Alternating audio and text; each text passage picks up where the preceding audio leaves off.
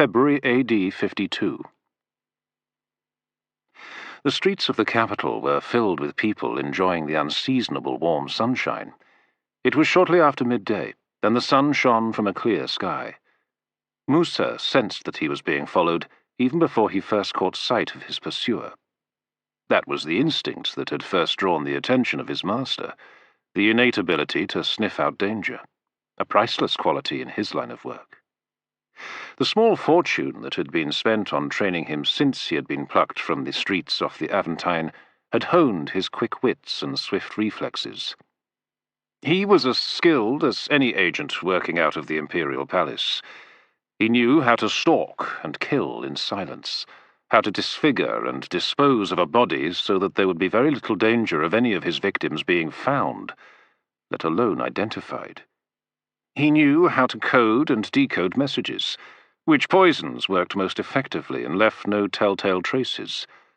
Musa knew how to tail a man through crowds and down almost deserted alleys without ever giving away his presence.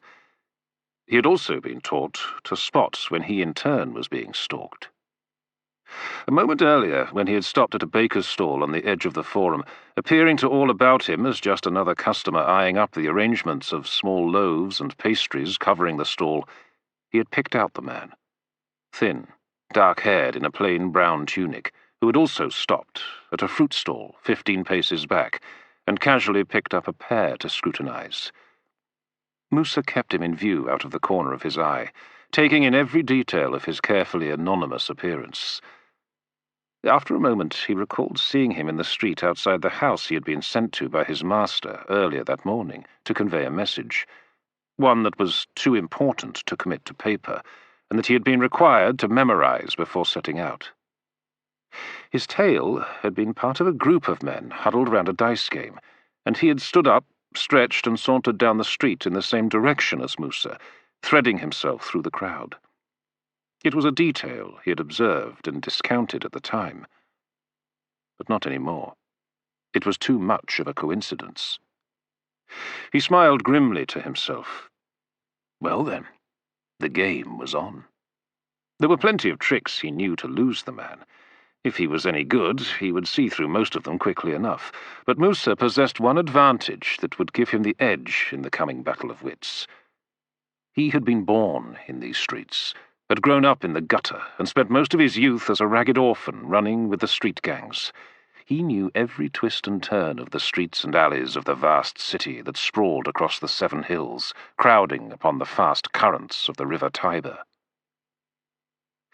From the dark features of the man in the brown tunic, Musa guessed that he was not a native of the city, but from somewhere in the Eastern Empire, or beyond.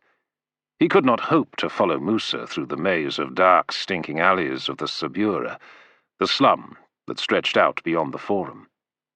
He would lose his tail in there, and the gods help the man if he got lost while trying to follow his prey. The inhabitants of the Sabura were a close-knit bunch and could smell an outsider a mile off, if only because they did not stink as much. He would be easy pickings for the first gang that decided to fall on him.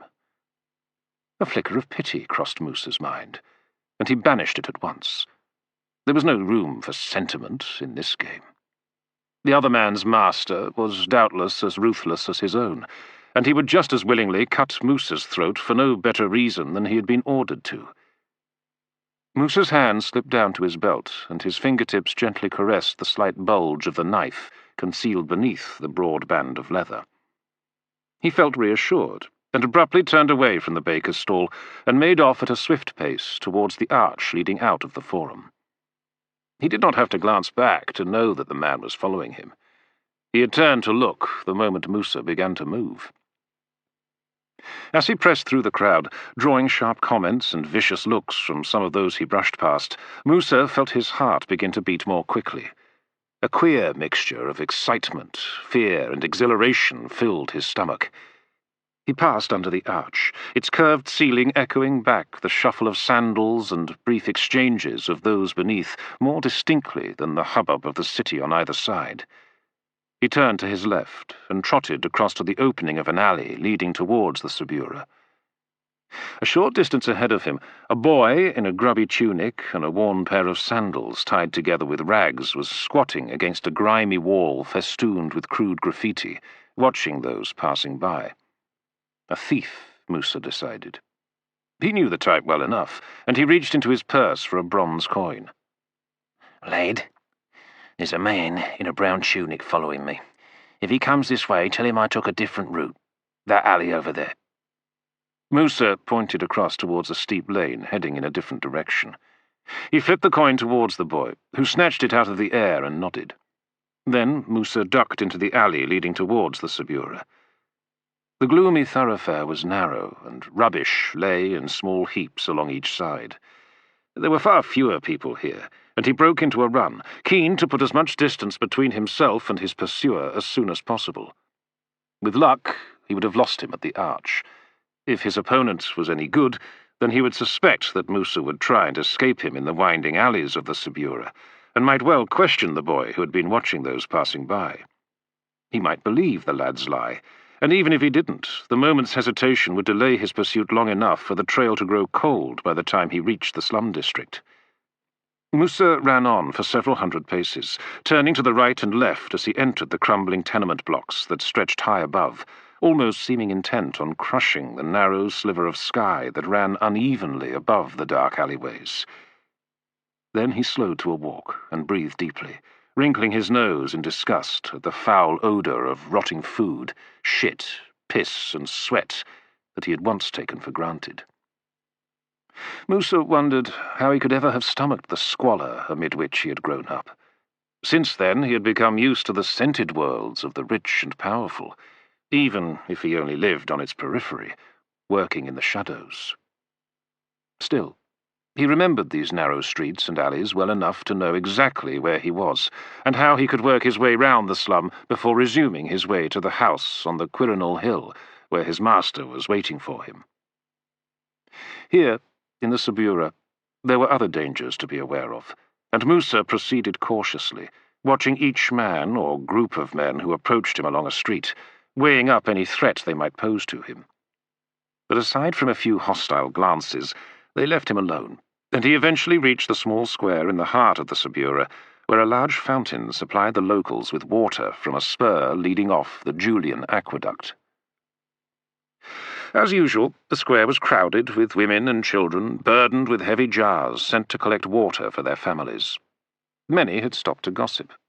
Among them were small groups of youths and men, sharing wineskins as they talked or played dice.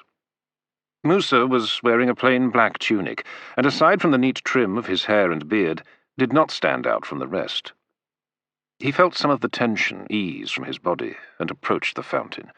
He leaned over the edge of the stonework and cupped his hands in the water and drank enough to slake the thirst he had worked up, eluding his pursuer. Then he splashed some water over his face and stood up and stretched his shoulders with a sense of satisfaction that his skills had served him well again.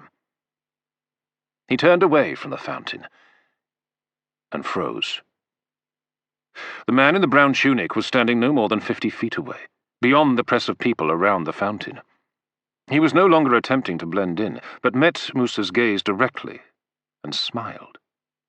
The expression on the man's face chilled Musa's blood, even as questions raced through his mind. How was this possible? How had the man kept up with him? How did he know where to find him? Perhaps he was a native of the city after all. Musa cursed himself for underestimating his opponent so completely. Once again, his hand slipped to his belt as he sought the reassurance of his blade now that the stakes had risen. This was no longer a matter of eluding the man. Now there was likely to be a confrontation, a far more dangerous prospect. Musa knew there was a lane that led from the square directly towards the streets that climbed the Quirinal Hill, and he began to edge towards it, steeling himself for a sudden sprint. If he had not enough guile to escape his pursuer, then he would simply have to outrun him. The man kept level with him as he worked his way out of the crowd, and then, as Musa's intentions became obvious, he smiled again and wagged a finger at him. For the first time, Musa felt a feeling of dread, a chill that knotted itself into the back of his neck. The man nodded towards the lane, and Musa glanced across the square and saw two burly figures emerge from the shadows and block his way. "Fuck," he muttered to himself. 3 of them, perhaps more. He could not fight his way out of the trap. Everything depended on his speed now. He moved back into the crowd, where he hoped he would be safer for a moment, and glanced round the square. There were 4 other routes open to him. He chose an alley opposite the 2 men, and furthest from the first man.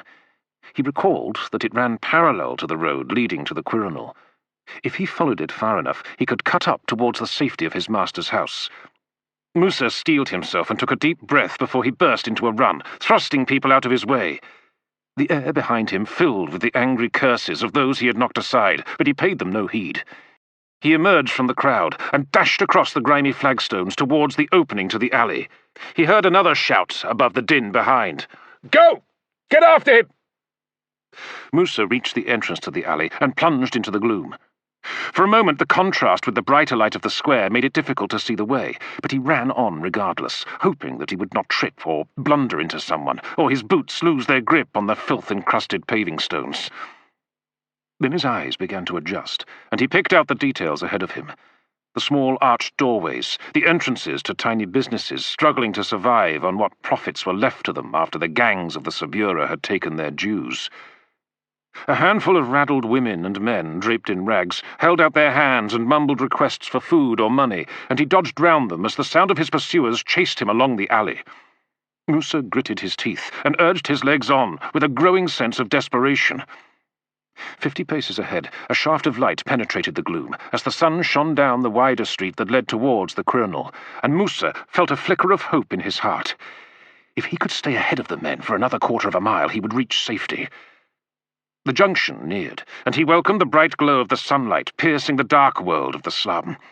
He was only 10 paces from the corner when he felt a sharp blow to his shin, and then he was hurtling through the air. He threw his hands out and landed heavily in the narrow channel running down the centre of the alley, where foul puddles of waste lay. The impact drove the air from his lungs, and for an instant Musa lay gasping for breath as his ribs burned with pain. He knew he must move, and forced himself onto his knees. The thud of boots filled the air, and he reached for his knife as he struggled to stand, straining to breathe. The blade came out, and he began to turn, determined to strike at his enemy.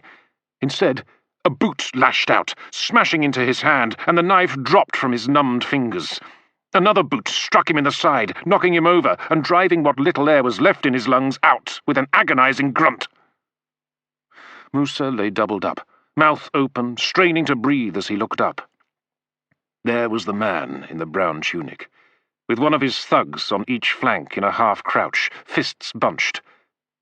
Musa could not see what had caused him to fall, and the look of pained confusion on his face made the man smile.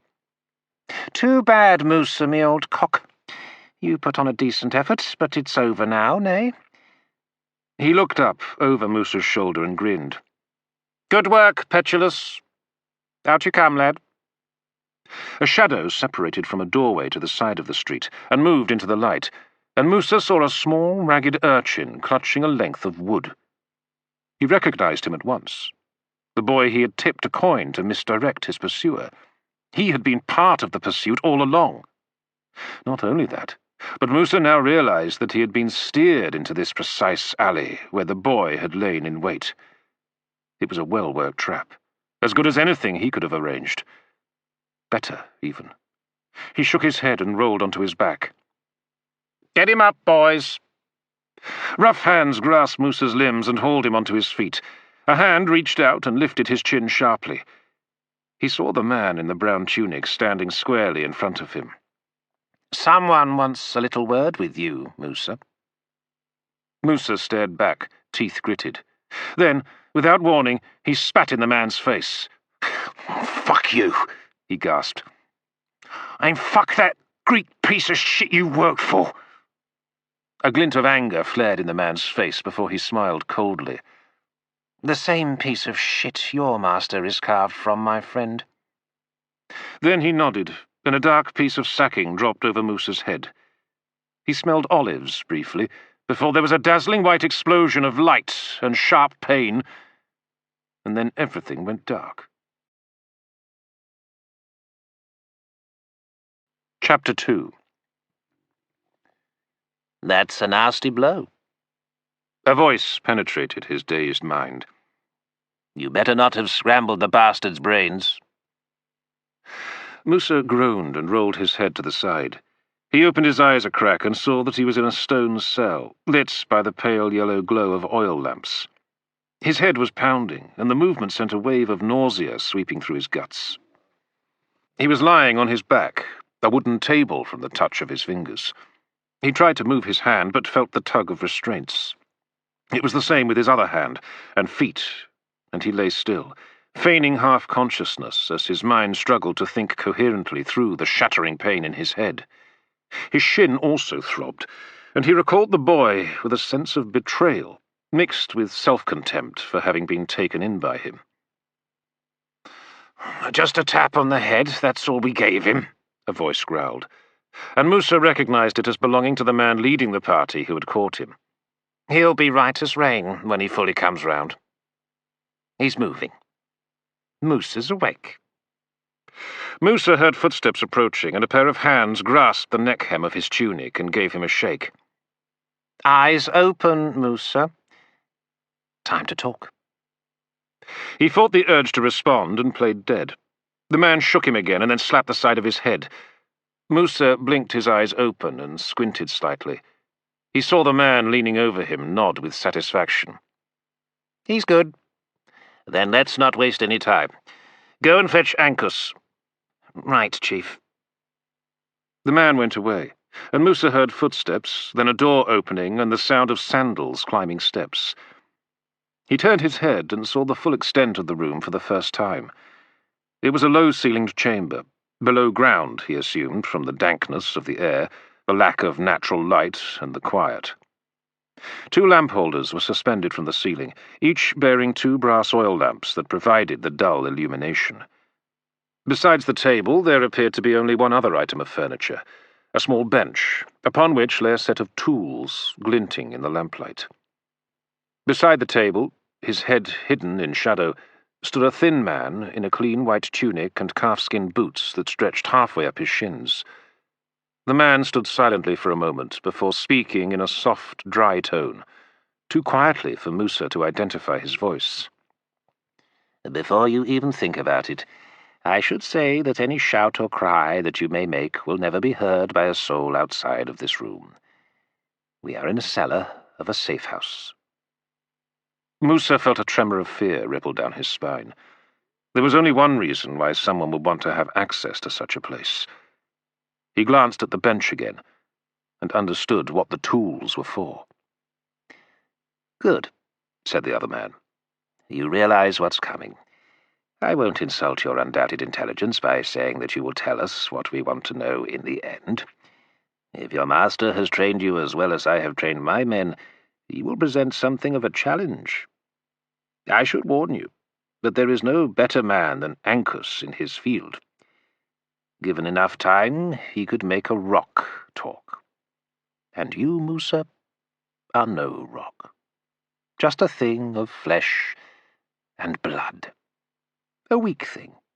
You have vulnerabilities, like every man. Ancus will discover them in the end, just as surely as day follows night. You will tell us what we want to know. The only question that matters is how long you can hold out. We have plenty of time to find out the answer to that. Or you could talk now and save us all from an unpleasant experience. Musa let his mouth open a fraction to curse the man, then clamped his lips shut again. One of the first things he had been taught about such situations was that it was vital not to utter a single word. The moment you spoke, you opened the door to further exchanges, and aside from the danger of letting slip snippets of information, it provided the interrogator with the opportunity to establish a relationship and a means of working his way into your thoughts to play on your weaknesses. Better to say nothing at all. I see, the other man said. Then we must proceed. In the tense silence that fell between them, the only sound that intruded was the steady drip of water on the other side of the chamber. All the time the other man did not move, but stood still, his face concealed.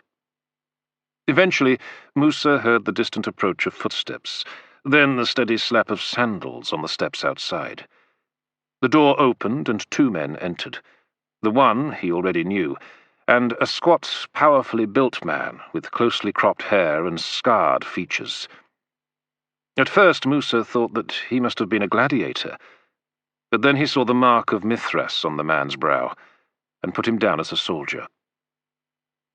"He's all yours, Ancus," the man in the shadows said. Ancus cuffed his nose and looked Musa over.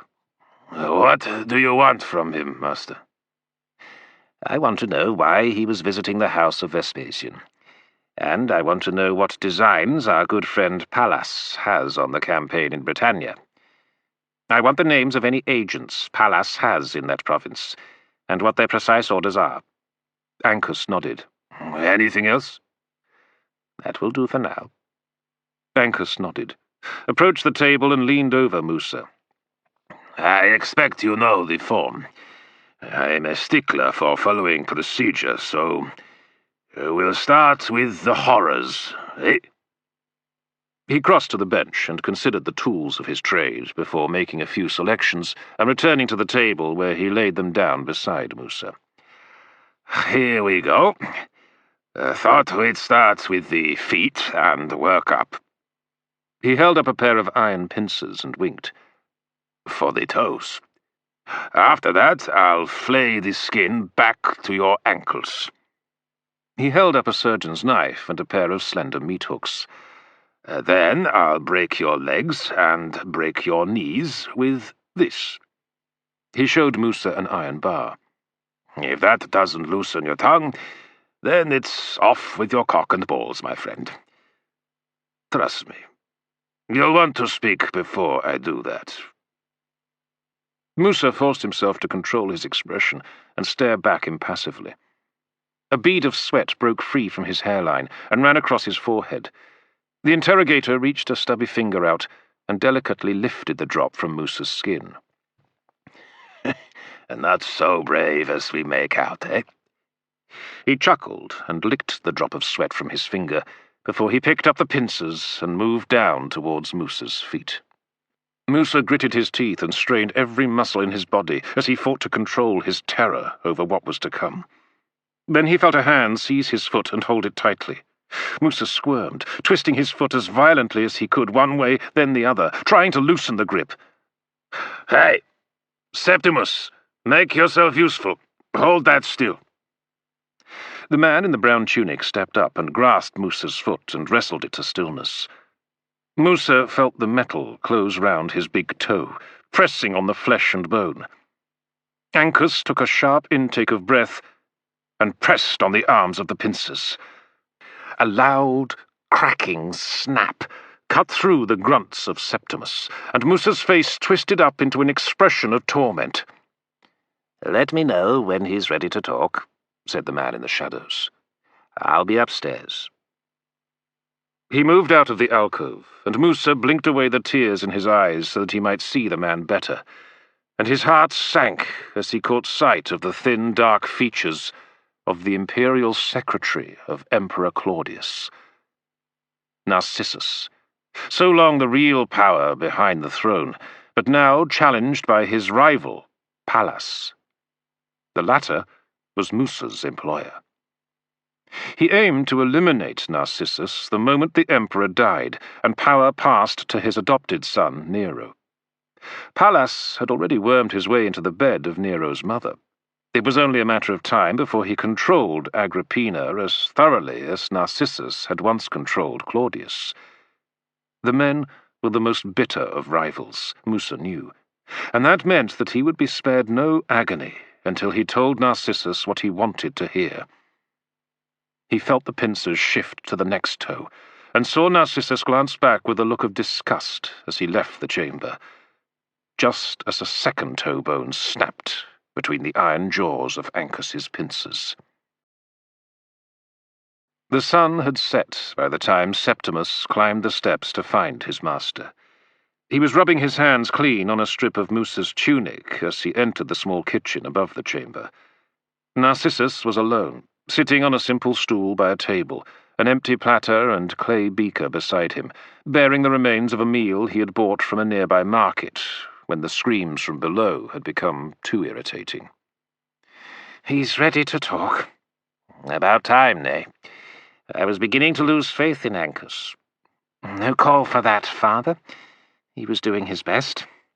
The truth is, Musa was a hard man to break." Narcissus nodded. "That's good. If we can turn him, then he might be a useful asset in time. If not, then he'll be another casualty of the conflict between myself and that bastard Pallas. Let's hope we can persuade Musa to pick the right side. Come on." Narcissus led his son down into the system of cellars beneath the safe house, and descended the steps into the chamber where Ancus was waiting with his victim. Narcissus averted his gaze from the bloodied ruin of Musa's legs, and snapped, "Cover that mess up!" Ancus pursed his lips, but did as he was told, and reached for the torn remains of Musa's tunic and arranged it over the man's legs as best he could.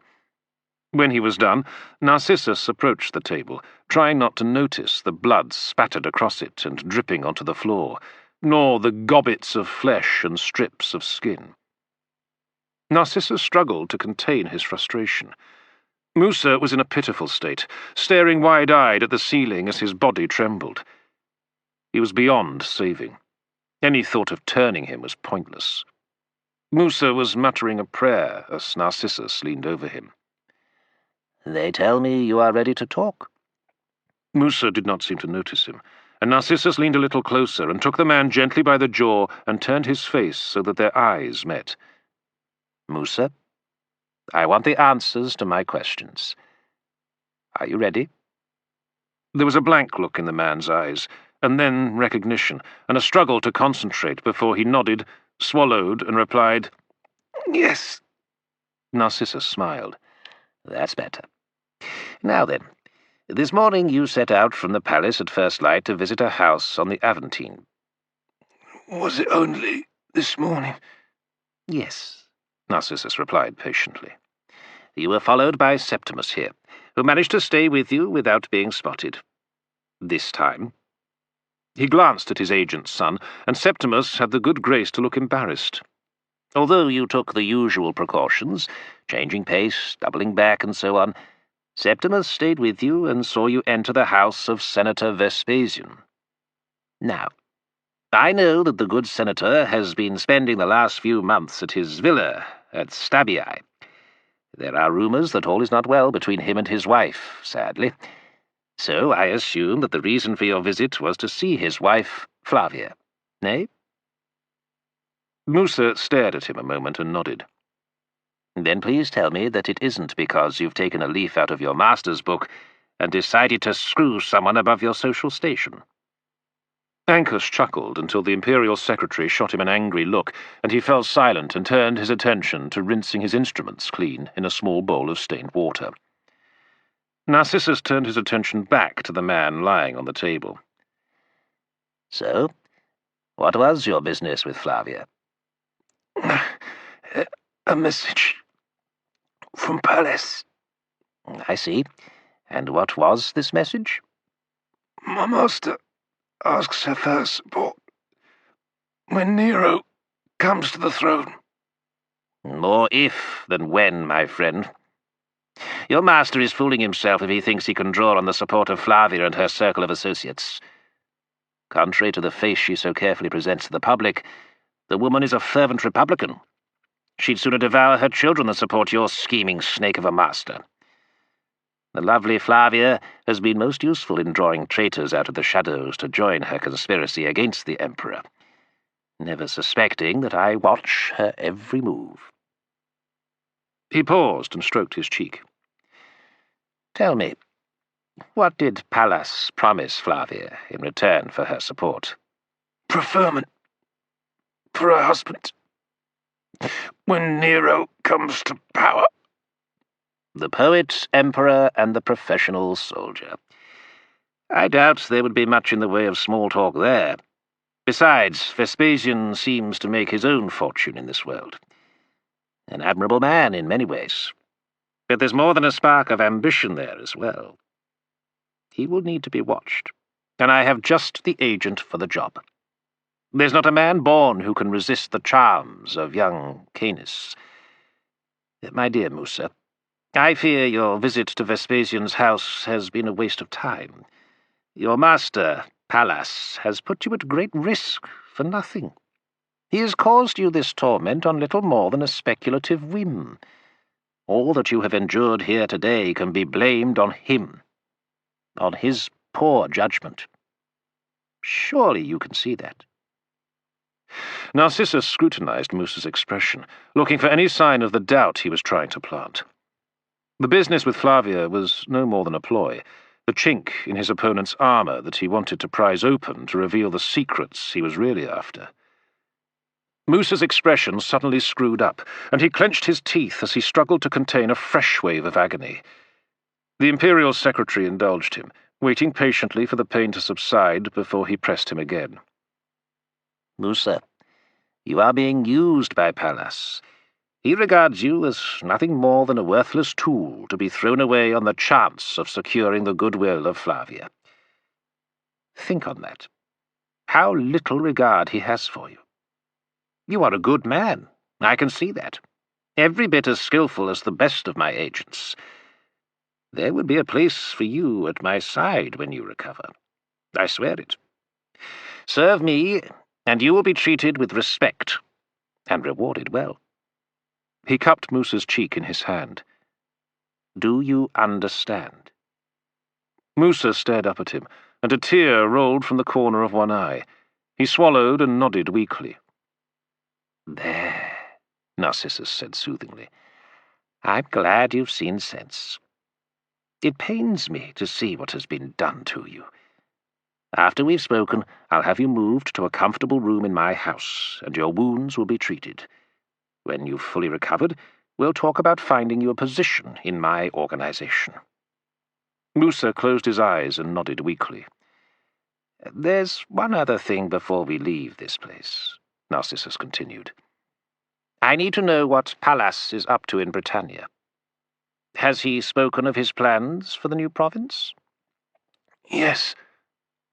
I think you should tell me about it, Narcissus coaxed gently. If you are to work for me, there must be no secrets between us, my friend. Tell me. Musa was silent for a moment, steeling himself to control his pain before he spoke. He did not open his eyes as he spoke, breathing shallow breaths as he kept his body as still as possible in order to prevent the pain worsening. Pallas wants the campaign to fail. He wants Rome to withdraw from Britannia. Why? Septimus intervened. Shh! Narcissus silenced him. Stay back and keep your mouth shut. He turned back to Musa. Continue, my friend. Why would Pallas want us to leave the island? He seeks to undermine Claudius. If the legions withdraw, then it will embarrass the Emperor and his legitimate son Britannicus. And it will undermine me, of course. Yes. Narcissus smiled. That was the real reason for Pallas's scheme. It had little to do with the Emperor, who was old and would die within a matter of years, if not months in any case. It had everything to do with eliminating any rivals for the position of closest advisor to the Emperor when Nero took the throne. Since Narcissus had supported the invasion and worked hard to win round the senators who had doubted the wisdom of the conquest of Britannia, any withdrawal from the island would destroy his reputation and influence at the imperial court. It would also damage Prince Britannicus, who had been named for the conquest of the island.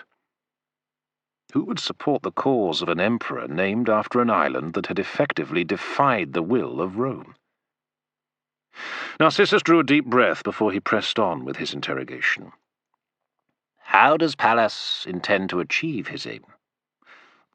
He has sent an agent to conspire with Caratacus and a powerful noble of the northern tribes. If Caratacus can unite them, then our legions cannot win. The province must fall. The name of the agent? What is his name? Speak. Musa shook his head and winced. I do not know. Pallas did not say.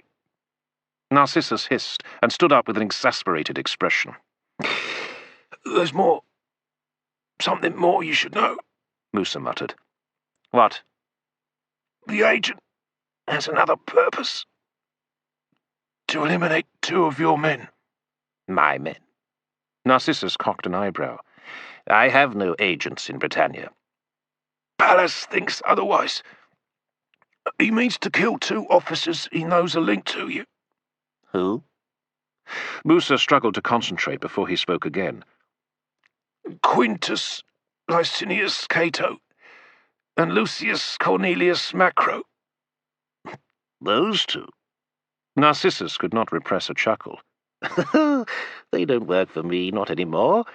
Pallas is wasting his time if he thinks their deaths will harm me. Besides, I pity any of his agents that decide to cross swords with those 2. Is that it? Is there anything else to tell me? Musa licked his lips and shook his head slightly. No. That is all.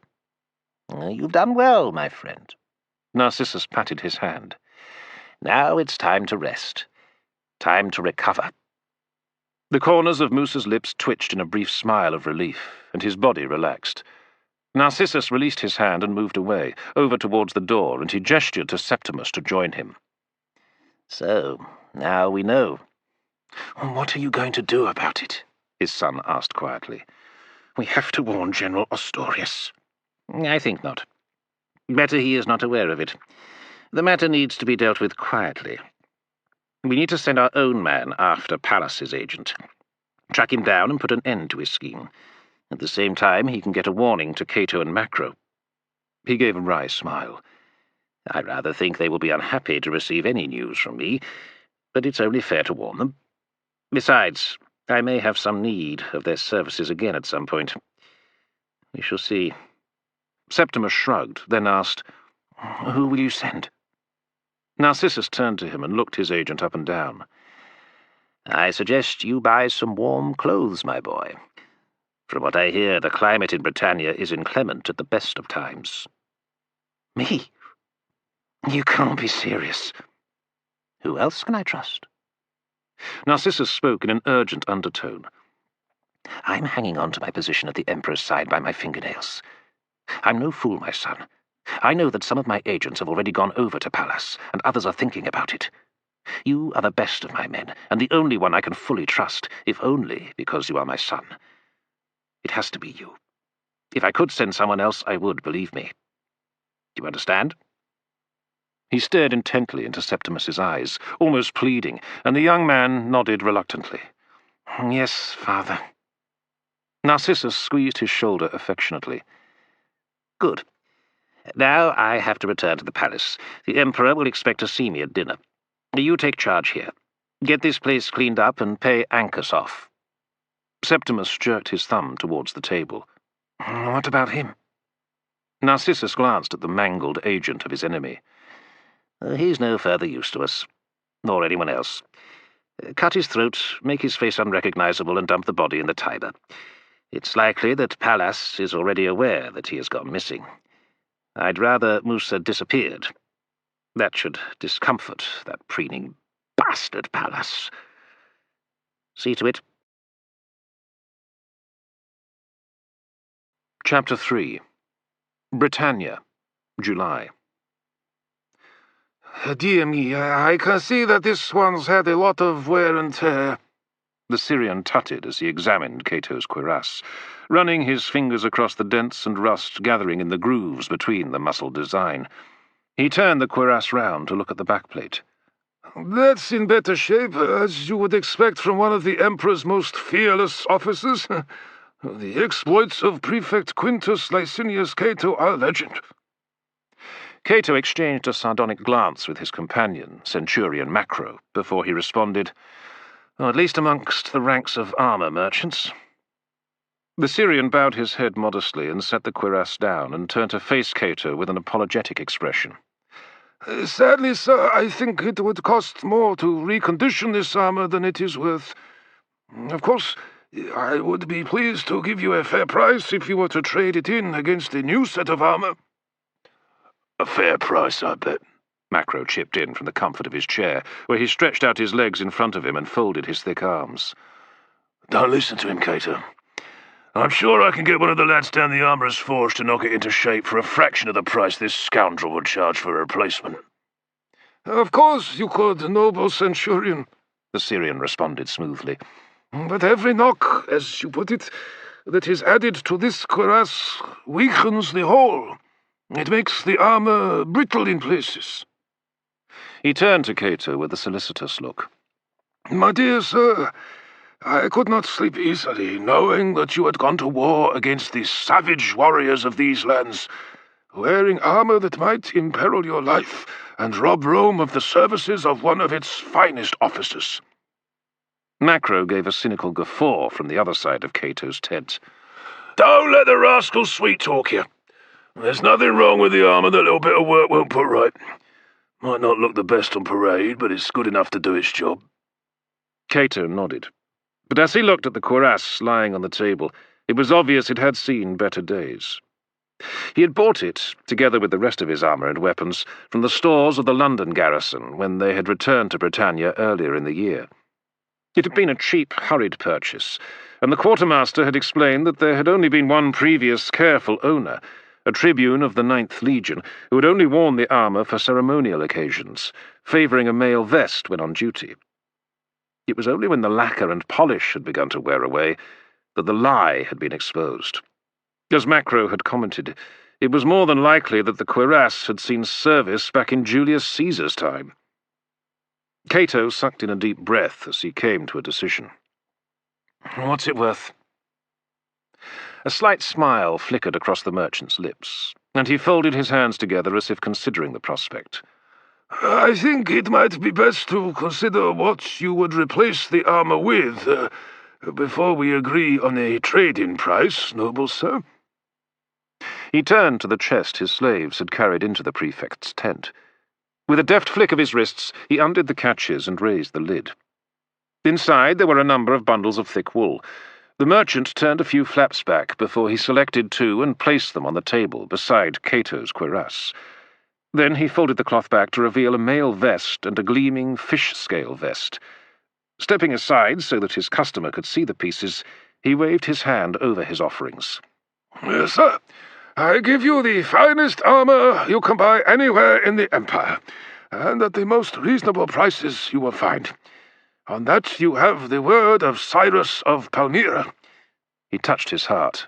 Macro nodded. Well, that set my mind at rest, then. Bound to get yourself a fine bargain here, Cato. The merchant ignored his customer's cynical friend and beckoned the Prefect towards the table.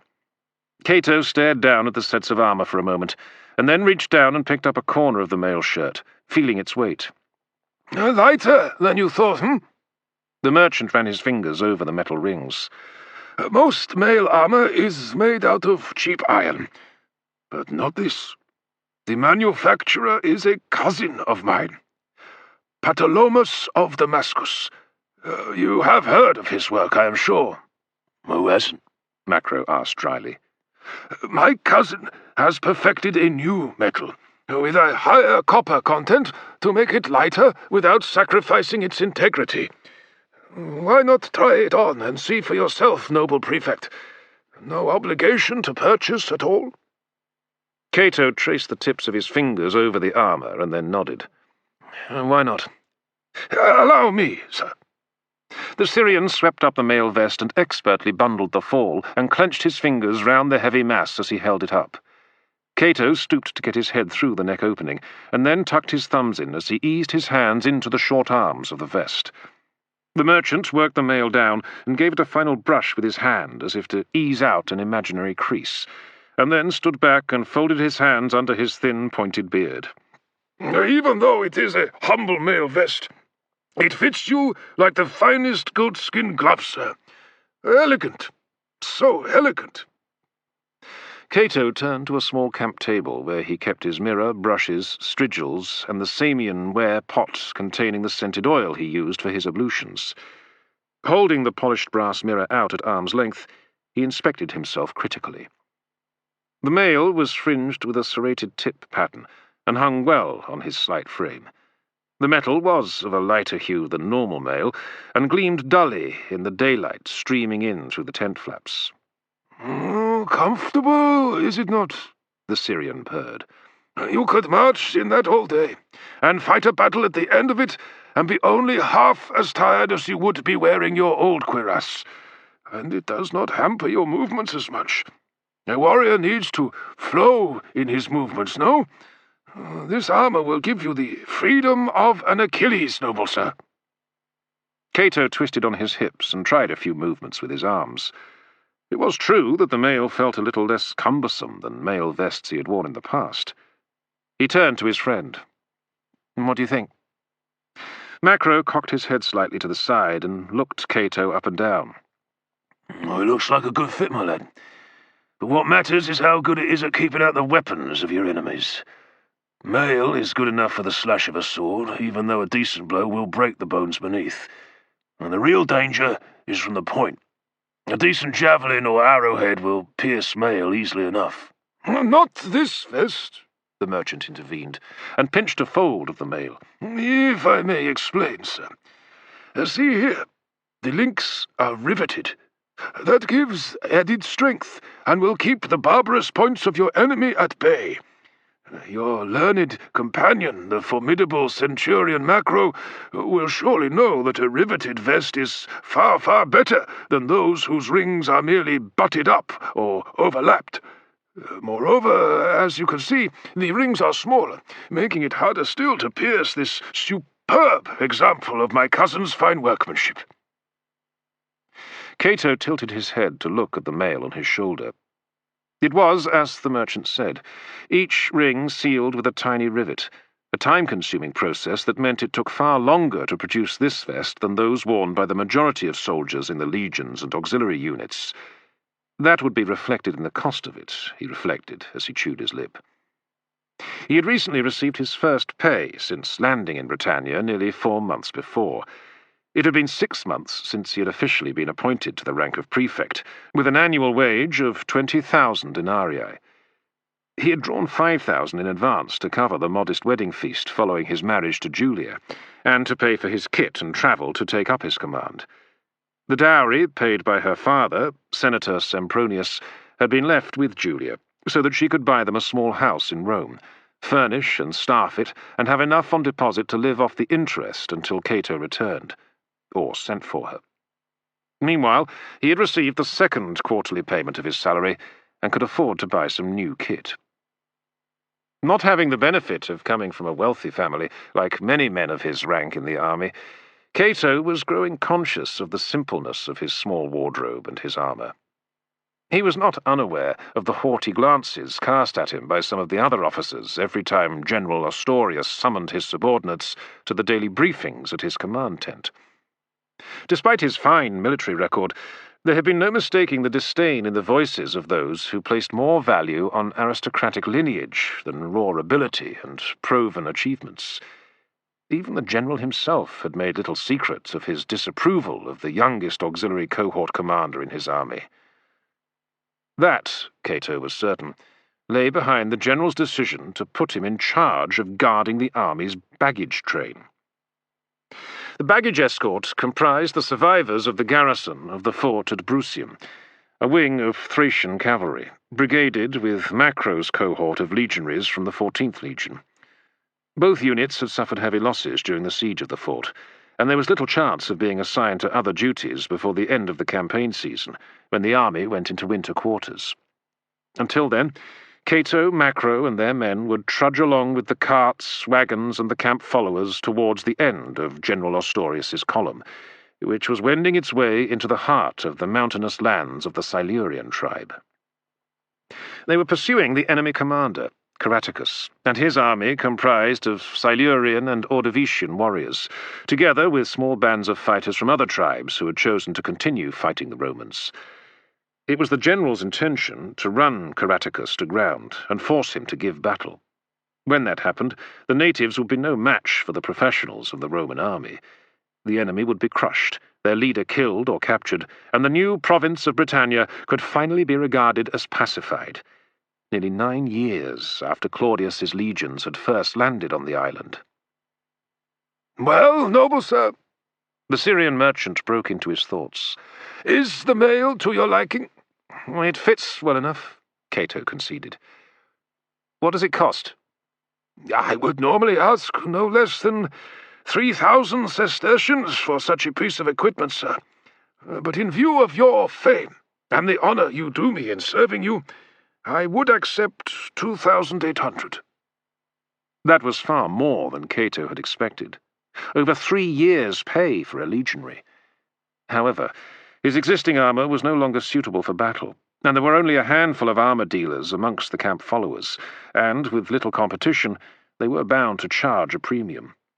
Macro choked. 2,800? Fuck off! The merchant raised his hands placatingly. It is the finest mail armour in the province, sir. Worth twice the modest price I am asking. Macro turned to his friend. Don't listen to the greedy little bastard. The mail's not worth half that. Cato cleared his throat. "I'll deal with it, if you don't mind, Centurion." Macro opened his mouth to protest, before his ingrained sense of discipline took control of him, and he nodded curtly. "As you wish, sir." Cato eased the chainmail back over his head, with the help of the merchant, and set it down beside the scale armour. "What about that?" "Ah, your discerning eye has no doubt observed that this, too, is the work of my cousin." Cyrus hefted the scale armour and held it up for his customer to see as he continued. For the same modest price as the mail, this will give you even better protection, sir, with the added lustre of the impression you will create on the battlefield as your foes are dazzled by the gleam of your silvered magnificence."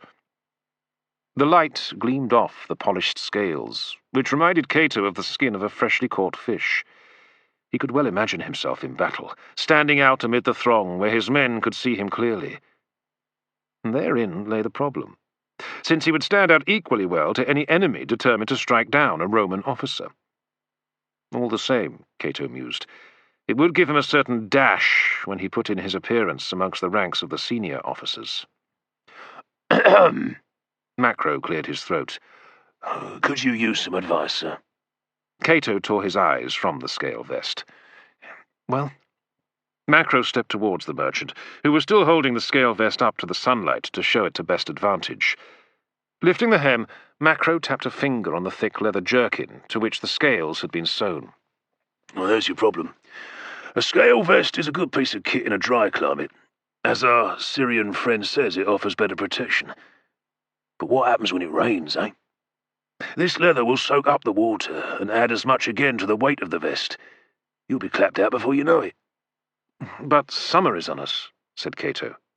"Well, that means it won't rain, I suppose." Macro shook his head. "You know what the weather's like on this bloody island. It's wetter than the cunny of a Saburan whore at the games." Cato smiled. "Sounds like you've been reading Ovidius again." Macro shook his head. "No need for the theory when you know the practice. Same as anything in life." "Spoken like a soldier." Macro bowed his head. "I thank you." Cato turned his attention back to the scale armour. He was very tempted to buy it, largely because it would give him a distinguished appearance in the eyes of those officers who scorned him. And yet that might be the cause of even more disdain, he feared. His fine new armour would merely give them fresh cause to sneer at the common soldier who had risen so far above his station in life. Reluctantly, he gestured towards the mail. "I'll have that."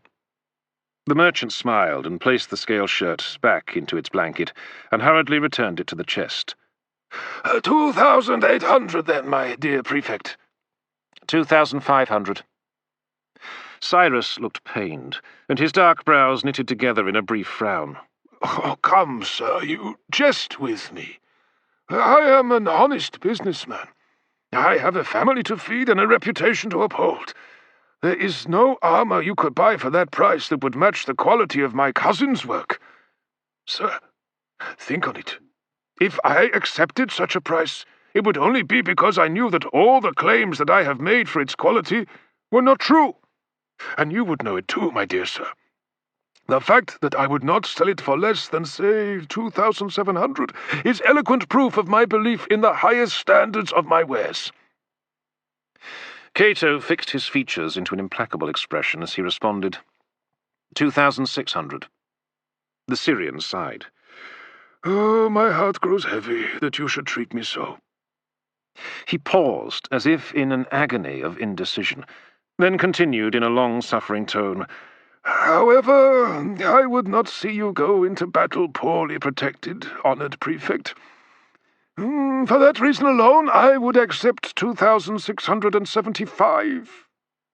2,650, and not a sestertian more. The merchant smiled. "We have a deal. For that price, and your old breastplate, which has no value, as we have already decided." Cato shook his head. "Just the coin. And I'll want a mail shoulder cape and fastenings as well." Cyrus paused and held out his hand. "Oh, you strike a hard bargain, Prefect. You have the advantage of me, but I will accept your offer." Cato took his hand, and there was the briefest pressure of flesh on flesh before the merchant withdrew and bent over the chest to fish out a small mail cape, whose rings were made of cheaper iron, but still riveted, Cato noticed with relief. He considered whether it was worth insisting on having the cape match the mail of the vest, but then decided not to.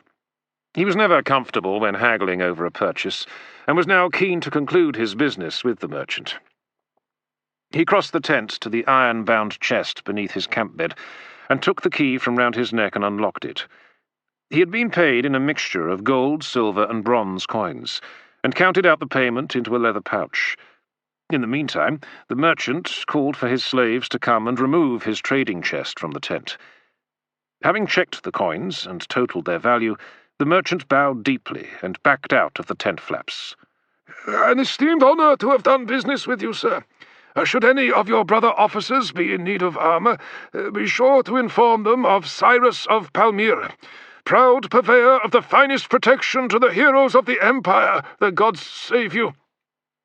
With a last bow he disappeared, and Macro puffed out his cheeks as he stared down at the mail vest. "I hope it's worth it." "Time will tell."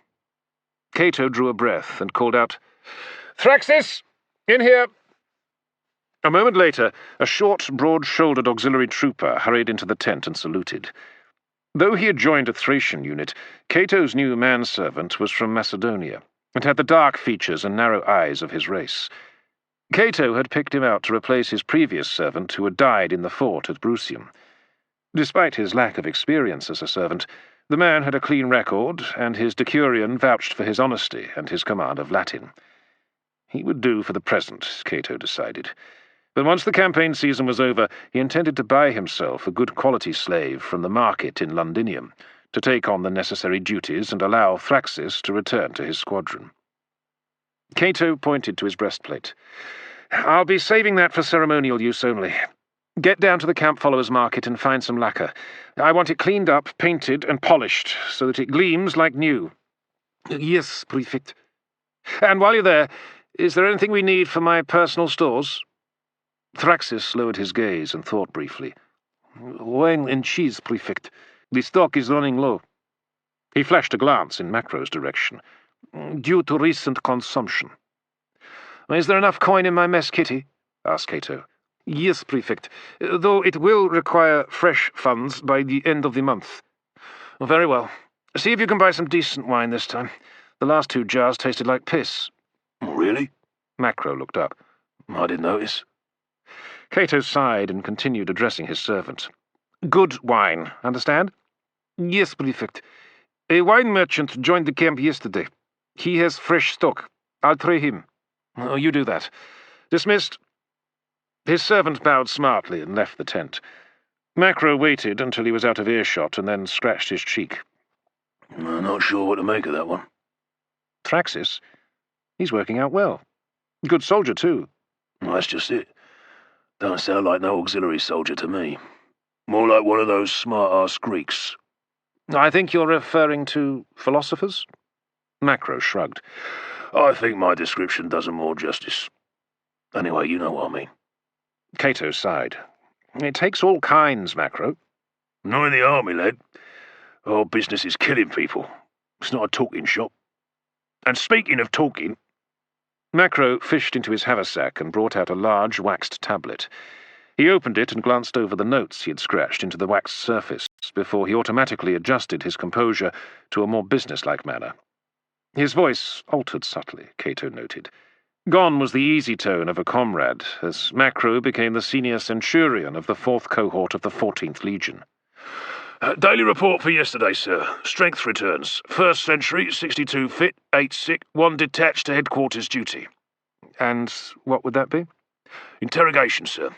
Legionary Polonius's skills are required for questioning the latest batch of prisoners. Very well. Carry on. Macro glanced at his notes again.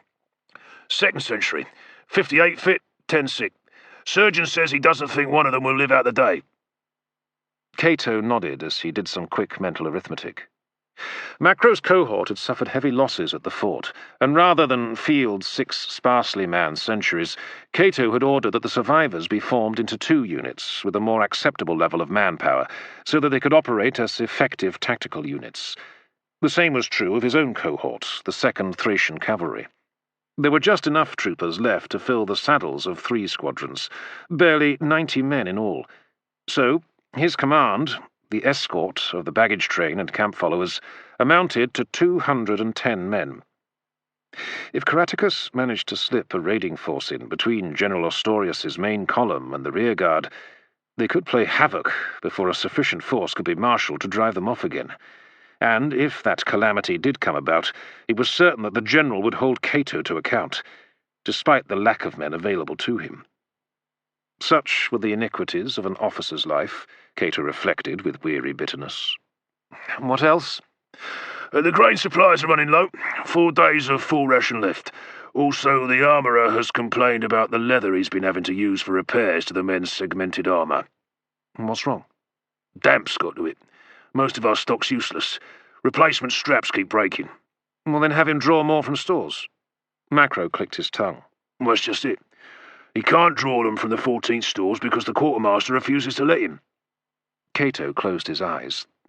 Why? Because he reckons my cohort is on detached duty, in which case we are to draw on the escort column stores. But we don't have any leather. Well, that's not his problem, he says. Cato hissed and opened his eyes. You spoke to him, then? Oh, yeah. Nothing doing. He suggested I take it up with my commanding officer. And so here I am. Thanks. Macro grinned. Goes with the rank, sir. I'll see what can be done about it at headquarters after the general's briefing is over. Cato folded his arms. Is that all? For now, sir. Then we're done. Thank you, Centurion. Macro saluted and left the tent, leaving Cato to give vent to his frustrations. He raised his eyes and briefly prayed to Jupiter, best and greatest, that he would not be burdened with escorting the baggage train for much longer. It was bad enough that his 2 units were woefully under strength, low on supplies, and their needs were largely ignored. What was worse was the nature of the duty itself, constantly having to cajole and bully the contracted mule drivers to get the supply wagons moving, herding the merchants, wine sellers, prostitutes, and slave dealers along in the wake of the main body of the army, frequently having to resolve disputes between them, and cracking a few heads together whenever any arguments broke out that threatened to stop their advance along the muddy track churned up by the boots of the legionaries marching at the head of the column. Cato stepped out of the tent and surveyed the scene before him. Dusk was closing in over the Silurian mountains, painting the sky with a faint lilac hue. The army had halted during the afternoon to make camp, and now that the last defences had been prepared, it was settling down for the night. Due to the narrowness of the valley floor, the soldiers had been obliged to construct a long, thin rampart, rather than the usual regular rectangle.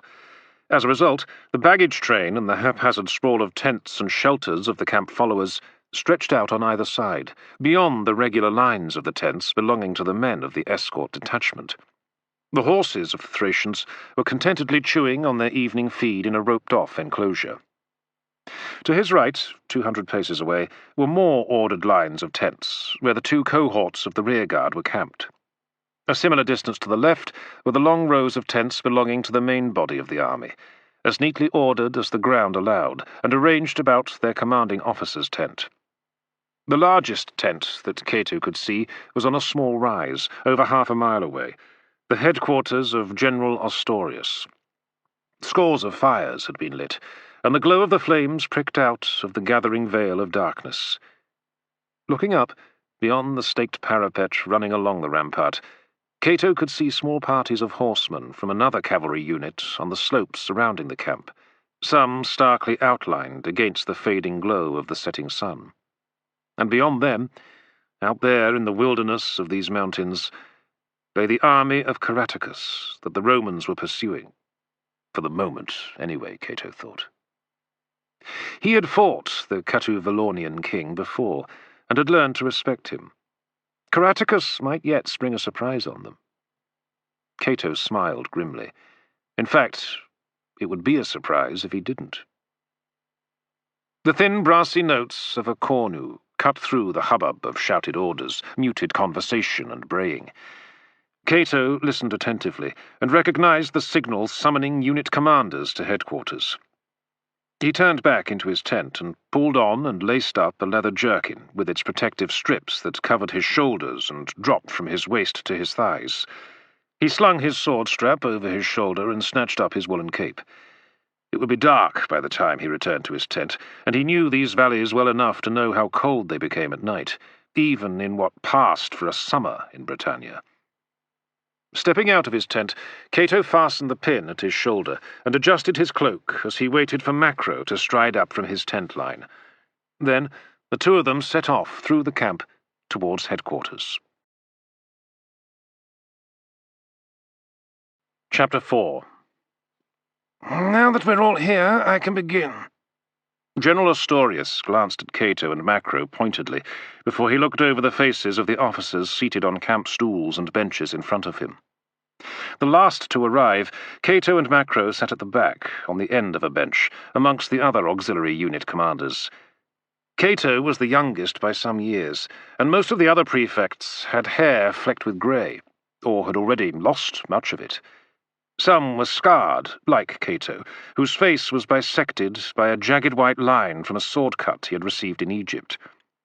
In front of them sat the senior officers of the two legions in Ostorius's column, the 14th and 20th, the Centurions commanding the cohorts, the junior tribunes, and the broad stripers, who were destined to lead their own legions, provided they showed the necessary potential, and lastly, the two legates, veterans who had each been entrusted with command of one of the Empire's elite fighting formations.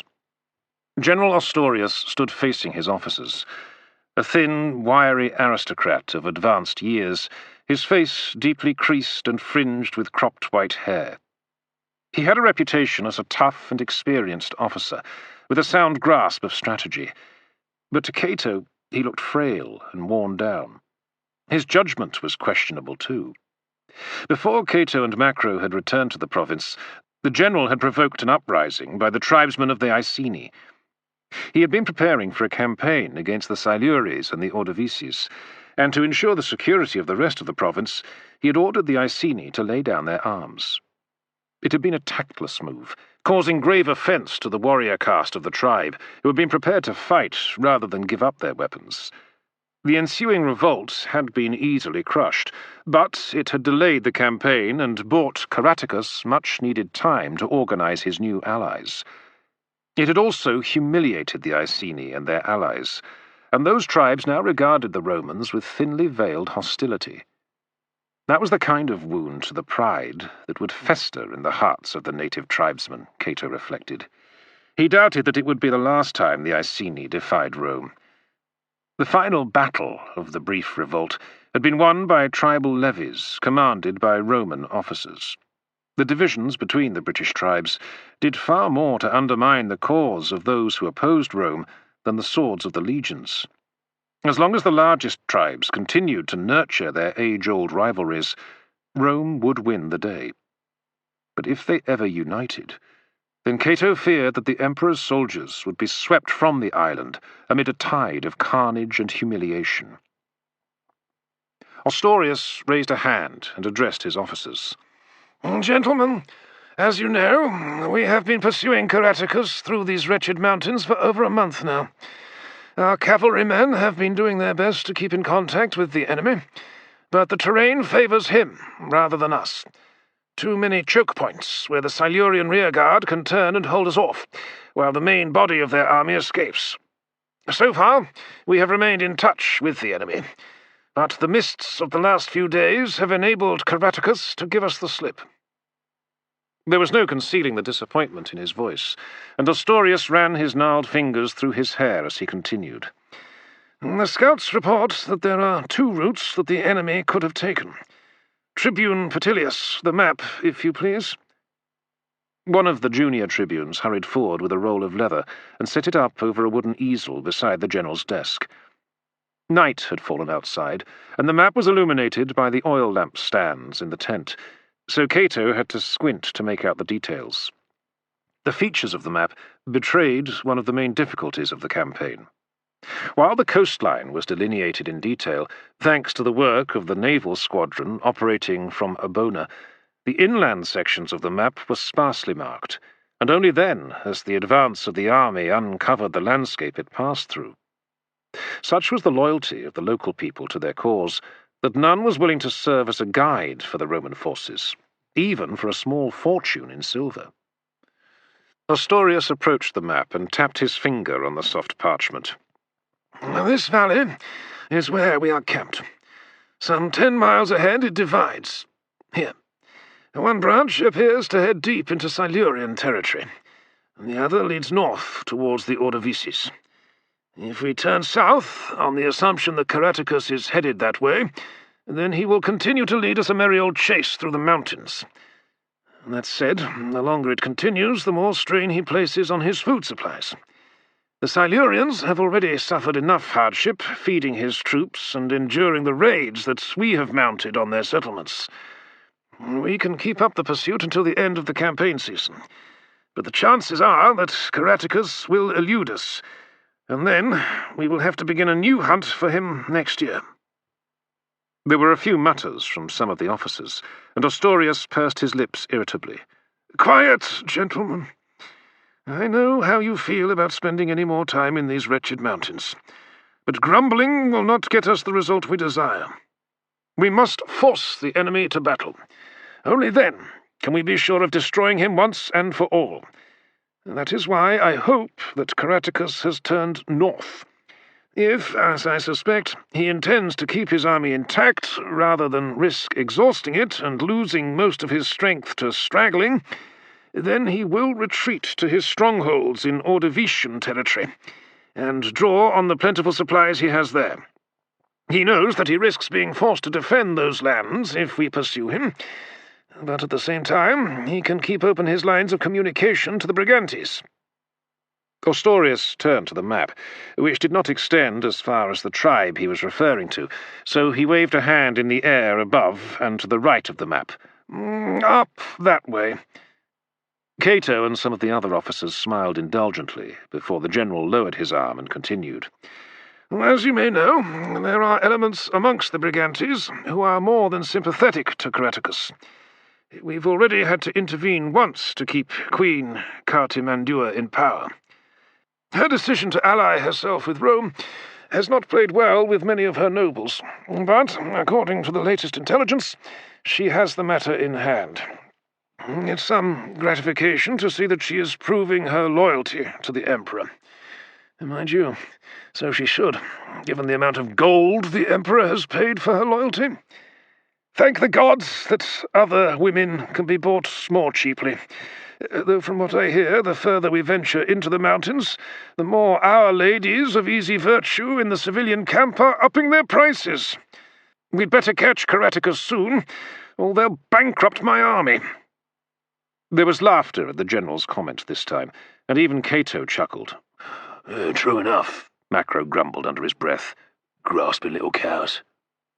The mood in the tent had become less formal, And watching the general's expression, Cato caught the intelligent gleam in the old man's eye, and realized that the moment of levity was a little trick to draw his officers closer to him. A useful device, Cato decided, making a mental note to use it when he addressed his own subordinates. So, gentlemen, if our soldiers are to avoid financial ruin, we must track down and complete the destruction of Caratacus. The man has been a blade in our side from the first moment we set foot in these lands. Ostorius's expression became serious.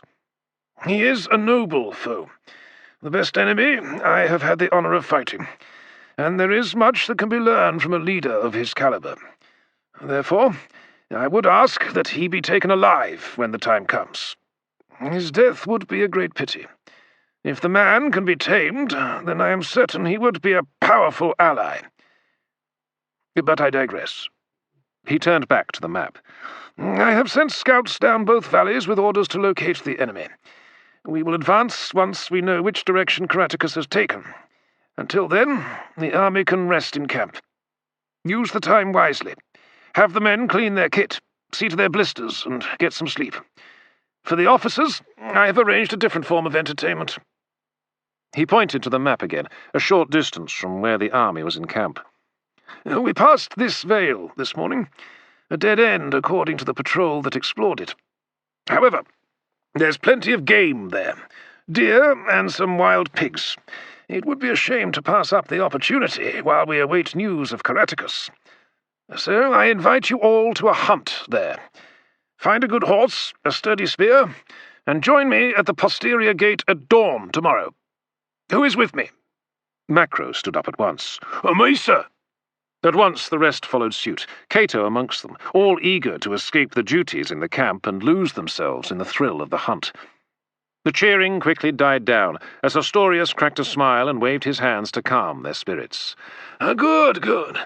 Before I dismiss you, some will have noted the arrival of a new face to our happy little brotherhood.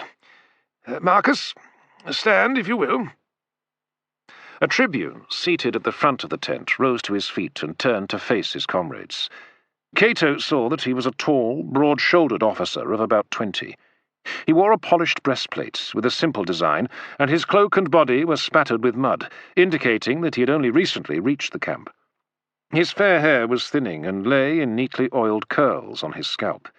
He nodded a greeting and smiled pleasantly as he glanced round the faces before him. The general patted him on the shoulder. This is Senior Tribune Marcus Silvanus Otho of the 9th Legion. He is in command of a detachment I have ordered up from Lindum. He rode ahead to announce their arrival on the morrow. 4 more cohorts to add to our strength. More than enough to ensure that we crush the enemy when they finally find the courage to turn and face us. I take it you will be joining the hunt tomorrow, Tribune Otho? The young man's smile faded for a moment. Nothing would give me greater pleasure, sir.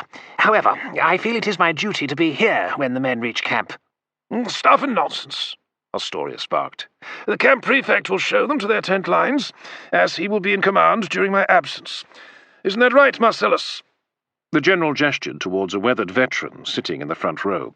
The officer shrugged. As you say, sir. There. Your men are taken care of. The tribune bowed his head wearily. I thank you, sir. Ostorius beamed at him and clapped the officer on the shoulder before waving him back to his seat. He turned to the others. It is the tradition, before a hunt, to celebrate with a feast. Alas, the poor rations available to us on the march are barely adequate to the task. But my cook has tried his best. The general clapped his hands, and the flaps at the back of the tent parted, as 2 soldiers beyond drew them aside to reveal a tented extension to the general's command post.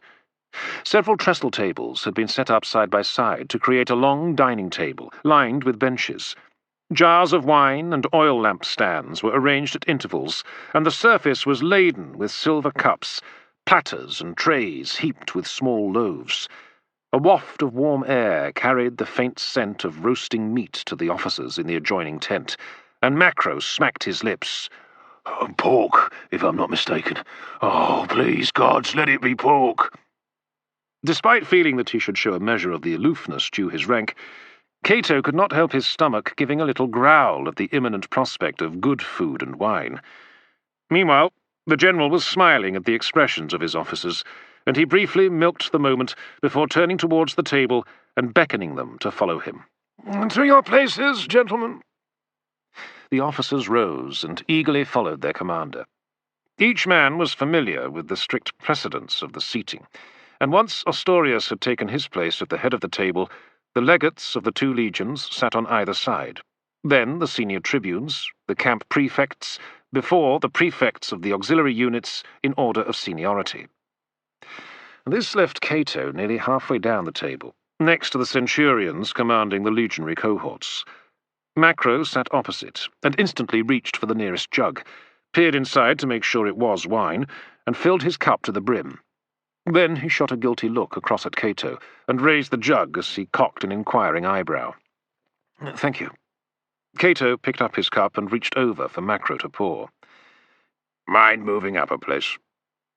Cato glanced round to see Horatius, prefect of a cohort from Hispania, a mixed unit of infantry and cavalry. Like Cato, he had only recently been appointed to his command, and had joined Ostorius's army a few months before. He was a scarred veteran who had earned his command the hard way after reaching the exalted post of 1st Spear Centurion of the 20th Legion. In the normal run of things, Cato's command of a mounted unit would mean that he held the superior rank. But at present, the command of the baggage train conferred the lowest status amongst the prefects. He rose to his feet, and the centurions to his right shuffled down to make space for him. Horatius nodded his thanks as he took the spot Cato had given up. He settled himself and turned to Cato with a curious expression. "Your Thracian lads aren't quite the ticket, are they?" "Sir?" "They look like a bunch of ruffians with those beards, black tunics and cloaks and so on. Not quite what I'd expect from a regular army unit. You should insist on higher standards, Cato." "They fight well enough." "That's as may be, but they create something of a bad impression." Cato smiled. "That's the effect my predecessor was going for. It's also the reason why they have their own banner. The enemy fear them and know their name." "Yes, I heard. The Blood Crows." Cato nodded. "I think scarecrows would be more appropriate." Horatius nodded at Macro and gestured to his cup. "If you don't mind." Macro frowned slightly, but did as he was bid, then set the jug down heavily before picking up his own cup. He took a healthy swig and smiled. "Oh, that's good stuff. Nice to see the general looks after his officers." Horatius smiled thinly. "I wouldn't jump to any conclusions. This is the first time he's put on a feed for months. The old boy's scenting the kill. Maybe that's what minded him to lay on the hunt. Venison tomorrow. Caratacus the day after, eh? Oh, drink to that." Macro raised his cup and took another swig. Cato lifted his wine and took a sip, conscious that his friend would drink to pretty much anything. The wine's refinement surprised him. A rich, smooth, musty flavour, quite unlike the sharp tang of most of the cheap wine imported into the island, where it could be sold for a substantial profit, regardless of its quality. His thoughts shifted back to the other prefect's comment. "Let's not cook the deer before we catch it. I doubt the enemy's going to let us run them down as easily as tomorrow's prey." Horatius scratched his jaw. "I hope you're wrong. Not just because I've had enough of chasing those bloody barbarians around these mountains. It's Ostorius I'm worried about." He lowered his voice as he glanced quickly towards the head of the table. Cato followed his gaze and saw the general staring into a silver goblet as he listened to the conversation of the two legates. The verve of the man who had delivered the briefing shortly before had evaporated. Now the general looked tired, and his lined face inclined forward, as if his head was a burden on his thin shoulders. Horatius let out a sigh. Poor bastard's just about done in. This will be his last campaign, I'm thinking. And he knows it. That's why he's so determined to catch Caratacus before it's too late. His military career is going to end here, in the mountains. Victory or defeat, or the humiliation of sitting in Rome while his replacement finishes the job and reaps the rewards. He sipped his wine. Be a shame, that, after all the groundwork that Ostorius has put in. The prefect smiled at Macro and Cato. Still, there's every chance we'll corner the enemy soon, eh? I hope so. Cato made himself smile encouragingly. Even if we only get to watch proceedings from the rear of our lines. Horatius made a sympathetic noise. You have to pay your dues, my boy. Command of the baggage train escort ain't likely to win you any medals, but it's a necessary job. Do it well, and you'll get your chance to win a name for yourself in due course. Cato stifled the urge to tell the other officer that he had seen his share of action across the years of his service in the army. Along with Macro, he had faced and overcome more danger than most of Rome's soldiers would ever face in their careers. He had most definitely paid his dues. But his experience had taught him that life seldom bestows its rewards in proportion to the efforts men have taken to earn them. It had also taught him never to underestimate his enemy. Even now, with the might of the Roman army breathing down his neck, Caratacus might yet cheat Ostorius of the final triumph of his long and glorious career. His thoughts were interrupted as two of the general's servants entered the tent with a sizzling, glazed roast pig.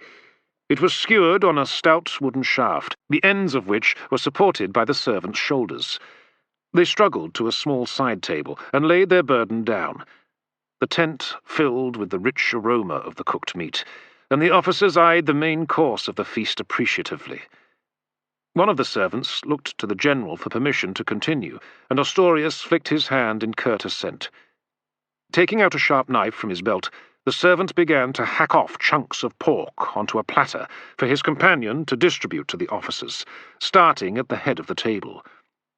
While the rest of the most senior officers ate hungrily, Ostorius simply picked at his meal, Cato noticed. Once he had been served, Cato drew his dagger and cut his chunk of pork into more manageable pieces.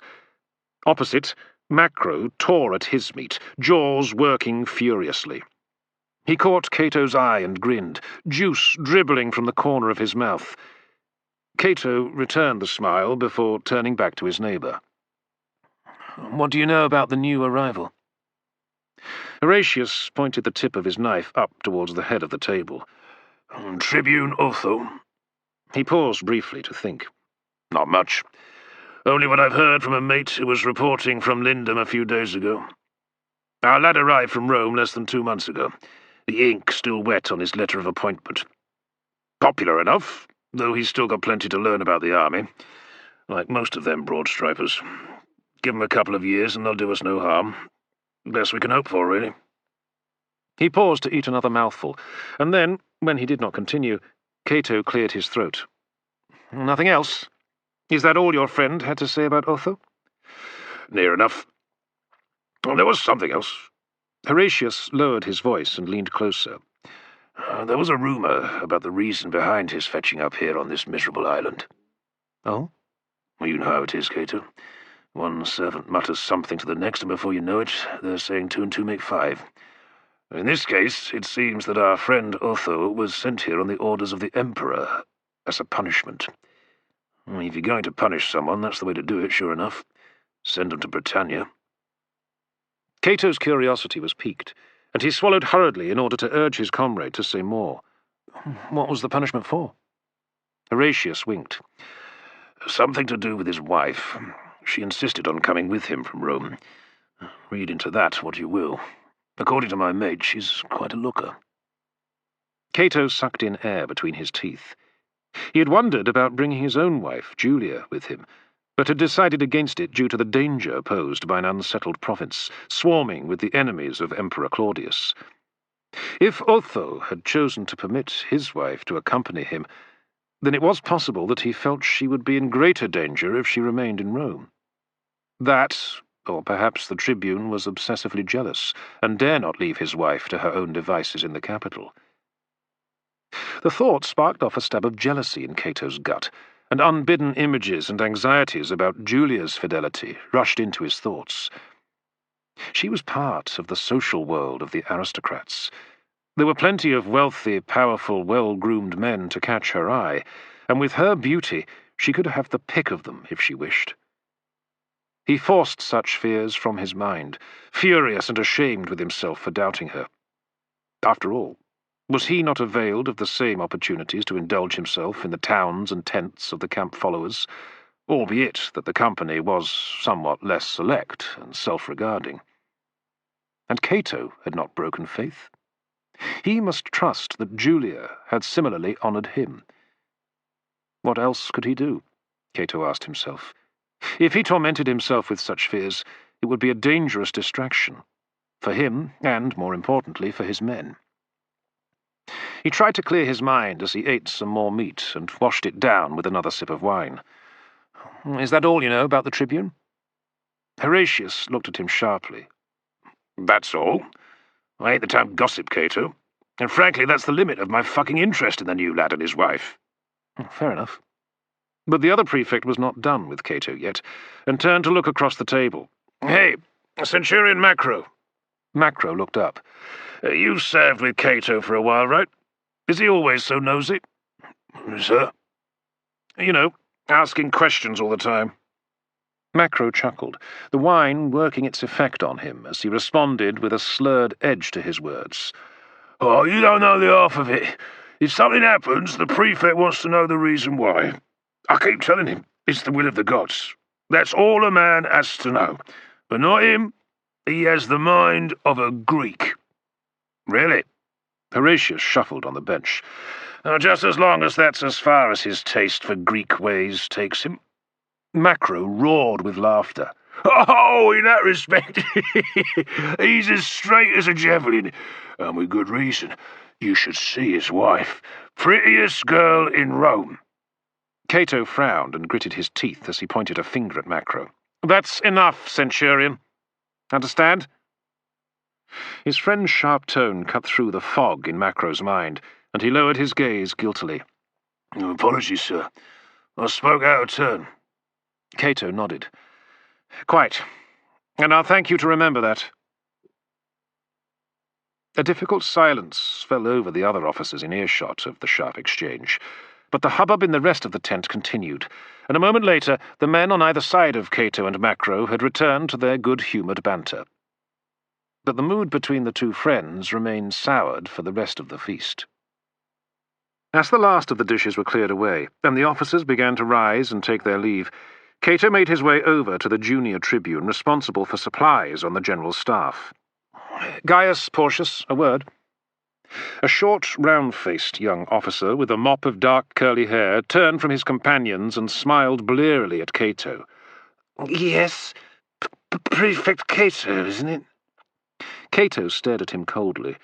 He himself had only drunk one cup of wine, as he disliked the feeling of being drunk, or, more particularly, the consequences of the feeling, and was quite sober. I wish to speak to you about the supply situation. Well, of course, sir. First thing in the morning. Oh, hang on, the hunts. Well, after that, then, sir, as soon as possible. I wish to speak now, Porcius. The younger officer hesitated a moment, as if he might protest, but Cato's stern expression brooked no defiance, and the tribune turned to his friends. You fellas carry on. I'll see you in the mess. His comrades exchanged sympathetic looks with Porcius, and he clapped a couple of them on the shoulder as they stumbled out of the tent. Porcius turned back to Cato and tried to focus his mind. I'm all yours, sir. Good. Since you seem to have some trouble remembering my name, I'll remind you. Quintus Licinius Cato, Prefect of the 3rd Thracian Cavalry, and, for now, the commander of the baggage train escort. Mind you, you should already be aware of that, given how many requests I've sent to headquarters over the last month, chasing up our rations and the kit my 2 units require urgently. But I've had no response. It's not an acceptable state of affairs, is it, Tribune Porcius? The tribune raised a hand in protest. Sir, I understand your situation. However, yours is not a frontline command. Supplies are limited, and there are other units with a higher priority. Bollocks! Cato snapped. The auxiliaries and legionaries under my command are frontline troops. We don't need to prove our worth. In any case, the General has entrusted us with guarding the baggage train. There wouldn't be any bloody supplies if we failed in our job. If my horses and men go without adequate feed and rations, then they're not going to be on top form should the enemy decide to strike at the wagons and people I'm protecting. My men are going to be even less effective if they can't get their kit repaired due to lack of the materials needed to fix them. We're short-handed as it is. If we're attacked and the enemy manage to break through, it will be in no small part your responsibility, Tribune Porcius. I will make sure that everyone knows it, from the common soldier right up to the general, and the emperor back in Rome." He leaned forward so that their faces were no more than a foot apart, and tapped the tribune firmly on the chest. "Think what that will do to your prospects. You'll be lucky if your next post is supervising the sewers in some desert shithole on the edge of the known world." Porcius edged back and shook his head. "You don't understand, sir. If I could give you everything you wanted, I would, but I have to decide which commander's requests are justified. And I've just told you why mine are. From now on, you are going to see to it that my Thracians and Centurion Macro's legionaries are given what they are due, and what they need. If you don't, then I'm going to hunt you down at headquarters, or wherever you drink with your friends, and I'm going to give you a bollocking in front of them that neither you nor they are going to forget any time soon. Is that clear?" Porcius nodded nervously. "It's quite clear, sir." "Good. Then see to it that our rations are issued on time, and in the right amount first thing tomorrow. Same goes for the leather and other kit I've asked for." "Yes, sir." Cato stared at the tribune for a moment longer, to make the most of the young officer's discomfort. Then he continued in a menacing tone. "Don't let me have any cause to repeat this ever again." "No, sir. Never again, I swear by the gods." "The gods will be the least of your worries. If you fail me, and I fail the army, then some enemy warrior is going to carve you up. And if he doesn't, then I will." "Are you threatening me, sir?" "No. I'm promising you." Cato narrowed his eyes and spoke softly. "Now, get out of my sight before I forget the legal niceties and just wring your wretched neck myself." Porcius backed away a few steps before he dared to turn and hurry from the tent as Cato glared after him. Once the tribune had gone, Cato relaxed and allowed himself a small smile. It had felt good to unnerve the younger officer, and it had been good for the other man as well. Hopefully, from now on, he would do his job properly. At the same time, the fact that he had bullied another person and felt pleasure from it troubled Cato. He had seen enough bullying in the army in his time to know that, while it worked to get a job done in the short term, it undermined the recipients in the longer term. That aside, he had had a glimpse of himself being the cause of and enjoying the discomfort of another person. It was not an edifying experience, and he felt the burden of shame settle on his shoulders as he made to leave the tent. "Bravo, Prefect Cato!" He turned quickly, and saw that he was not the last officer remaining in the tent as he had thought.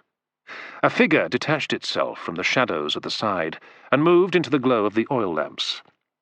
It was the legate of the 14th, Quintatus, the man whom Cato had suspected of having a hand in sending him to take command of the fort at Brutium, a task that had nearly cost him and Macro their lives. Quintatus smiled. "A nice piece of beasting there. The pathetic little whelp deserved it.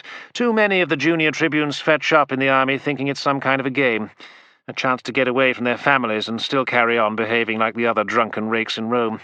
Discipline is what they need, and discipline is what the army gives them." Cato took a deep breath. "I was simply reminding him of his duties, sir." "Of course you were. And you did a good job of it." The legate regarded him for a moment, his cold eyes twinkling as he sized Cato up. "You think that being given the command of the baggage train escort is some kind of a punishment, don't you?" "Someone has to do it," Cato replied flatly. "True, but why you? That's what you're wondering."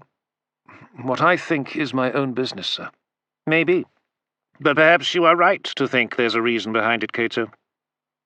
You're marked as one of Narcissus's men, no matter what you do. Narcissus is not the only man to have a private organization of agents working for him.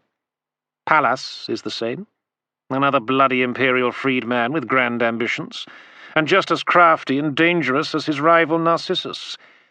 If there's one thing you can be sure of, it's that Pallas will have agents on the staff of General Ostorius, and they won't shirk from doing you down."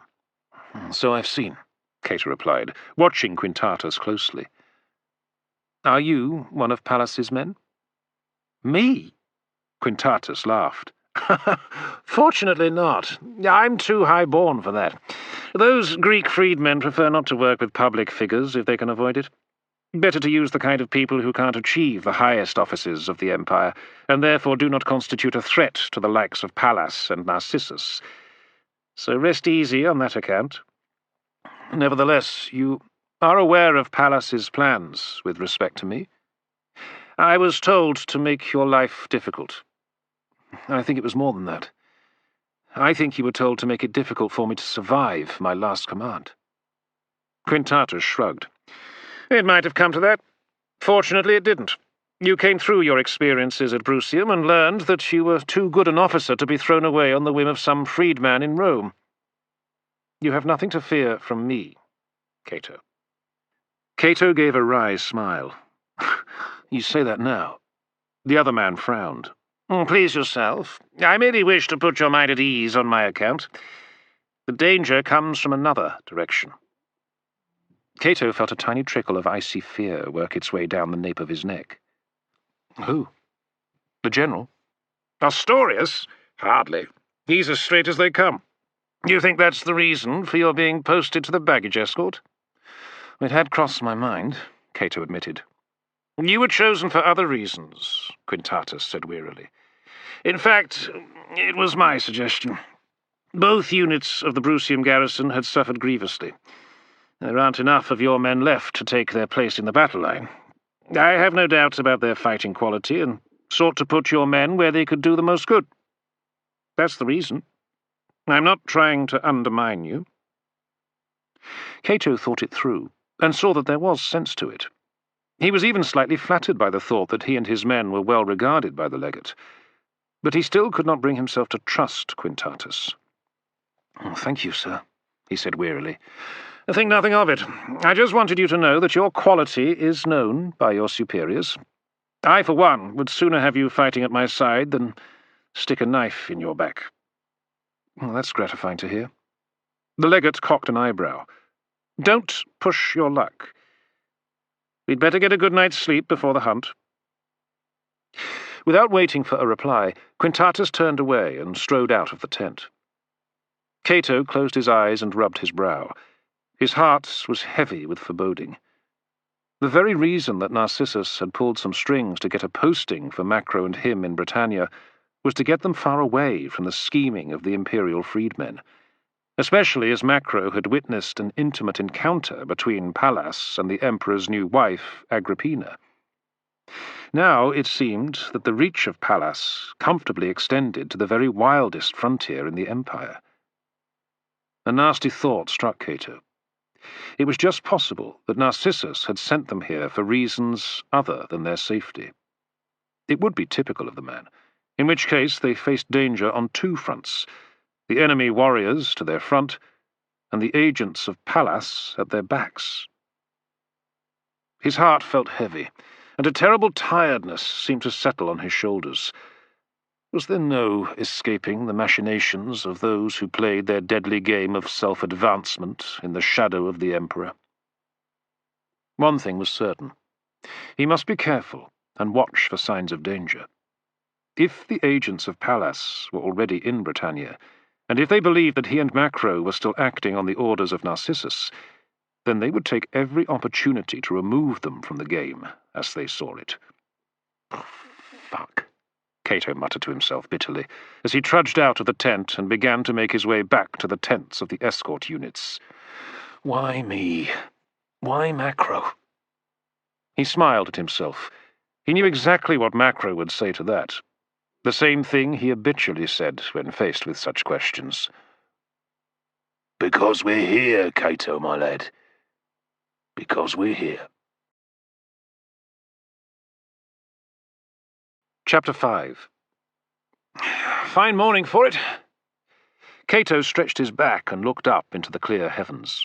Not a cloud was in sight, and there was no wind. The air was still damp and cool, and he breathed deeply. He had tried his best to dismiss his concerns the previous night when he returned to his tent. Instead, he forced himself to think of Julia and the house he planned to build in Campania one day, once he had amassed a fortune from booty earned during his duty.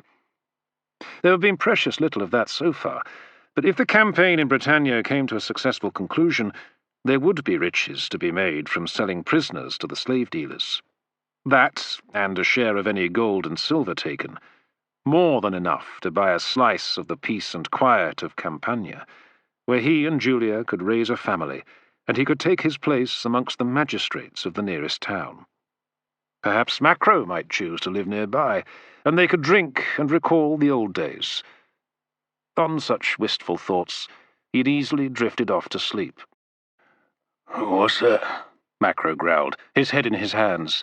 He was sitting on the other stool, warming himself by the freshly lit fire in front of Cato's tent. "Fine morning. What's fine about it?" Cato could not help smiling at his friend's discomfort. Macro never drank with any thought of the consequences. Clear skies, clean air, and the prospect of a day's hunt. Cause enough to feel in a fine mood? Oh, so you say. Ah, here's Thraxis. Cato sat down as his servant walked up with a heavy iron pot, a thick rag wrapped round the handle to protect his hand. He placed it close to the fire before removing the lid. In his other hand, he carried 2 mess tins and a wooden ladle. "Now what do you have for us?" asked Cato with a quick wink, as he craned his neck to peer into the pot. "Thought you could use something hearty to fill your stomachs for the day, Prefect." The servant dipped the ladle in and stirred the thick grey contents of the pot. "It's gruel with bacon, fat, and some honey I bought in the trader's market last night." He leaned forward and sniffed. "Ah, it's good." Thraxis hefted a dollop out of the pot and flicked it into one of the mess tins with a dull splat. He handed it to Cato along with a spoon. "There you are, Prefect." Cato nodded his thanks and raised the mess tin. He took a small spoonful and blew across it before tentatively taking his first taste. It was hot and flavoursome, and he eagerly helped himself to another, while his servant filled the next mess tin for Macro and offered it to the Centurion. "Sir?" Macro looked up, bleary-eyed and with a thick growth of stubble on his cheeks. He reluctantly took the mess tin. "Thraxis," Cato intervened, "have our boots, cloaks, and canteens ready for us once we've eaten." "Yes, Prefect." Cato turned his attention back to his friend. It was several days since Macro had been to the barber for his last shave, and he was starting to look more untamed than the wildest of Celts, Cato mused. His friend's hair was beginning to go grey at the temples, and, if Cato was not imagining it, receding a fraction from his forehead. Hardly surprising, as Macro was in his 40th year, and had spent 24 years in the army, having lied about his age to join at 16. Cato paused before eating his next spoon of gruel and cleared his throat. "Any thoughts about what you're going to do when we get to the end of the year?" Macro had been staring at the mess tin in his lap, wondering if he dare try to eat some of the concoction Thraxis had produced, suspicious that Cato's servant had deliberately gone for a meal that was guaranteed to turn the stomach of even the hardest old soak in the legions. He looked up at Cato. "This is your demobier. You're on the short enlistment." "So?" Macro worked his spoon round the gruel. The legions discharged time-served men every other year, which meant that soldiers served a 24 or 26-year enlistment. He braced himself and took a spoon and chewed it slowly, forcing himself to swallow before he replied. "I had a letter from my mum in Londinium. The inn she bought is making a packet, and she wants me to join her and expand the business." "Oh?" This was the first Cato had heard of the letter, and he felt a twinge of anxiety as he regarded his friend, the man he had served with ever since joining the 2nd Legion as a pasty-faced recruit 10 years ago. Life in the army without Macro was unthinkable, but he had to accept that his friend was reaching the end of his enlistment, and might well choose to take his discharge bounty and retire. Macro considered a second spoonful and decided against it for the moment. He looked up at Cato. "I don't know, lad. Sometimes I think I'm getting a bit long in the tooth for soldiering. Can't deny the prospect of running a drinking hole for the rest of my days isn't tempting." "And you handle your drink so well," Cato smiled. "Oh, I don't get as much practice as I'd like." "I think regular practice would kill you, on the evidence of this morning." "Well, if anything's going to kill me, it's this bloody poison your servant has mixed. Might as well cut out the middleman." Macro turned and flicked the contents of the mess tin into the fire, where the gruel steamed, bubbled, spat, and hissed for a moment. He scratched his chin in thought. I don't know, Cato. My limbs are getting a bit stiff. I ain't as strong or as quick as I used to be. And in this trade, that isn't good. I've been in plenty of fights. Good times, eh? Up until this year, I've fought well enough.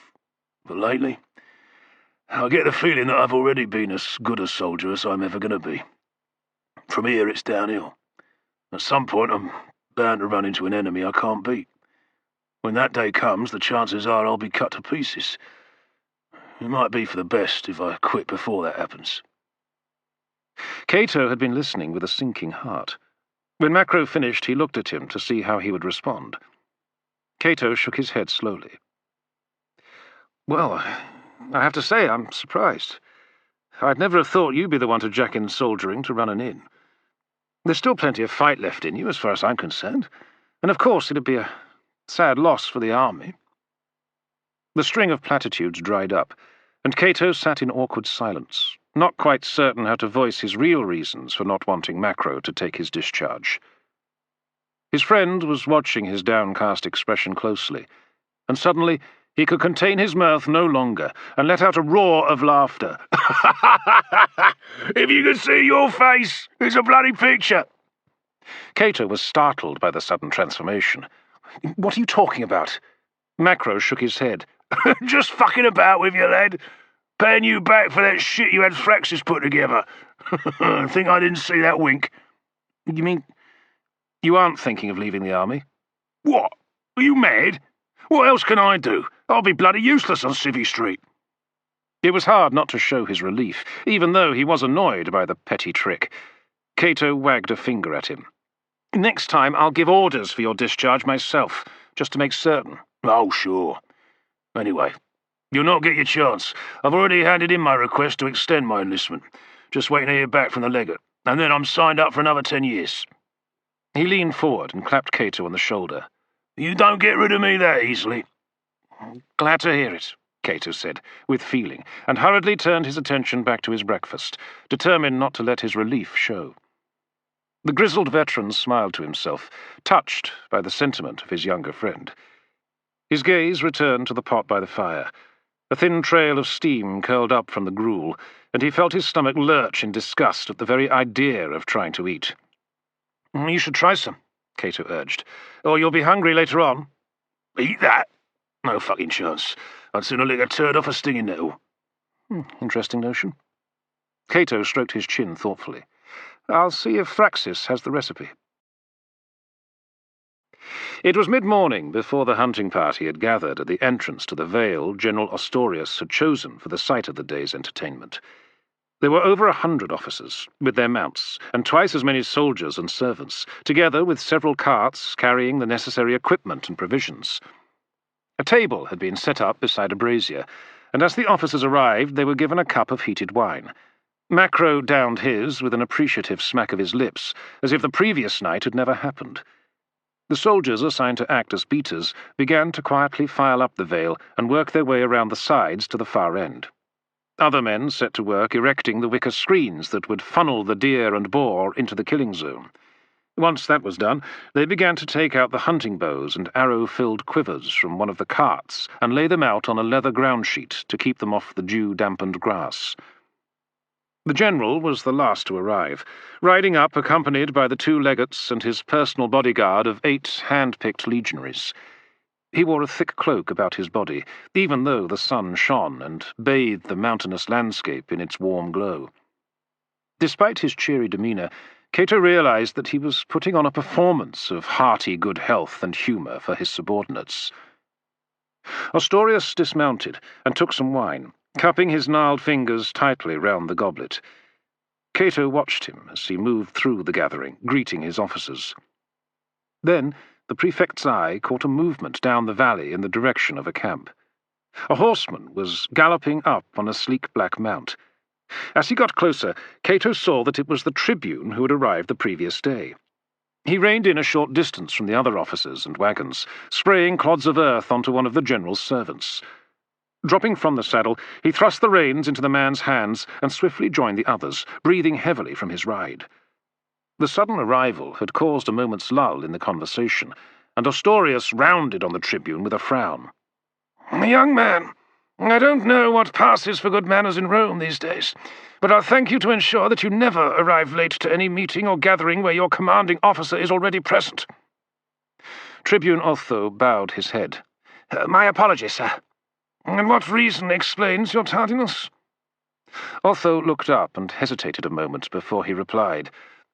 "There is no excuse, sir. I woke up late." "I see. Then clearly you need training in the art of wakefulness. 5 days' command of the night watch should suffice." "Yes, sir." Cato and Macro exchanged a quick look. The general had just condemned the young tribune to 5 days with almost no chance to sleep. The officer in charge of the night watch was obliged to distribute the password to each sentry, and then do the rounds of the camp between changes of watch to ensure that every man was alert and gave the right challenge. It was a tiresome business, all the more so after a day's march. That was why the duty was shared amongst the tribunes of an army. "That's a bit harsh," Cato muttered. Macro shrugged. "Well, it'll teach the young pup a lesson he won't forget in a hurry. It'll be good for him." "Good for him? He'll be on his knees by the end of it." "It'll be the making of him." "Or the breaking of him?" Macro looked at him. "Cato, you know how it is with training. You have to push a man further than he thinks he can go. That's how it works. That's why you've turned out as well as you have." It was true, Cato admitted to himself. Youngsters like Otho needed to be tamed and become inured to the hard conditions of the army as soon as possible for their own good, and for the good of the men they commanded. Ostorius dismissed the tribune with a curt wave of his hand, and turned to the Centurion from the 20th, who had been appointed the day's master of the hunt. "Are we ready?" The Centurion saluted and gestured into the vale. "Nearly, sir. The beaters are getting into position." Cato looked up, and saw the tiny figures extending into a line amid the mottled green and brown of the distant bracken. Already he could pick out other movement, as large animals scurried away from the beaters. There was a small forest growing either side of a stream that flowed into the main valley. A small group of deer were visible in the shadows of the tree line. Plenty of game, then, just as the general had said. The Centurion turned to the men working on the wicker screens. Already the makings of a large funnel angled into the mouth of the vale with pens at the end. There were gaps between each panel to provide shooting positions for the hunters. The lines were set at a right angle, so that the arrows would provide a crossfire without endangering any of the officers in the party. "Just finishing that off, sir, and we're ready for you to give the signal to begin." Ostorius nodded approvingly, and then addressed his officers. "Pick your weapons, men. We'll start with the shoot." Cato, Macro, and the others moved across to the bows and quivers filled with broad-pointed hunting arrows that lay on the leather goatskin covers. They chose their weapons and braces, and some of the more experienced officers tested the draw weights to get a feeling for the power of their chosen bow. Cato and Macro had never trained as archers, and took what came to hand before making their way over to the wicker screens and taking their places at the gaps left between the screens.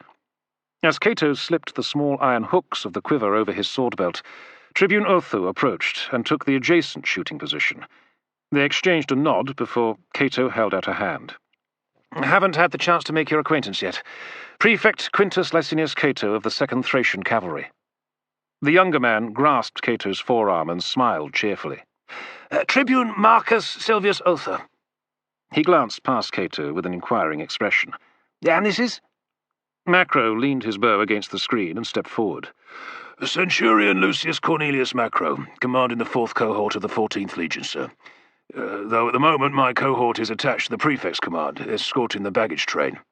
"Oh, that sounds like quite a responsibility." "Not as much as we'd like, sir." Macro smiled faintly. Otho pursed his full lips briefly, unsure how he should phrase his next words. "Pardon me, Prefect, but I'm still somewhat new to this game, and there weren't any auxiliary units at Lindum. Do I call you sir, or do you call me sir?" Cato was taken aback. Any tribune, broad stripe or otherwise, should have taken the effort to learn such basic facts of military life. He cleared his throat and made to explain. You are second in command to your legate, Hosidius Gita, technically. In practice, the camp prefect takes command if Gita falls or is absent. In the normal course of things, I would call you sir. But as you command a detachment from the 9th Legion, you are a minor formation commander and therefore an equal, in which case I call you tribune and you call me prefect, in formal situations. Today I'm simply Cato. Otho's eyes bulged as he struggled to take it all in. Then he nodded. Cato it is, and Centurion Macro calls me sir. Is that right? Macro nodded. And that ain't gonna change unless the world gets turned upside down and some lunatic makes me a senator. Or you foul up spectacularly and get broken down to legionary, sir. The tribune glanced over his shoulder in the direction of General Astorius. Oh, I trust it won't come to that. Not before I serve my time out and return to Rome. Cato recalled the comment of Horatius the night before. I take it you're keen to get your military service over with? Rather, Otho replied with feeling. Well, much as I like the fresh air and earthy companionship, there's no place like Rome, nay? Thankfully, Macro added, burdened by bad memories of the capital. I could stand to return there soon, said Cato. I was married recently and had to leave my wife behind. Though, as I understand it, your wife has accompanied you on campaign. Oh, that's right. Poppaea and I can't be parted from each other. Although you are now. Not at all. Her carriage is with the cohorts marching to join Astorius. To be honest, that's why I reached the hunt late. I was hanging on just in case the column made the camp this morning. No such luck. And now I'm in bad odour with the general as a result. Cato puffed his cheeks as he appraised the younger officer. He appeared to be the most unsoldierly tribune Cato had ever encountered, and the presence of his wife here on the frontier either spoke volumes for their mutual feeling, or there was something more to it, as Horatius had hinted. Cato decided to probe a little further. It's quite unusual for an officer to bring his wife. I certainly wouldn't want mine enduring the hardships of camp life, regardless of how much I miss her. Otho lowered his gaze and turned his attention to positioning his quiver comfortably. It's not as simple as all that, actually. Oh? How so? The tribune clicked his tongue. We left under a bit of a cloud. The thing is, Poppaea was married to another chap. Dreadful dour fellow, with large ears and precious little of interest between them, or indeed anywhere else on his body. Rufus Crispitus. He looked sharply at Cato. You know of him? No. Not surprised. He makes an art of being invisible at social gatherings.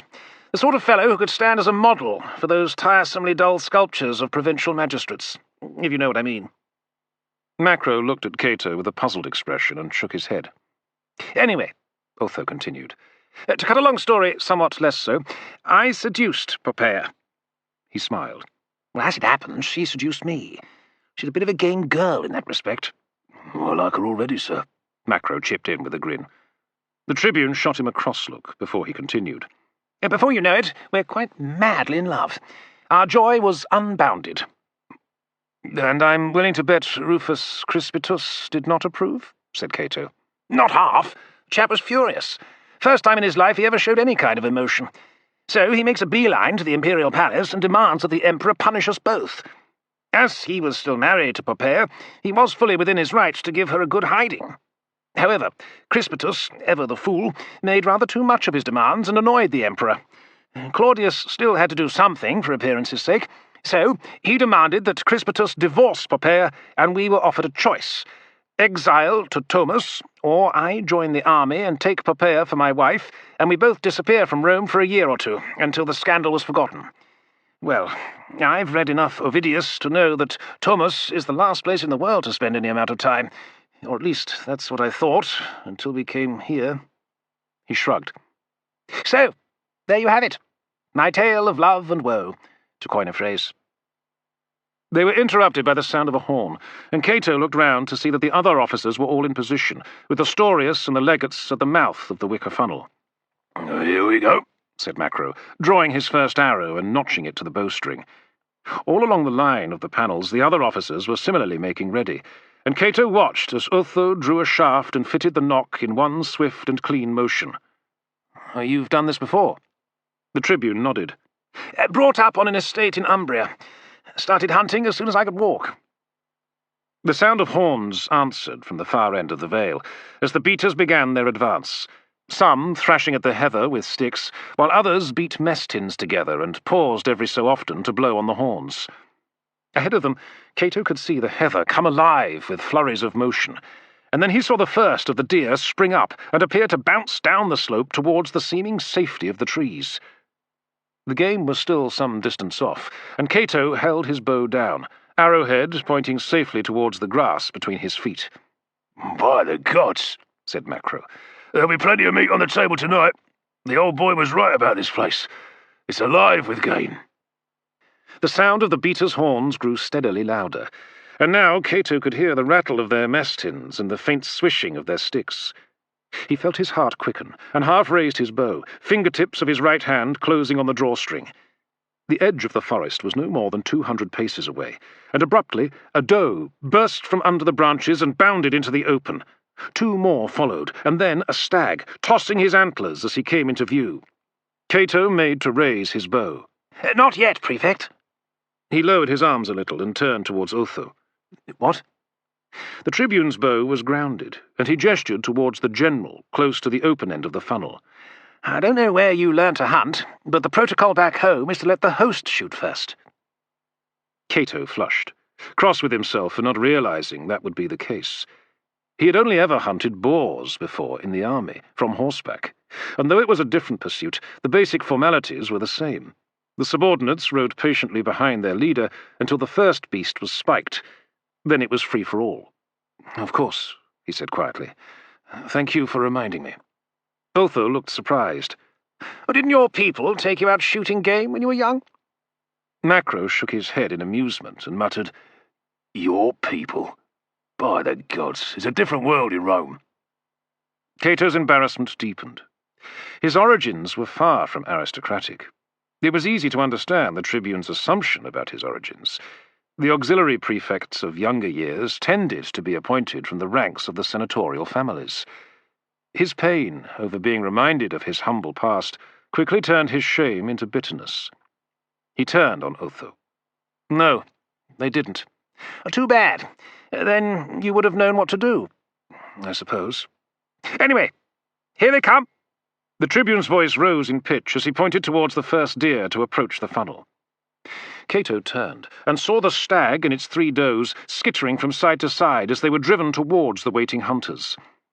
At the end of the far line of panels, General Ostorius raised his bow and drew back his arm, trembling slightly with the effort. He sighted along the arrow shaft and picked his target. Cato, once more caught up by the excitement of the atmosphere, held his breath as he watched. The first of the does entered the funnel, but Ostorius still held back, waiting for the stag. Then, just as it approached the opening of the panels, Cato saw the arms of the general's bow snap forward, and the arrow flew in a shallow arc towards the stag. It flashed past the animal's rump and disappeared into the grass. "Oh, bad luck," Otho muttered. "Should have led the target more." Ostorius quickly notched another arrow as the stag quickly drew closer. He took aim and loosed the string, and there was no mistake this time. The shaft struck the animal in the shoulder, and the sharp thwack of the impact was heard by all. The officers and men cheered their commander as the stag let out a wrenching bleat of pain and staggered to the side. Blood, red and glistening, streamed down its hide from the large wound torn in its flesh by the hunting arrow. The general had already strung another arrow and took aim again. The stag was a difficult target now, as it kicked and bucked, trying to dislodge the shaft.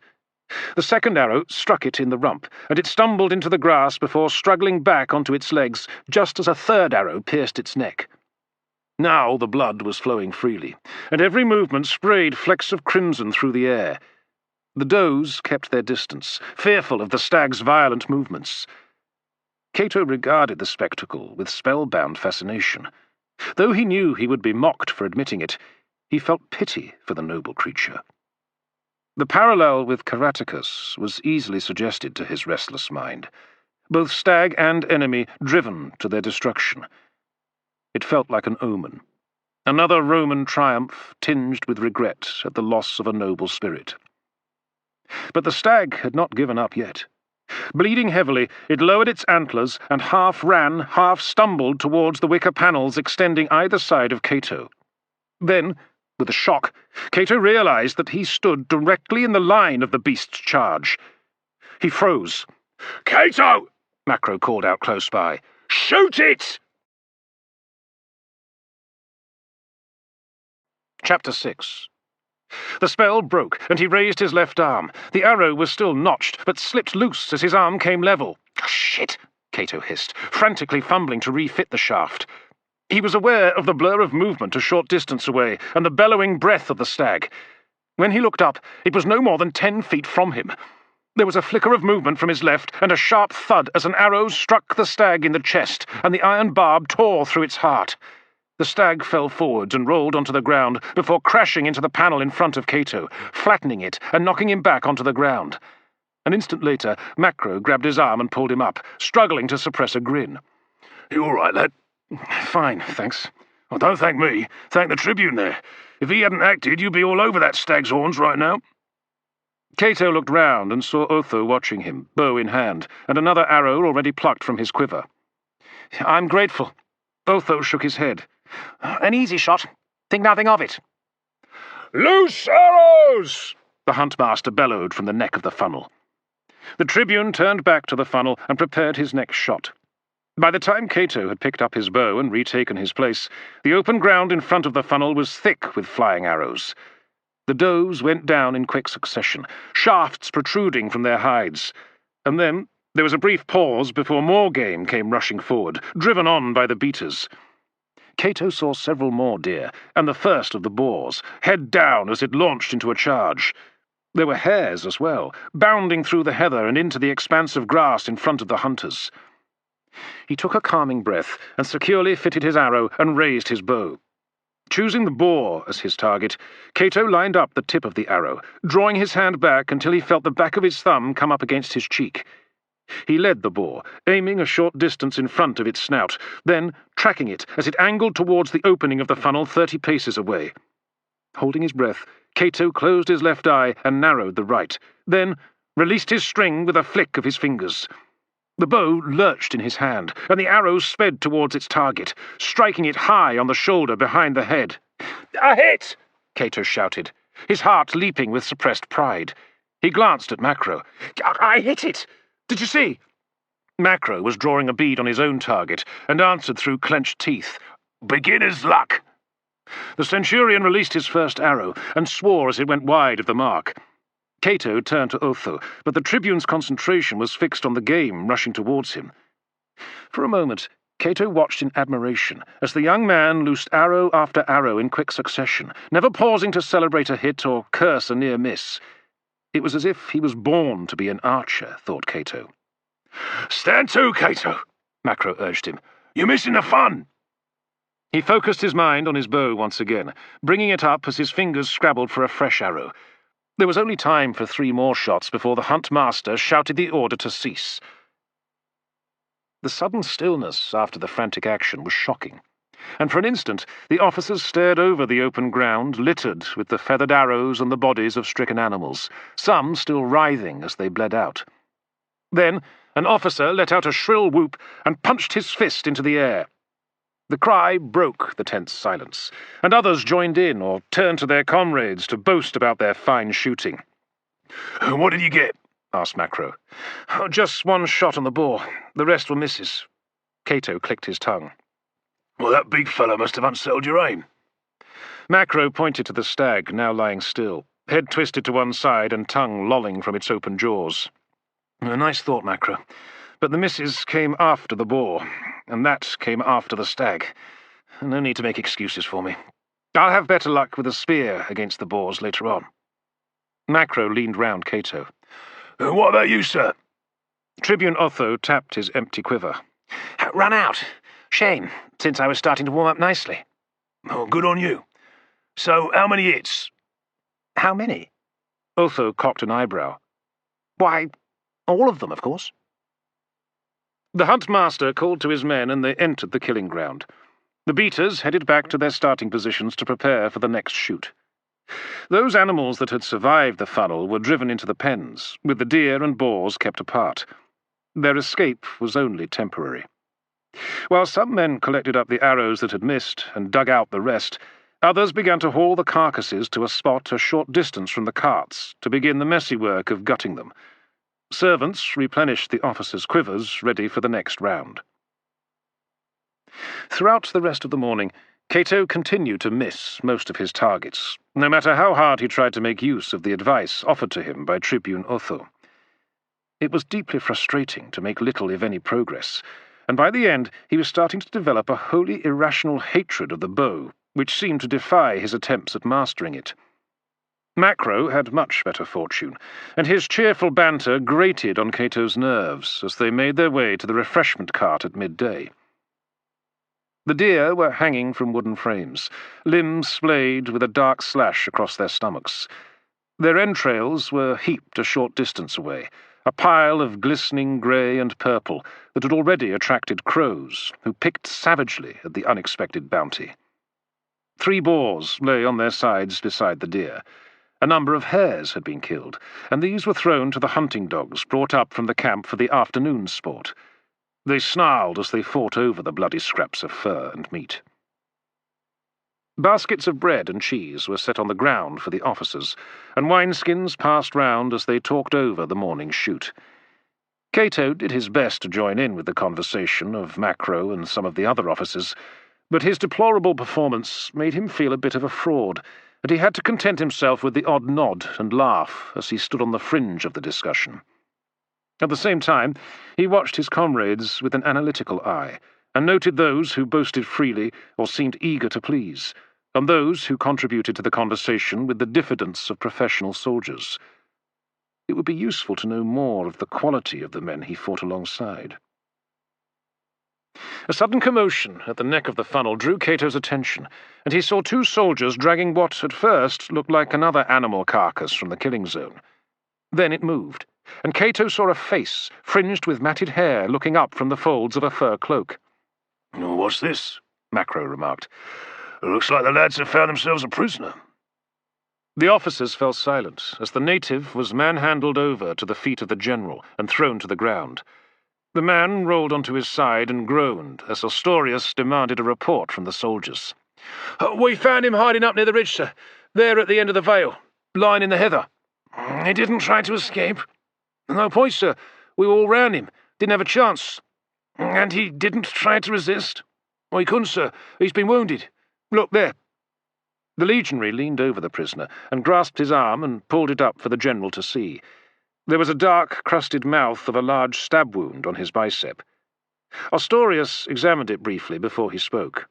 "It looks like it was caused by one of our weapons. Most likely as a result of a skirmish with some of our scouts. He's one of Caratacus's men." Otho edged towards Cato and muttered, "Well, how can he tell if it was a Roman weapon?" "The Silurians fight like the rest of the tribes in Britannia. They like a long sword. That tends to lead to slashing wounds. Not a pretty sight. A lot of blood and a large gash, whereas our men are trained to use the point, so you end up with wounds that look like that. Not so spectacular, but the blade goes in deeper than a cut and tends to cause more damage." "I see," said the Tribune. "What shall I do with him, sir?" asked the legionary. "Take him back to the camp? If we can sort the wound out, he could fetch a decent price." Ostorius stroked his chin as he considered the fate of the man lying before him. The Silurian was muttering away in his tongue, in between groans caused by his wound and the rough handling he had received from the legionaries who had discovered him. "Does anyone understand this uncouth wretch?" He looked round at his officers and men. "Well?" No one replied, and the general stared down haughtily at the native. "Then I have no use for another prisoner. We have enough already, and soon we'll have many more of them to sell to the slave dealers, once we've dealt with Caratacus. But this one can add to the day's entertainment. It's time my hounds were given some exercise." Cato felt the hairs on his neck rise in foreboding as the general turned to the hunt master. "We'll use this fellow. Get him up and take him into the funnel. We'll let him have a head start, and then set the dogs on him." Cato took a step forward. "Sir, wait." Ostorius turned to him with a scowl. "What is it, Prefect Cato?" We have native scouts back at the camp. They can help with the interrogation of the prisoner. There isn't going to be any interrogation. But he might give us information about Caratacus, sir. At least he might have some idea where the enemy is heading. Astorius shrugged. The scouts will discover that soon enough. We don't need this scum. He prodded the Silurian with his boot. The man had grasped that his fate was in the balance, and that it was Cato who was trying to save him. He shuffled closer to the Prefect, and raised his hands imploringly as he continued muttering. Why wait for the scouts to report, sir, if this man might give us the answer today? Because this devil could just as easily lie as tell us the truth. He crossed his arms and continued with a slight sneer. Now, if you have done with it, Cato, I'd like to continue with proceedings. Cato had no wish to see the prisoner torn apart by dogs, but realized that he had already tested the general's temper as far as it was sensible to. He took one last glance down at the pathetic individual, huddled by his boots, and tore his gaze away as he saw the man's limbs trembling. Before he could protest any further, Astorius clicked his fingers at the legionaries, and the soldiers grasped the man, pulling him to his feet and shoving him towards the wicker screens. The officers followed them and filed out to each side to get a good view of what was to come. Macro fell into step with his friend and muttered, "What do you think you're doing?" "Trying to save that prisoner's life." "Well, you ain't achieved nothing except to piss the old man off. Ye gods, I thought I was the one who needed to watch his tongue around the quality." The legionaries held the man by his arms, causing him to grimace as his wound was squeezed. Fresh blood began to ooze from under the scabs. "Bring up the hounds," Astorius ordered. The huntmaster gestured to two of his men, and they unchained the dogs. There were 6 of them, large, shaggy hunting dogs, bred by the natives. They brought them forward on leashes, fists bunched round the leather as the dogs strained against them. "Give 'em a scent of the prey." The huntmaster approached the prisoner, drew his dagger and cut a large strip off his cloak. He sheathed the blade and returned to the dogs, holding the strip beneath their muzzles as they sniffed eagerly. The Silurian now fully understood what was going to happen, and he stared over his shoulder at the general as he begged for his life. "Release him," Astorius said coldly. The legionaries did as they were ordered and stepped away. The Silurian glanced at the faces on either side, vainly looking for any sign of help. The general raised a hand and pointed to the far end of the veil.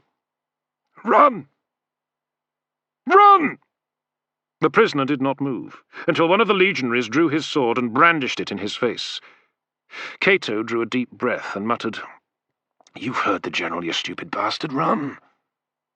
He took a few faltering steps into the funnel, and then increased his pace, and suddenly broke into a sprint, racing through the blood-stained grass. The huntmaster brought the hounds forward and looked at the general questioningly. "Now, sir?" "Not yet. Let's give the man a chance. Or at least let him think he has a chance," he added cruelly. The Silurian had almost reached the mouth of the funnel when Astorius gave the nod.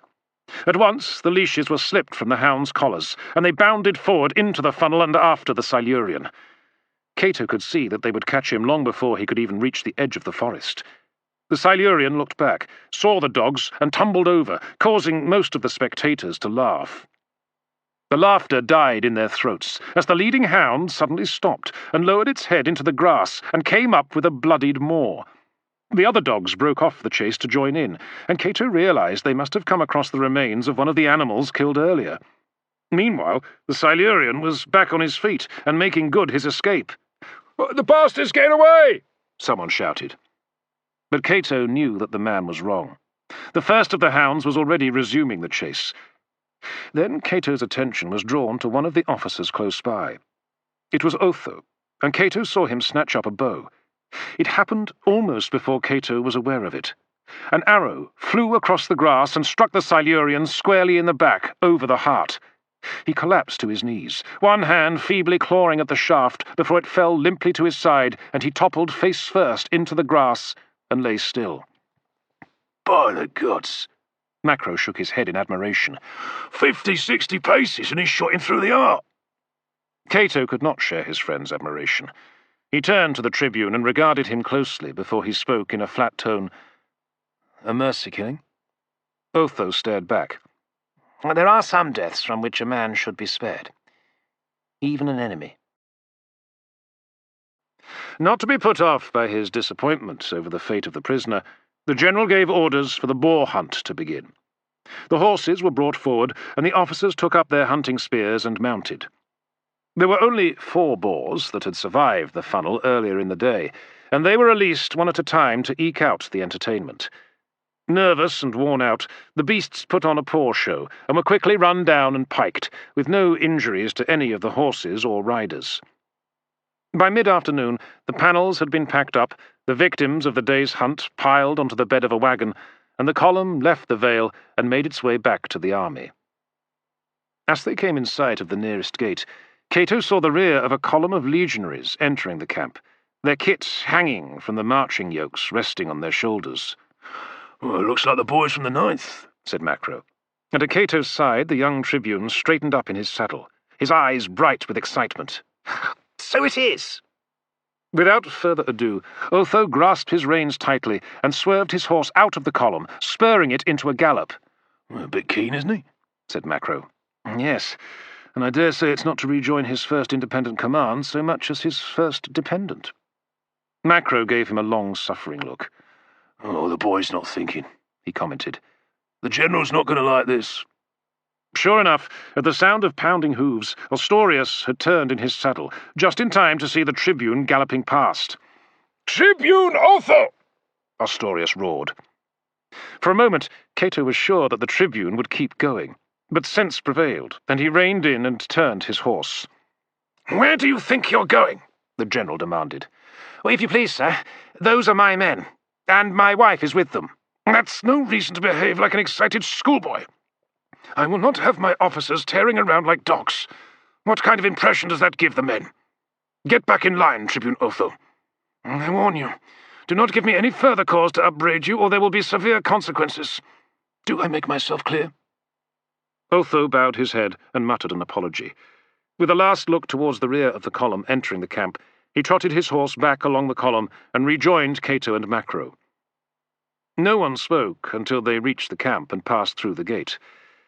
The reinforcements from the 9th Legion were resting on either side of the main route, stretching through the camp to headquarters. They had downed their yokes and stood stretching their backs, or sat where the ground had not been too badly churned up. The 4 Centurions in command of the cohorts were waiting beside a covered wagon halfway along the column, and saluted Ostorius as he rode up to them. The general waved the rest of the hunting party on, and gestured to Otho to join him before he turned his attention back to the nearest of the Centurions. "I was expecting you to reach camp earlier than this. Oh, begging your pardon, sir, but we had to keep pace with the wagon." He jerked his thumb over his shoulder. Cato saw there were 2 vehicles besides the standard supply wagons. One had a large wine jar painted on its cover, together with the legend, "Hipparchus, wine supplier to the gods." The other was a carriage covered with goatskin, with a laced flap over the opening at the rear. As he watched, he could make out a delicate-looking hand unplucking the laces. Ostorius sucked in a deep breath and addressed the Centurions. "Has the camp prefect assigned you tent lines yet?" "Just doing it, sir. He's shifting some of the camp followers." Cato shared a weary glance with Macro and sighed. There would be complaints from the civilians to deal with later on. "Very well. Tribune Otho." "Yes, sir." "Take command of your men. Get the tents up and then report to headquarters to draw rations from the quartermaster." "Yes, sir." Astorius flicked his reins and trotted back to the head of the hunting party, while Otho slipped from his saddle and landed with a squelch in the muddy track. Cato and Macro were passing the wagon when the flap opened and a head and shoulders emerged from the dim interior. "Poppaea, my love!" Otho grinned in delight. A servant hurried round from behind the wagon and lowered a set of wooden steps for his mistress to descend. As she came fully into view, Macro sucked in a breath. "Oh, now I understand why our boy was so keen." Cato nodded as he ran his eyes over the woman. She was tall and slender, with tawny blonde hair plaited back behind her delicate ears. Her cheekbones were high, and her features finely proportioned with sculptural precision. But he was surprised. Poppaea was beautiful, all right, but she was clearly several years older than her new husband. As she set eyes on him, she smiled, and it transformed her face completely, so that she became radiant against the backdrop of mud and tents. Before Cato could pass any comment to Macro, he heard shouts from ahead and saw one of the headquarters clerks running towards the general. He stopped at the general's side and spoke hurriedly.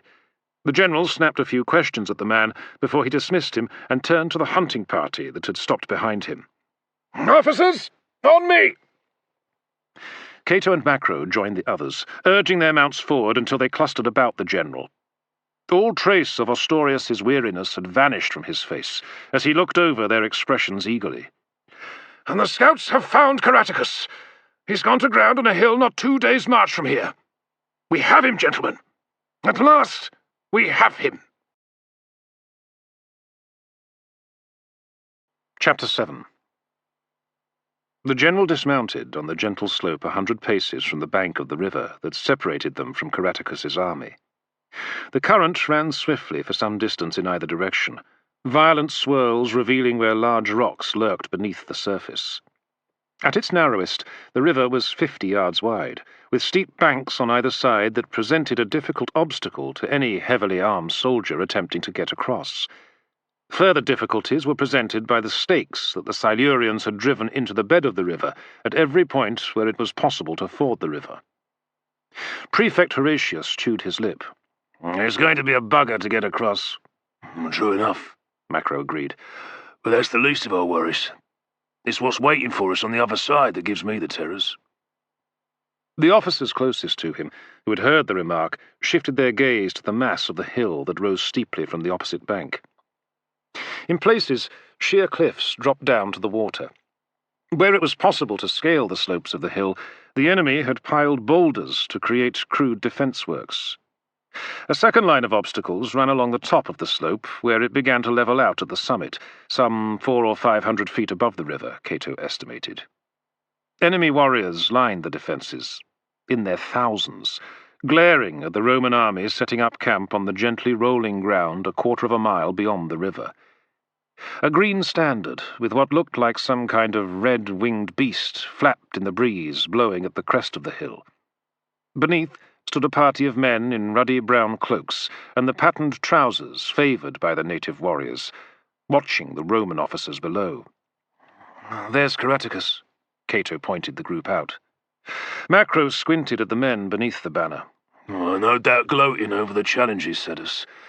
We'll soon wipe the smile off the face of that bastard." Horatius cleared his throat and leaned to the side to spit on the ground. "Don't be too sure of that, Macro. He's picked good ground to make his stand. He's turned the hill into a bloody fortress." "Well, it's still a hill, sir," Macro maintained. "which means there must be a way to outflank his defences." "You think so? Look again." Macro surveyed the landscape before him. The hill extended at least 1.5 miles before dropping away sharply at each end, and the river followed the contours, providing a natural moat for the makeshift fortress. "Well, what's on the far side of the hill?" Cato shrugged. "Oh, that's anyone's guess." He indicated the squadron of auxiliary horsemen picking their way along the bank of the river. They were being shadowed on the far bank by a party of lightly armed natives who easily kept pace with the Romans. "We won't know until the scouts report to the general." Tribune Otho had been standing a short distance away, scrutinizing the enemy position, and came to join Cato and the others. He was wearing a silvered breastplate with an elaborate design of rearing horses etched into the surface. The polished strips of his leather jerkin gleamed in the sunshine, and his cloak was clean and showed none of the fraying or small tears that marred the cloaks of the other officers. The rest of his armour and equipment was equally new, and to cap it all, he wore closed leather boots dyed red that laced up to the top of his shins. "Oh, as bright as a newly minted denarius," Macro muttered with a disapproving shake of his head. "He's going to stand out like a swinging dick at a eunuch massage parlour. Every Silurian warrior worth his salt is going to be after his head." Cato had to agree. Soon after first setting foot on British soil, he had discovered the natives' fondness for collecting the heads of those they defeated in battle. The head of a Roman officer was a most desirable trophy to display in their crude wattle and daub huts. With his good looks and his gleaming helmet with its bright red crest, Otho would draw the attention of every Silurian warrior that caught sight of him. "Hello, chaps!" Otho waved a greeting as he strode up to them. "I must say, those natives have a good eye for ground, but they'll be no match for the men of the 9th, or even the other legions, I'll wager. As soon as the general gives the order, we'll clear Caratacus and his mob off that hill." Is that so? Horatius sucked a breath in through his teeth. Cato saw the look of irritation flash across his expression before he smiled coolly at the tribune. Well, I'd be more than happy for you and your men to show us all how the job's done. Why don't you ask the general for the honour of leading the attack? I'm sure he would be impressed. Otho considered the idea briefly. "Why not? About time I had a chance to do my duty." Why not? Macro frowned. Because you don't just go ploughing into the enemy, sir. There's a right way to go about this, and a wrong way. He turned to Cato. Ain't that right, sir? Cato quickly understood the implied meaning of his comrade's remark. He nodded and addressed the Prefect in a gentle tone. "This is your first battle, I take it?" "Well, yes, as it happens." "Then take the chance to watch and learn. You can prove yourself another time. Good soldiers learn from experience, or they pay the price." Otho stared at him earnestly, and turned back to scrutinize the enemy position. "I understand." A moment later, General Astorius decided he had seen enough. He issued curt orders for pickets to be posted along the riverbank before mounting his horse and riding back into the camp. His staff officers scrambled to follow him, and the others were left to ponder the formidable obstacles before them a while longer, before they too turned away and returned to their units. The men toiled to construct the ditch and rampart that surrounded the vast area required for the 2 legions, the detachment from the 9th, 8 cohorts of auxiliary troops, the baggage train, and the camp followers. It was more like a modest town than a camp, Cato mused, as he approached the site of the main gate. The tower supports had already been driven into the earth, and men were busy easing the crosspieces into position. As they reached the tent lines of the cohorts from the 9th, Otho waved a hand and spurred his horse into a trot as he made for his headquarters tent, the first to be erected by the men before they turned to their own, far more modest section tents, where 8 men slept cheek by jowl. The boy's keen to get back to his wife, Macro chuckled. Not that I'm the marrying kind, but I can see the advantages of having your wife with you on campaign. Saves a fortune, he added with a sly wink. "Oh, I don't know about that," said Cato. "She looks like the kind of woman who's expensive to keep." Well, your good lady accepted. Name one aristocratic bit who isn't. Cato smiled. "And that, my friend, is just one reason why I married her. As for the other reasons, don't ask." As if. Macro rode a short distance in silence before he added, Had any news lately? "Not since we landed." Well, that was nearly 5 months ago. Cato shrugged. "We're fighting a war on the very fringes of the known world. It could take several months for a letter to reach me from Rome." True. But I'm sure she's fine. And Julia's a healthy girl, and loyal as a veteran. Not that I'm suggesting there's any question. "Well, yes, quite," Cato responded tersely. "But I can't be thinking about that, not now. Not until we've defeated Caratacus." Macro nodded, but glanced sidelong at his friend, not fooled for an instant by Cato's dismissive response. The lad had found his love, and it was typical of life in the army that he should be forced to leave her behind a mere month or so after their marriage.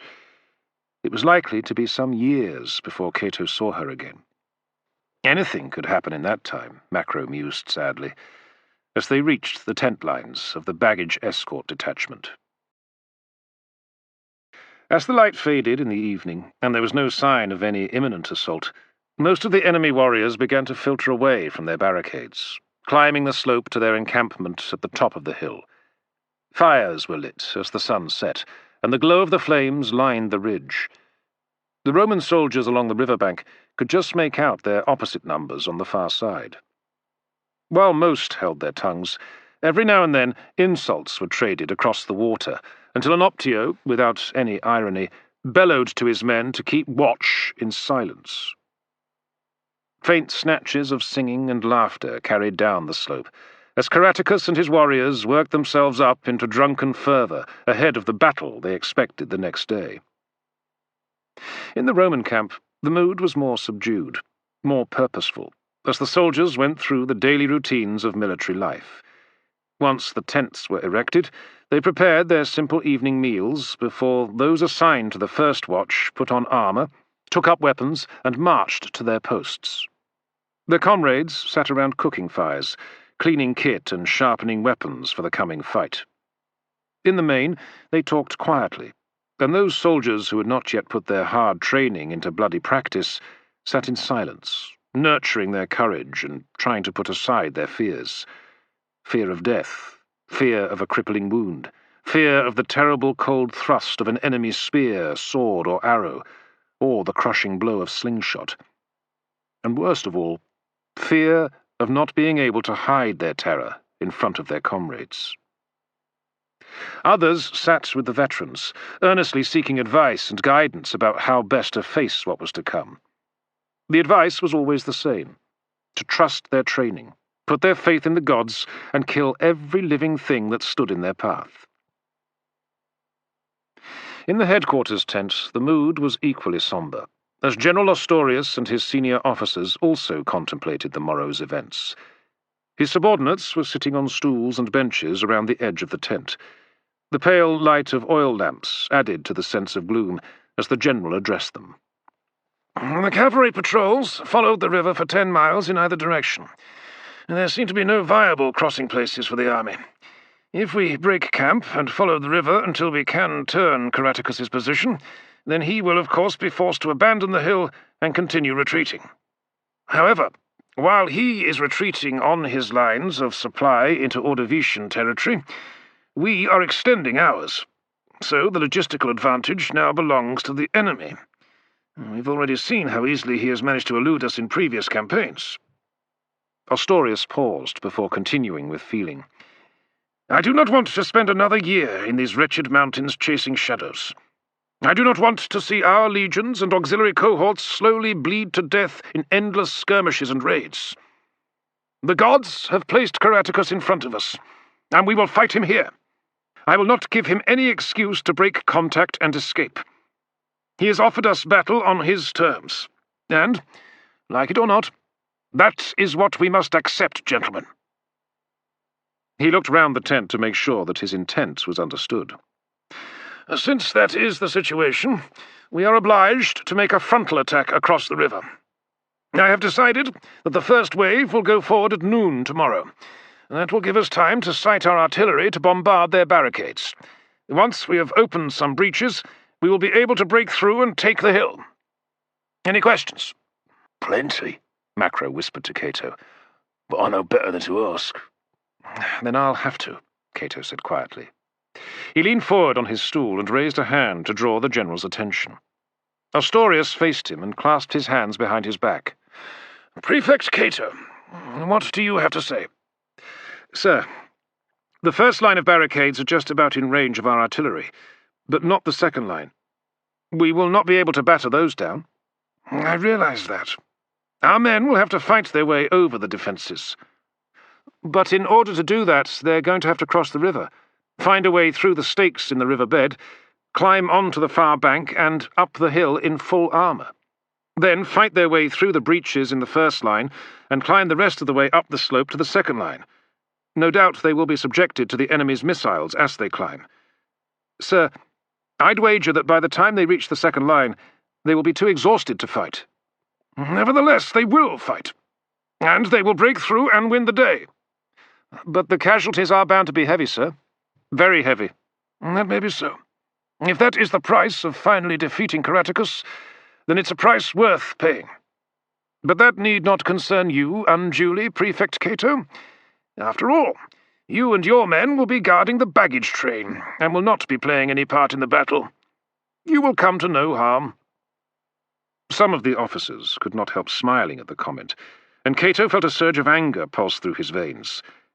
They might take offence at his swift promotion through the ranks, but they had no right to sneer at his courage.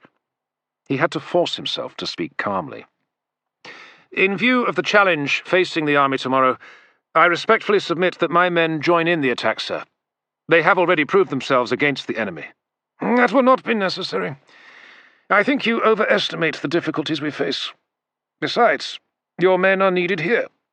It would put my mind at rest, knowing that the camp is being protected by men who are used to facing their enemy with a wall and rampart between them, as you proved so adeptly at Brucium.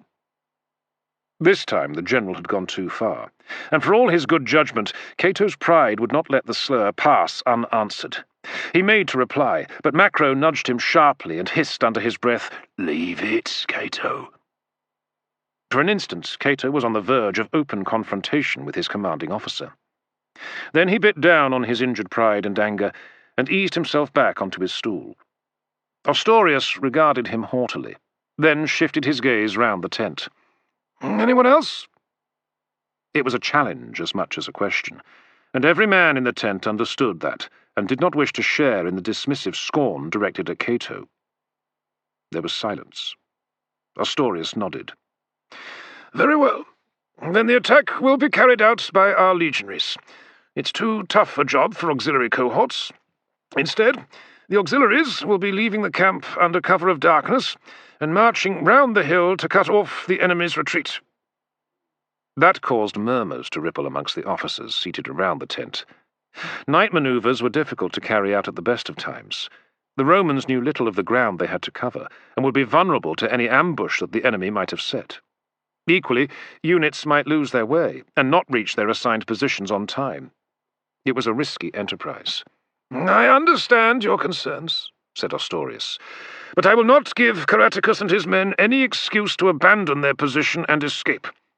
If that happens due to the negligence of any officer, then be sure that they will be answerable to me, and to the Emperor. Every man will do his duty. You will be given your orders as soon as my clerks have them ready for distribution. You are dismissed, gentlemen." He returned to his desk at the far end of the tent, and sat heavily on his cushioned chair. His officers rose and shuffled towards the open tent flaps. Cato hung back, even now ready to try and dissuade his superior, until Macro muttered, "Don't do it, sir." Cato rounded on him and spoke quietly. "Why did you stop me?" "Oh, Jupiter have mercy. He was goading you. Surely you can see that. If you'd answered back, you would only have been playing into his hands and made yourself look foolish in front of the others." Cato thought briefly and nodded. "You're right. Thank you, Macro." As they left the tent, one of the general's clerks saw them and respectfully eased his way through the officers. "Prefect Cato, sir?" "What is it?" "A package of letters arrived with the reinforcements from the knights, sir. This one's for you." He held out a slim, folded leather case, fastened by the wax seal of the Sempronius family. Cato's name, rank, and the provincial headquarters of Camalodunum were written in a neat hand beside the seal. He recognized the writing at once as that of his wife, Julia, and he felt his heart give a lurch. "Thank you." He smiled at the clerk, who bowed and turned to find the next recipient of letters from the package. "Oh, from Julia?" asked Macro. Cato nodded. "Oh, then I'll leave you to read it. I'll be in the officers' mess." Outside the general's tent was an open area, bounded by the other tents that made up the army's headquarters. The area was lit by the flames rising from iron braziers. It was a warm night, and the only clouds in the sky were away to the west, leaving the stars to shine down unobstructed. It felt peaceful, and Cato was reminded of the last night he had spent with Julia in Rome, up on the roof terrace of her father's house. Even though it was winter, they too had been warmed by a fire, and each other, as they lay and gazed up at the heavens. He smiled fondly at the memory, before the familiar ache for her returned. Moving close to the glow of the nearest brazier, Cato held the letter up and touched the smooth wax around the impression of the Sempronius motif, a dolphin. Then he tugged the leather cover and broke the seal, carefully opening the cover to expose the sheets of papyrus inside. He angled them towards the flames and began to read. The letter was dated barely 2 months after he had left Rome, and had taken another 2 months to reach him. My dearest husband, Cato, I take this chance to write to you as an acquaintance of my father who is leaving for Britannia and knows of you has asked if he might carry a message from me to you. Time is short, so I fear I cannot express the emptiness in my heart that your absence causes. You are my all, Cato, so I pray daily for your safety and your swift return to me once you have completed your service in the army of Astoria's Scapula. I know that it may be years before we can be in each other's arms again, and I know I must be strong and constant in my affections, and I will be. And I would have you know that, with all my heart. The news in Rome is that Astorius is seeking an end to the campaign in Britannia to coincide with the end of his generalship. Father says that the Emperor has let it be known that such a victory is worthy of an ovation. Inevitably the senators will vote accordingly. If so, then you are sure to be amongst those officers honoured alongside Astorius in Rome. I pray so. It is no more than you deserve for your service to the Emperor.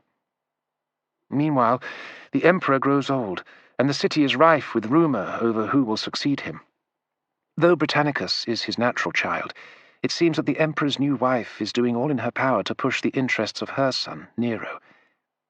I cannot say I care for him. He lavishes praise and affection on his adoptive father, way beyond the bounds of sincerity.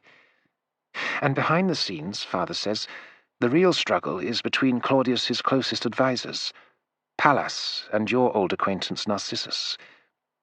When there is a new emperor, one of them is not likely to survive the event. But I grow weary of politics, especially as I have been writing this while steeling myself to give you news of more import to the two of us. Father and I have found a house on the Quirinal that will suit us. No palace, to be sure, but large and airy, with a small garden courtyard.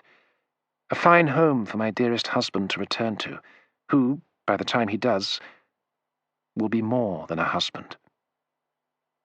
My darling Cato, I am with child. I am certain of it. Our child.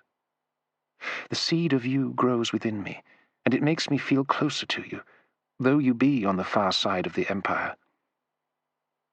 I must finish this message now. The merchant is ready to depart. I send this, with all my heart, your loving wife, Julia. Cato felt a surge of ardour and affection swell in his heart. A child. Their child. It would be born in the autumn. Cato felt a sense of loss. He would not be there with Julia when the child came. In fact, it was likely that he would not see the child for some years. The moment passed, and the prospect of being a father lifted his spirits beyond all measure, and banished all thought of weariness and the coming battle. He reread the letter, this time savouring every phrase, every word, hearing Julia speak them in his mind. At length he refolded the letter and replaced it in its cover before carefully tucking it into his belt. He must tell Macro. He had to share his joy, and they must celebrate. The tent set up for the army's officers was a short distance from headquarters, and as Cato strode towards it, he could hear the sounds of laughter and the hubbub of lively conversation. He was surprised, given the dour mood in the general's tent shortly before. Perhaps the officers were drowning their anxieties in wine and the sweet beer brewed by the natives that had become popular with the soldiers serving in Britannia. Ducking through the tent flaps, Cato was enveloped in the warm fug inside. The smell of drink mingled with the men's sweat and the acrid odour of wood smoke. The sound of men's voices was deafening, but Cato's attention was instantly drawn to the individual who dominated the scene.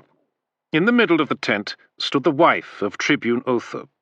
She was surrounded by younger officers and a handful of older veterans, somewhat sheepishly enjoying the rare charm of a woman's company. She had just finished some remark, and the men around her roared with laughter. At her side, his arm lightly about her waist, stood Otho, beaming with pleasure. And who is this dashing character? Cato's gaze flicked back to Poppaea, and he saw that she was smiling at him.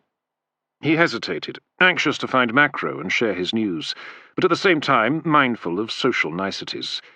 He approached the woman, and the officers parted before him until he took her hand and bowed his head.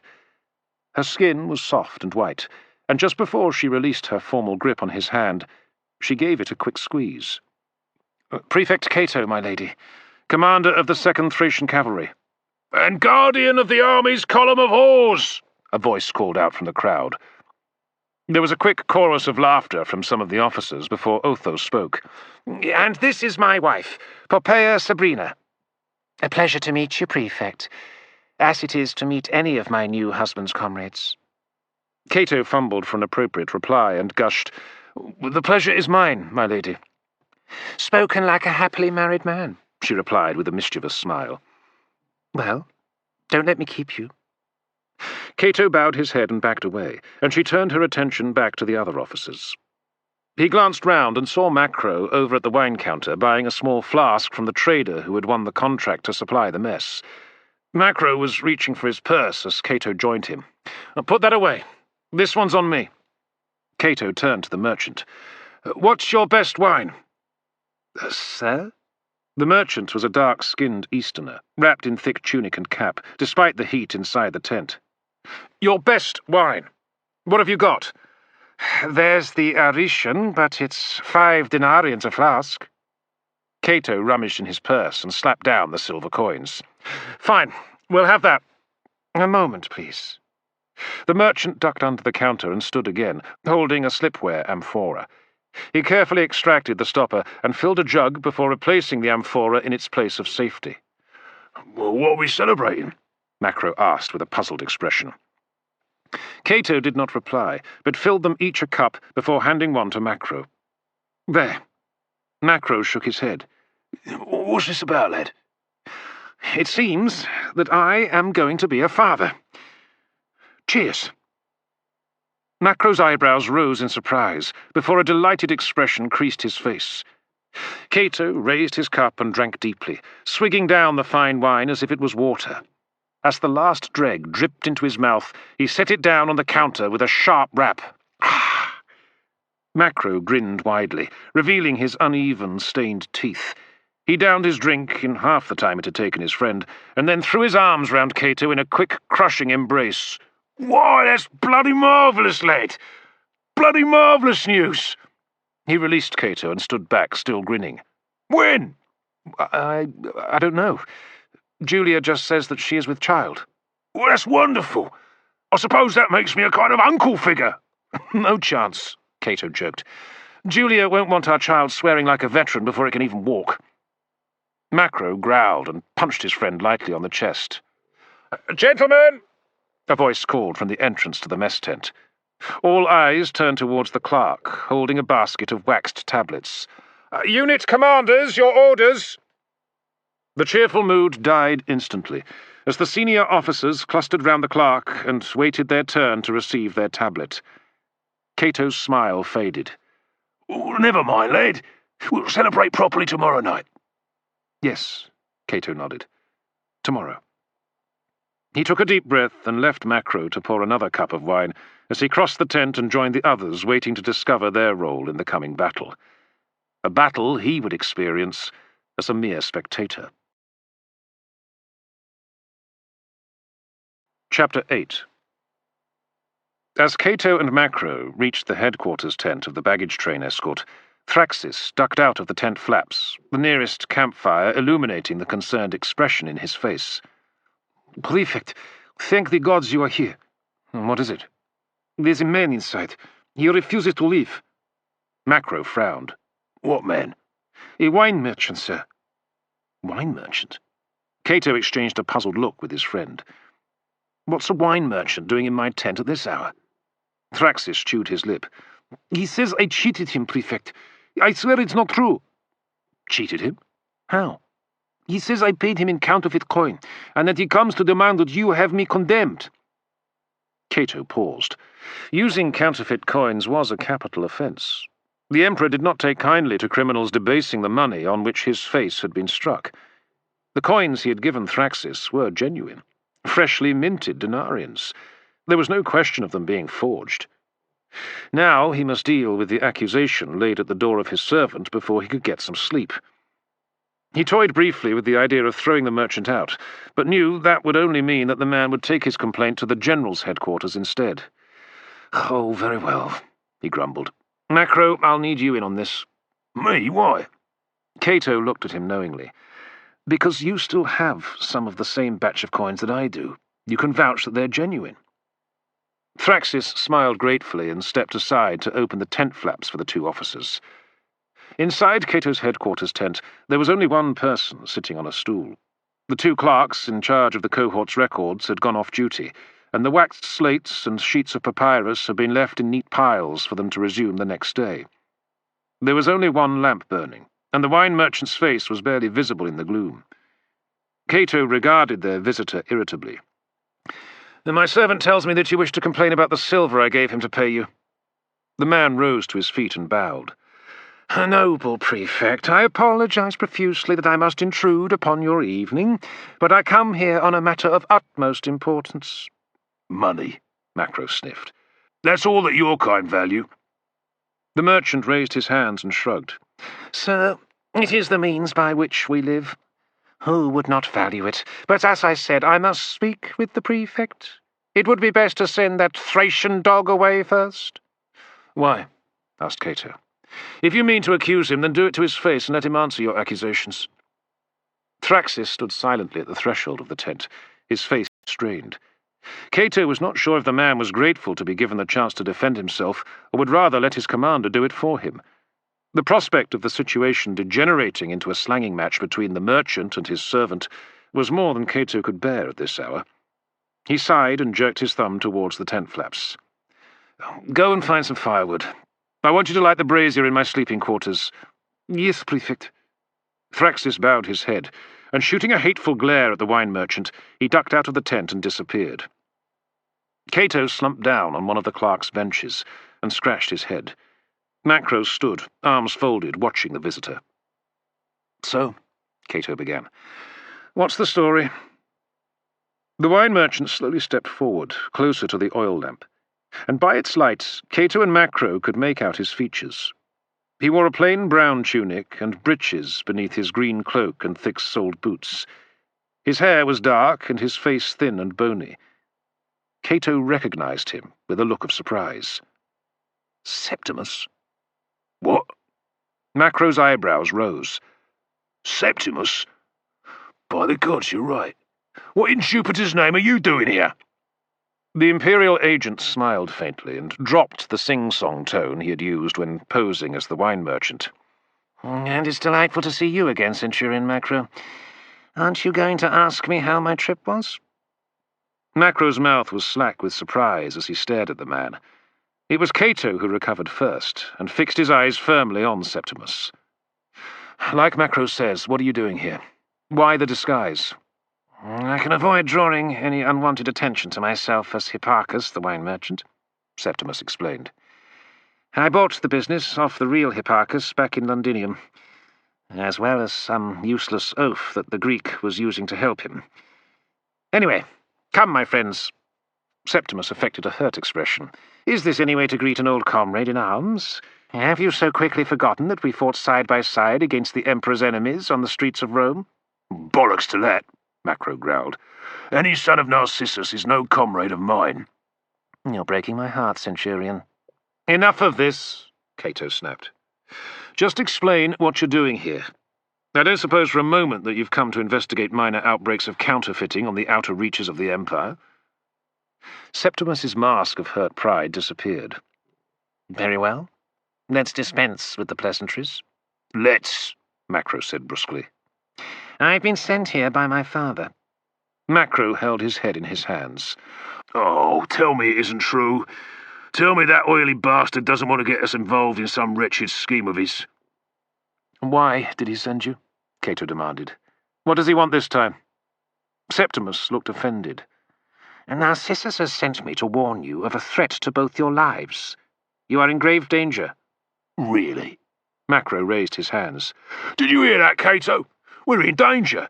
Here, in the heart of enemy territory on the eve of a battle. In danger. Who'd have believed it?" He turned back towards Septimus. "It is the Imperial Intelligence Service you both work for, innit? Seems to me like you lot need to find yourselves a new title." "Ha ha," Septimus responded flatly. Much as I enjoy the sophisticated repartee of you soldiers, the hour is late and time is short. It would be best to discuss the matter at hand. Cato nodded and crossed the tent to close the leather flaps, and then did the same for the entrance to his personal tent. There was another entrance that Thraxis could use when he returned with the wood to build a fire in the brazier. Speak, then. Septimus settled onto a spare bench and collected his thoughts. 4 months ago, we took one of Pallas's agents off the street. We'd been following him for several days and noting that he had been to see a number of interesting characters in the city. Narcissus thought it was time to bring him in so we could have a quiet word. Cato did not have to imagine too hard the full meaning behind the euphemism, and felt a chill in his spine as Septimus continued. In the course of our conversation with this man, Musa was his name. Was? Macro arched an eyebrow. Septimus shot him a look. He is no longer relevant. Anyway, Musa revealed that Pallas had dispatched an agent to Britannia to find and kill you two. As soon as Narcissus heard that, he sent me here to warn you. We're touched, said Macro. How considerate of him. Cato stroked his chin and then shook his head. 4 months ago, you said? Then it's taken you quite a time to reach us to pass on the warning? It was a long journey. There were storms holding the ships back at Gisoriacum. It took me a while to track you down once I landed in Britannia. Septimus shrugged. What can I say? Cato smiled slightly. The truth would be nice. The truth is rarely nice. Trust me, I know. Trust? Cato shook his head. That's worth more than gold in this world, Septimus. It has to be earned, and Macro and I have done more than enough to earn it. So speak plainly. Why did it take so long for you to tell us about this threat? Septimus stared back, then took a deep breath before he spoke. Narcissus believes that Pallas's agents are here, and that they're plotting to undermine the establishment of a province in Britannia. I was to try and uncover the full extent of Pallas's plans, as well as passing on my father's warning to you. Oh, that's more like it. Macro patted Septimus on the back. See? Speaking the truth doesn't hurt. Try telling that to Musa, said Cato. Not that there's any chance of that now, right? Septimus pursed his lips and gave a shrug. So what have you discovered? Cato demanded. Precious little, actually. I don't know who the other side's agents are, nor how many of them are here. I do know that one of them arrived in Britannia recently, the one who has been sent to deal with you and Macro. I haven't yet discovered his identity. Meanwhile, be on your guard. The moment I discover who he is, I will let you know, and you can deal with him. Deal with him, Cato repeated slowly. I see. This is the real purpose of your contacting us. Not to warn us, but to enlist our help. Narcissus wants this agent taken out of your little game, and we're supposed to help you, is that it? Septimus smiled. Well, it wouldn't hurt for you to assist my father, even if only to save your own necks. Macro let out a deep sigh of frustration and anger. Oh, let's throw this little snake out of here, Cato. We're done with Narcissus. We're back in the army now. All this bollocks about agents and threats is nothing to us. That's over.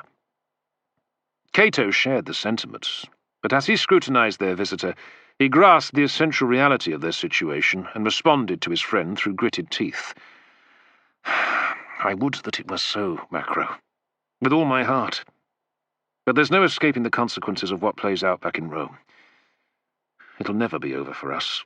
Not until Pallas or Narcissus falls from grace. And when that happens, you can be sure that anyone even remotely connected with the loser is going to pay a heavy price. Isn't that right, Septimus?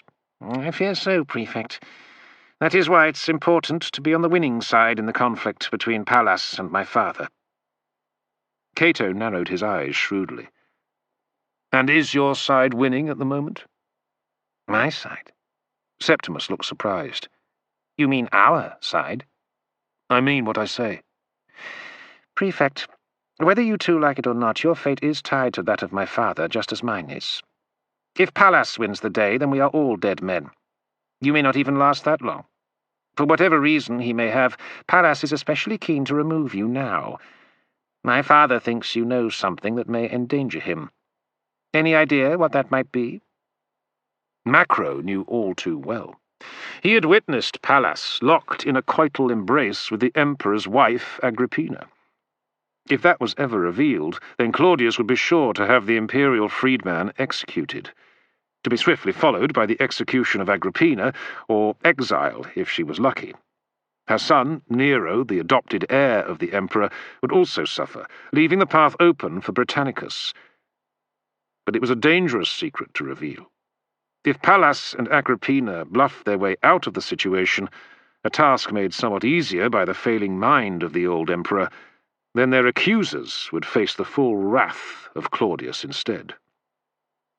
"No," Cato answered for them both. "We don't know. We can't help you." A pity. But it changes nothing. Pallas still wants you dead. "We can look after ourselves." I'm sure you can, to a degree.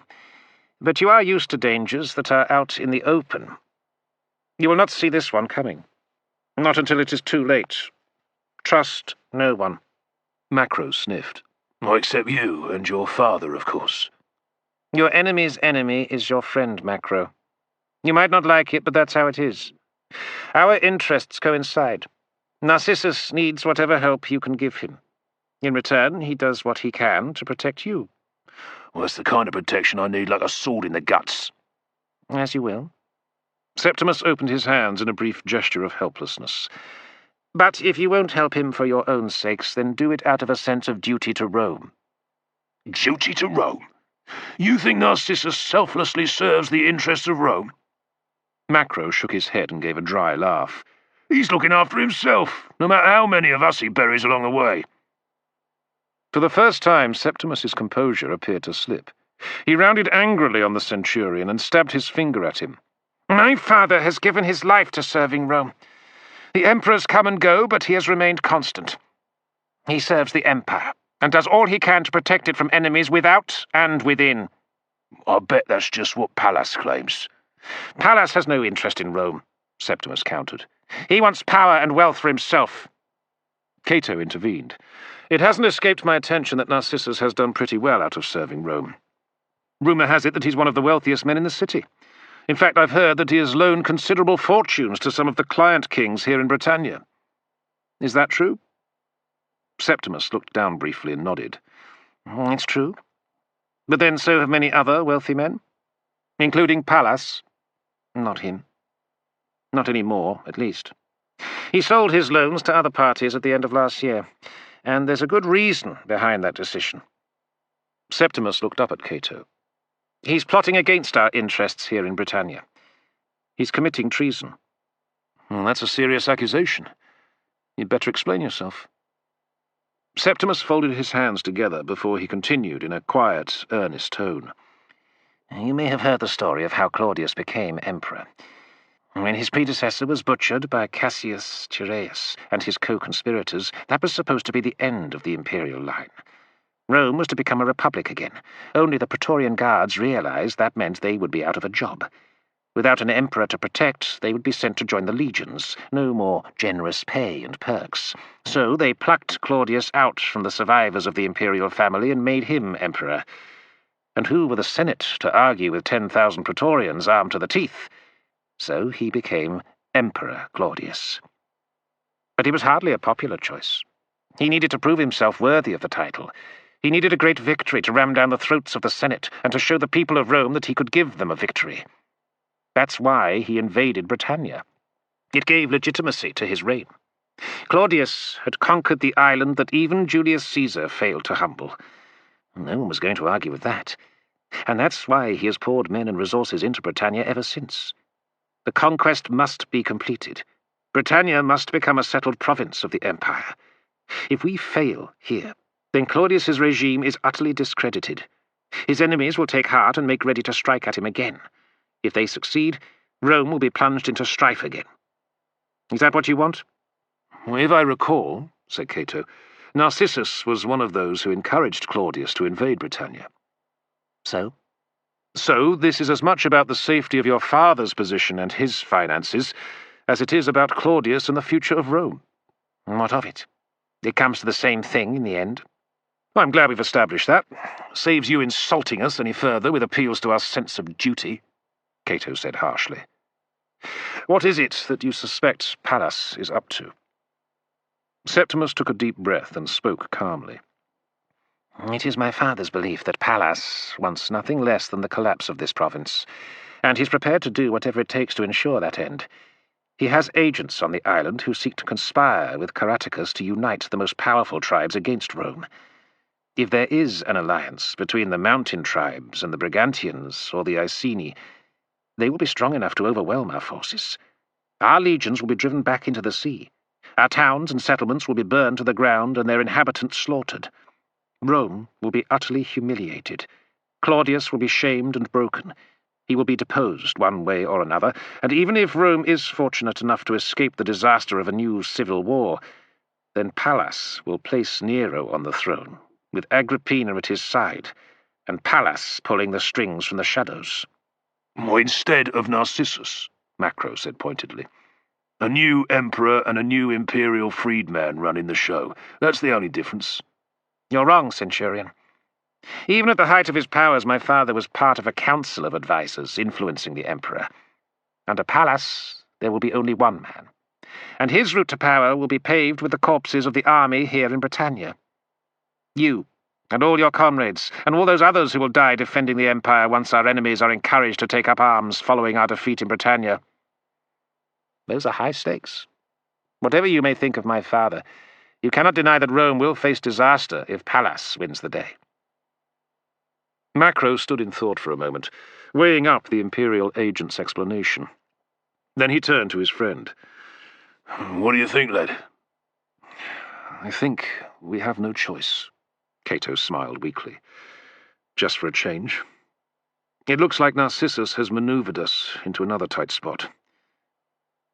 Tell me, Septimus, and speak truthfully, did he know what he was sending us into when we were posted to Britannia? Was this part of his plan all along? No. You have my word.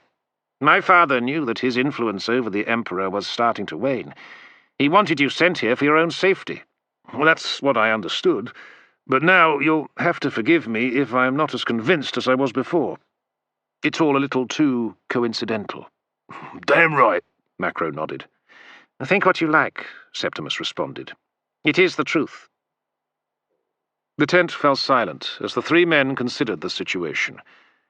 After some time, Cato stirred and folded his hands together.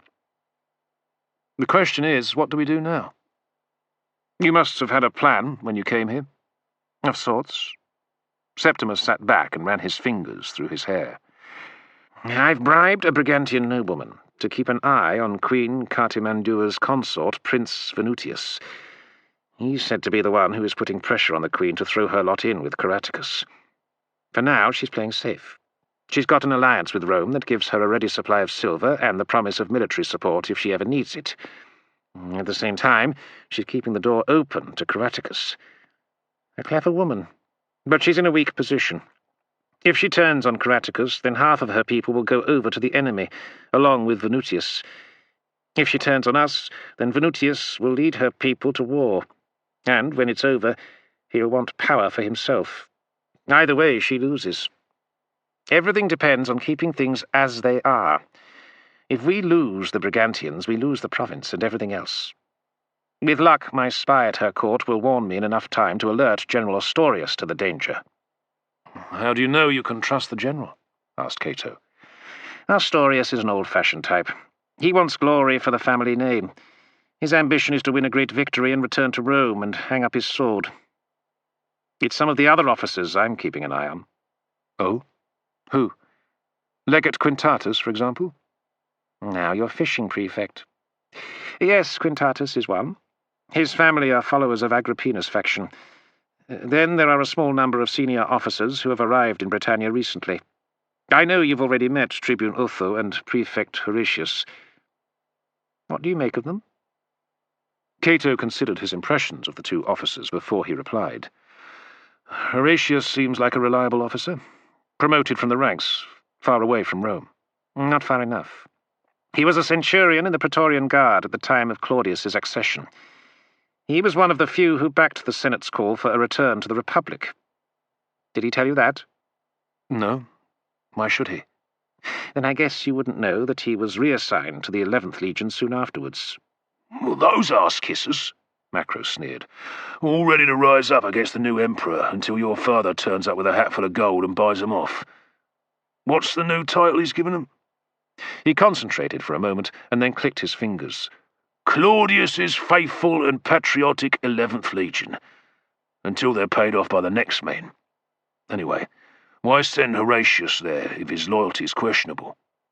Best to keep all your potential troublemakers in one spot. Macro pursed his lips. Oh, I see your point. I'm not convinced he's our man, Septimus resumed, but he's worth keeping an eye on. The more interesting character is Tribune Otho. His father was promoted to the Senate by Claudius and has proved himself trustworthy. The son, however, has become a close friend of Prince Nero. Well, sounds like our man, said Macro. Cato cleared his throat. Are you forgetting that I saved Nero's life? He said he would repay the debt one day. Perhaps I'm not in so much danger as you imply, Septimus. That was when you were serving undercover in the Praetorian Guard. Nero had no idea you were spying on behalf of Narcissus. I doubt he would even remember you now, Prefect. Besides, Nero is merely a figurehead. Pallas is the real danger. I doubt he will let some small obligation like that stand in the way of having you killed. They heard movement in Cato's tent as Thraxis returned with the firewood and started to build it up in the brazier. Septimus stood up. I have to go. I have a report to write to my father. I'll let him know I've appraised you of the situation, and that you're prepared to work with me to foil Pallas. Now, wait a minute, Macro started. He's right, Cato interrupted. We have to, Macro. For all our sakes. Macro opened his mouth to protest, then snapped it shut and shook his head. If you need to contact me, Septimus spoke quietly, ask for Hipparchus, the wine merchant. That's my cover. I'll be remaining with the army for a few days and will send word to Rome of Caratacus's defeat. If he is taken or killed, then Pallas's scheme will be dealt a grievous blow. I hope you have the chance to report a defeat, said Cato. Caratacus may defy us yet. I shall pray for victory, Septimus said simply. Then he clicked his fingers as if recalling something. One final thing I meant to ask. Senator Vespasian, you know him well? The two officers exchanged a glance. We've served under him, said Cato. A damn fine officer, Macro added. One of the best legates there is. Septimus smiled. So I gather. There's no doubting his soldierly qualities. I was more curious about the scale of his ambitions. Did he ever mention his plans for the future in front of you? No, Cato replied firmly. And he would be mad to. Why do you ask? The Imperial agent pursed his lips. It's as well to keep an eye on the more promising military commanders, and their families in some cases. Take his wife, Flavia, for example. What about her? Asked Macro. Your paths may have crossed at some point. He turned to Cato. And you certainly knew her in your youth, both at the palace and when you encountered her again when you joined Vespasian's legion in Germany. Cato nodded casually. That's right. What do you make of her? I've never given it any thought. She was the wife of the legate, that's all. Septimus stared at him and then shrugged. Fair enough. Just wondered. I'll leave you in peace now. Bowing his head and speaking loudly, he backed towards the tent flaps. 1,000 apologies, Prefect. It was my mistake. I should never have accused your servant. I will send you a jar of my best wine to make amends. I bid you a good night, and may your fortunes prosper in tomorrow's battle. He passed out between the tent flaps and disappeared. Macro looked at Cato in despair. Oh, you cannot be serious about working with... Shh, Cato warned him. A moment later, the flap to his private quarters rustled aside, and Thraxis poked his head through. Prefect, the fire is lit. Thank you. Thraxis remained where he was and cleared his throat. Is there anything else? Asked Cato. I overheard the wine merchant as he left, Prefect. I take it you have resolved the matter? I did. A simple misunderstanding. He'd mixed up your coins with those of another customer. You have nothing to be concerned about, Thraxis. The servant sighed with relief before he asked, Do you wish me to bring you anything to eat or drink, Prefect? No, we're turning in. I shall wear my new mail vest in the morning. Be sure that it's laid out with the rest of my kit. Yes, Prefect. Then you may go. Thraxis saluted and ducked away. They waited a moment before Macro spoke in an undertone. As I was saying, we'd be mad to let ourselves get lured back into working for Narcissus. Macro, we have little choice. Just because we don't want to be involved in the struggle between Narcissus and Pallas doesn't mean that they won't involve us. Now it seems they have. If Pallas is a threat to us, we can't just ignore it. And if Septimus is telling the truth about the wider situation, then we're in even bigger danger, and everyone else in the army along with us. Or if he's telling the truth. Can we take the risk that he isn't? Macro gritted his teeth. Fuck. Fucking Narcissus. That bastard sticks to you like a dose of the clep. We ain't ever going to be free of him, are we? He added miserably. Nor, it seems, is that poor sod Vespasian. Nor his wife. What was all that about Flavia? I've no idea, Cato shrugged. Chin up. We might finally get shot of Narcissus, depending on how tomorrow works out. Oh, great. Thank you for being such a cheery sod, Macro grumbled, as he turned towards the entrance to the tent. Just what I needed before I hit the sack. Cato watched him until he was out of sight. Then he stood up, closed his eyes, and stretched out his arms and cracked his shoulders. Macro was right. There was much to think about. Much to worry about. But before that, there was a battle to fight. Chapter 9. There we go, Macro said, as the headquarters trumpets sounded, the flat notes echoing back off the cliffs on the opposite side of the river. Before the sound had died away, they saw the men of the artillery batteries throw their weight against the locking levers. An instant later, the arms of the ballistas snapped forward, releasing their deadly heavy bolts in a shallow arc towards the enemy defences. Behind the ballistas were ranged the catapults, throwing their rounded stones in a much higher trajectory. The artillery had been set up on a platform constructed by engineers during the night, high enough to prevent any stray missiles ploughing through the ranks of the legionaries formed up a short distance from the river. General Astorius had placed the 20th Legion, his strongest, in the front line. The second line comprised the 14th and the detachment from the 9th. For the first time since the garrison of Brusium had joined the army, Cato was able to see the legions arrayed for battle. Many cohorts were clearly under strength. Some fielded less than half the men they should have. He estimated that there were no more than 7,000 in all. From what he had seen of the enemy forces, it was clear that the legionaries were outnumbered. Worse still, the enemy had the considerable advantage of defending the high ground.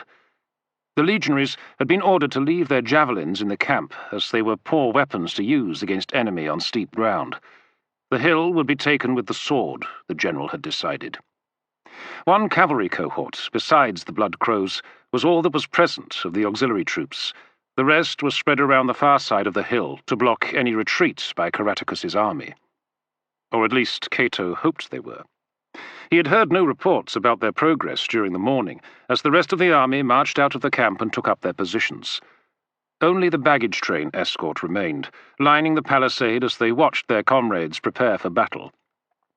Overhead, the clear sky that had greeted them at dawn was starting to cloud over ominously, and the air stirred in fluky breaths of wind. A large number of camp followers had climbed onto a nearby knoll, overlooking the section of the river where the legions would cross. Some had taken food and wine to consume as they watched the fighting. "They're going to get us soaking," Cato remarked. Children chased each other up and down the gentle slope, or sat and made daisy chains. It was little different to the crowds that went to see the gladiator games, Cato mused, only on a vastly different scale. There was one other crucial difference. If the battle went against the Romans, the spectators would be put to the sword alongside the legionaries. He looked at the children again. Many of them would be the offspring of soldiers, and he wondered how many would end the day as orphans. The crack of the catapults drew Cato's attention back to the river, and he watched as the shot flew up in an angled trajectory before seeming to hang motionless for an instant, then plunging down onto the enemy's defences. It was hard to gauge the impact on the native warriors, as they had all gone to ground the moment the Roman artillery went into action. Before that, they had lined their defences shouting insults at the legions, waving fists, brandishing weapons, and a handful even baring their buttocks in a crude display of defiance. As soon as the first bolts shot across the river, they dived down, and the steep slope, which had been alive with cavorting warriors, suddenly seemed quite lifeless and still. Those behind the second line of defences soon realised they were out of range and safe for the moment, and slowly reappeared and gazed down on the scene below. The iron heads of the bolts clattered against the rocks in the barricades and buried themselves in the soil of the hillside. Most of the rocks thrown by the catapults seemed to do just as little damage as they thudded to the ground. A few landed close behind the barricades, where the enemy were taking shelter, and Cato could well imagine the carnage that would result. Skulls and bodies crushed into a bloody pulp by the impact. However, the main purpose of the barrage was not to batter the enemy defences. A siege train would be required for that. Rather, it was intended to force the warriors to keep their heads down while the legions crossed the river and climbed towards the barricade. Only as they approached the first line of defences would the barrage cease. Then, a deadly hand-to-hand engagement would follow. Cato raised his gaze and saw the standard of Caratacus flying above the second line of defences, and there, standing on a boulder, hands on hips, was a tall warrior with fair hair and beard flowing from beneath his gleaming helmet. Cato pointed him out. "Shame we haven't got the range. One lucky shot, and it'd be all over." "What do you think?" Macro said doubtfully. "Most of the barbarians on this island seem to hate our guts. One more or less isn't going to make a difference." "Well, that particular Briton is the man who's been fighting us for the best part of a decade. He's inspired tens of thousands to follow him, even though we have defeated him time and again and driven him back into these mountains. Even here, he has taught the Silurians and Ordovicians into becoming allies under his leadership. If there had been no Caratacus, then our problems here would have been over long ago." Macro glanced at Cato. "There was a time you admired him." "I used to. That was before he came between me and my wife, and the child she is carrying. Now all I want is for this to be over so I can return to Rome, to the first home of my own." "Well, you miss the army, and you'd make a lousy civilian." "You once said I'd never make a decent soldier." "I did." Cato nodded. Macro raised his eyebrows. "Seems I can be wrong about some things." A shrill note sounded, and the signal was taken up by the horns of the 20th Legion. Cato and Macro unconsciously leaned forward slightly as the gleaming helmets and armour of the leading ranks rippled forward, marching towards the fast-racing waters of the ford. The eagle standard and the staff bearing the image of the Emperor advanced side by side above the tips of the javelins. It was a stirring sight, as Cato always found, but he could not put aside his growing sense of anxiety over the wisdom of a frontal attack. A light pinging noise distracted him, and the breeze suddenly strengthened. He glanced up and blinked as the first drops of rain struck his face and glanced off his helmet and armour. The clouds that had come up from the east now hung over the hill and edged towards the Roman camp, blotting out the sun. A vast shadow crept over the ground before the camp, and then engulfed Cato and Macro on the gate tower as the rain started to fall in earnest. "It's a wonder this bloody island manages to stay afloat," said Macro, as he pulled his cloak about his shoulders. Cato made no comment as he watched the first wave of legionaries wade out into the river. The pace of the advance slowed to a crawl as the heavily armoured soldiers lifted their shields clear of the water and began to struggle to keep their footing. On the far bank, Cato could see the faces of the enemy peering over the barricade as they watched the progress of the Romans. All the while, the artillery continued hurling their missiles across the river, pinning the warriors down. The surface of the river was churned into white spray as the legionaries edged towards the far bank. At length, they reached the line of sharpened stakes and slowed down still further as they started to thread their way through the obstacles. It was then that Caratacus sprang his first trap. The deep blast of a Celtic war horn echoed from the slopes of the hill, and figures sprang up from the grass along the bank of the river. At first they seemed poorly armed, half naked, with no helmets, shields, or spears. Then Cato saw one of them raise his hand and twist it rapidly above his head. Slingers. The range was no more than 30 paces, and the targets floundering amid the stakes would be impossible to miss. The first shots struck home with a sharp rattle that could be heard even from the gate tower of the camp, and Cato and Macro saw the first men go down, crashing into the shallows. Those who had been knocked senseless disappeared beneath the surface of the water, dragged down by the weight of their armour and creating a fresh obstacle for their comrades. The men of the 20th raised their shields to protect themselves, and struggled on into the hail of stone and lead shot hurled in their faces. "A nasty surprise, that," Macro commented. "But it won't hold the lads back for long." "No, but it will shake them. First round to Caratacus, I think." As the first legionaries struggled out of the water onto the bank, the slingers began to back off, keeping a safe distance as they continued to pelt their foes. One of the Romans, enraged, surged forward, clambering up the slope a short distance before his Centurion bellowed at him and waved him back. But it was too late. His shield could only offer protection to the front, and at once he was caught from the sides, the first shot smashing his knee so that he stumbled and fell. Unable to get up, he was struck again, and fell senseless into the grass. Macro hissed, "Stupid bloody fool." The Centurions and Optios steadily formed men into their units as they emerged from the stake-strewn shallows, and as soon as the 3 leading cohorts were in line, they began to advance up the slope. The slingers retreated before them, keeping their distance. All at once, Cato saw one of them fly backwards a short distance, pinned to the ground by a wooden shaft. "They've been forced back into the artillery's killing zone." "Good." Macro thumped his right hand into the palm of the other. "Well, let's see how the bastards like a taste of their own medicine." More of the slingers were struck down, some by the catapult shot falling short of the first line of barricades. It was as if they had been smashed into the ground by an invisible giant fist, Cato thought, like the wrath of Jupiter, best and greatest. It couldn't go on, however, for risk of shot falling amongst the leading ranks of the 20th, and a horn sounded to cease the bombardment. The last of the catapults and ballistas cracked, and the crews stood by their weapons to wait for further orders. On the far bank, the slingers scurried over the barricades, passing between the ranks of warriors who had risen from cover now the danger from the Roman artillery had passed.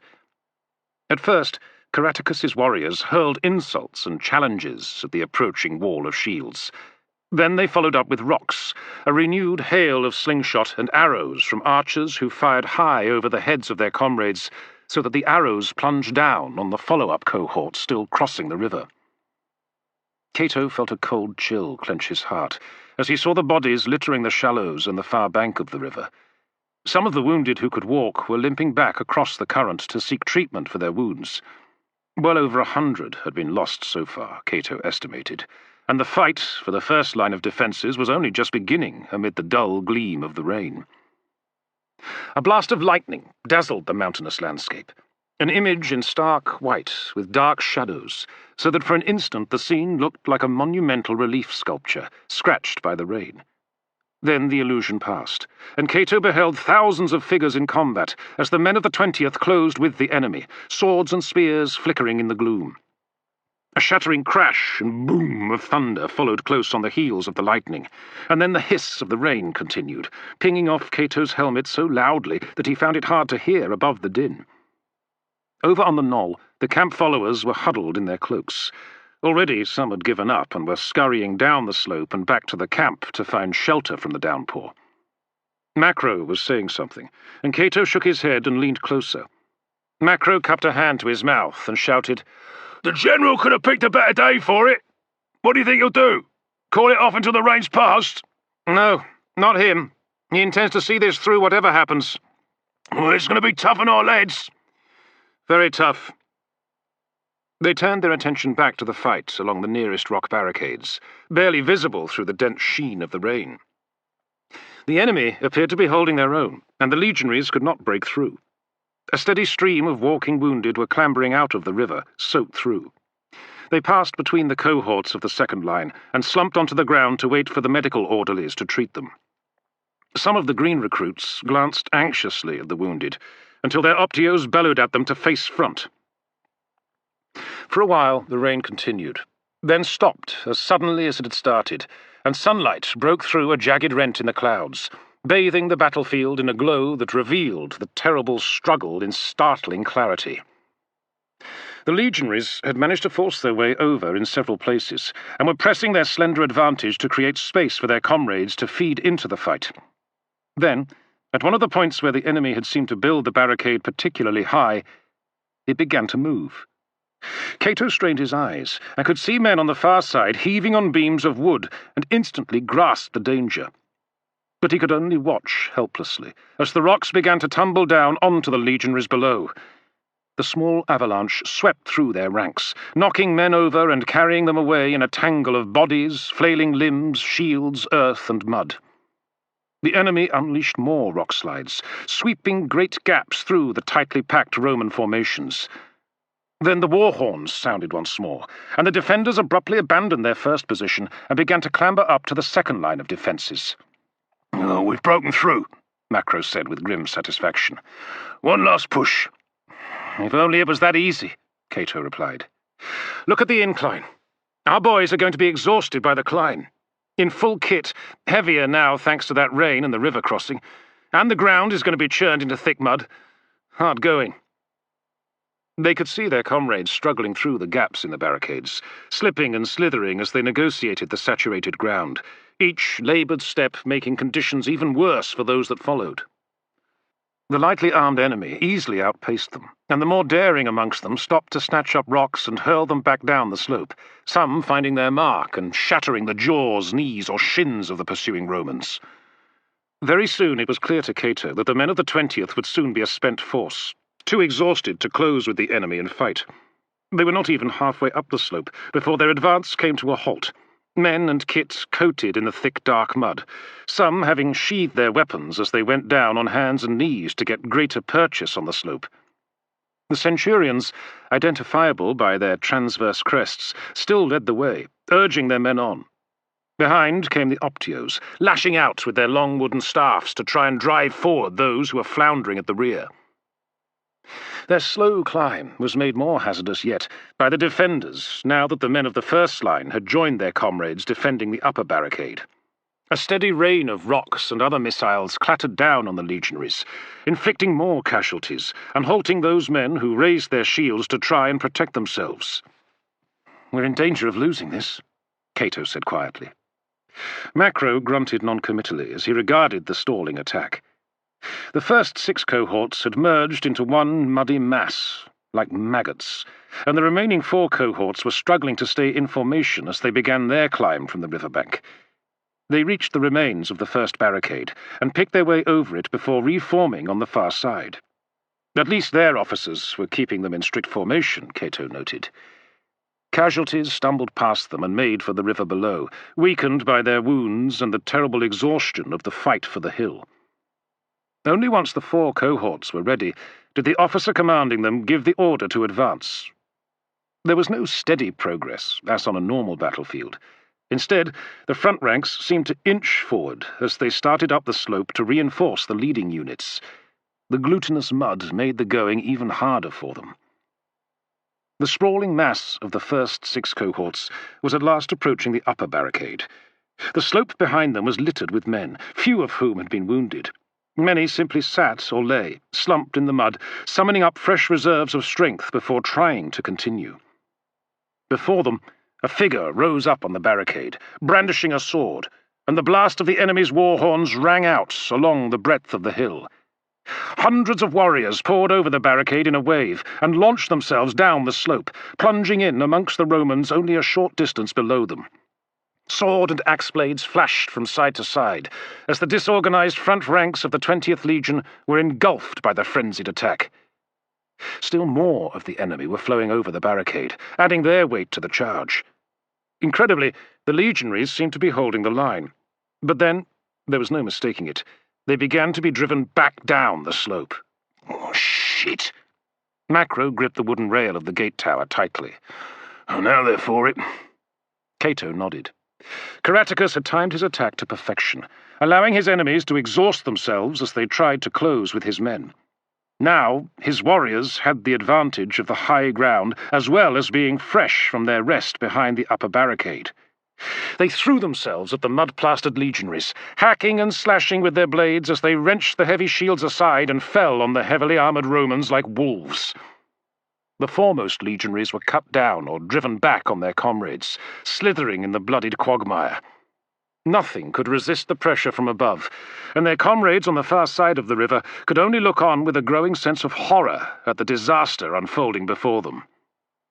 The worst of it was yet to come, Cato knew, as the last 4 cohorts became entangled with the retreating men from the first wave. More legionaries stumbled and slid back, until the entire legion was swiftly turned into a leaden mass of armoured men flailing in the mud. The enemy pressed their advantage home, thrusting the Romans down the slope, falling on any legionary who had tumbled to the ground, and hacking him to death without mercy. Macro thrust his arm out towards General Ostorius and his command party, watching the battle from the calm refuge of the near bank. "Well, for pity's sake, why doesn't he sound the call?" "I don't know," Cato muttered. "I don't know." All semblance of cohesion had disappeared. There was no hope of forming up around the standards or centurions, as the legion was pressed back relentlessly. Then, at last, the shrill call ordering the retreat sounded from the cornice to one side of the general and his officers. The men of the 20th responded to the signal at once, clambering down the hill to the river. As they fell back, a roar of triumph welled in the throats of the native warriors pursuing them. Small knots of legionaries kept their face to the enemy and tried to hold some semblance of a line as they covered their comrades. As the first of the men reached the riverbank, they picked their way through the remaining stakes in the shallows and began to wade to safety, no longer even able to hold their shields overhead to save them from the water. Some were lost, as the current tore them from the exhausted grip of their owners, and they sank from sight, tumbling over and over in the river, occasionally throwing an edge above the surface before being rapidly borne away again. The first men began to stagger up onto the near bank and collapse on the wet grass, gasping for breath. Others helped wounded comrades to make the crossing before slumping down beside them as soon as they reached solid ground.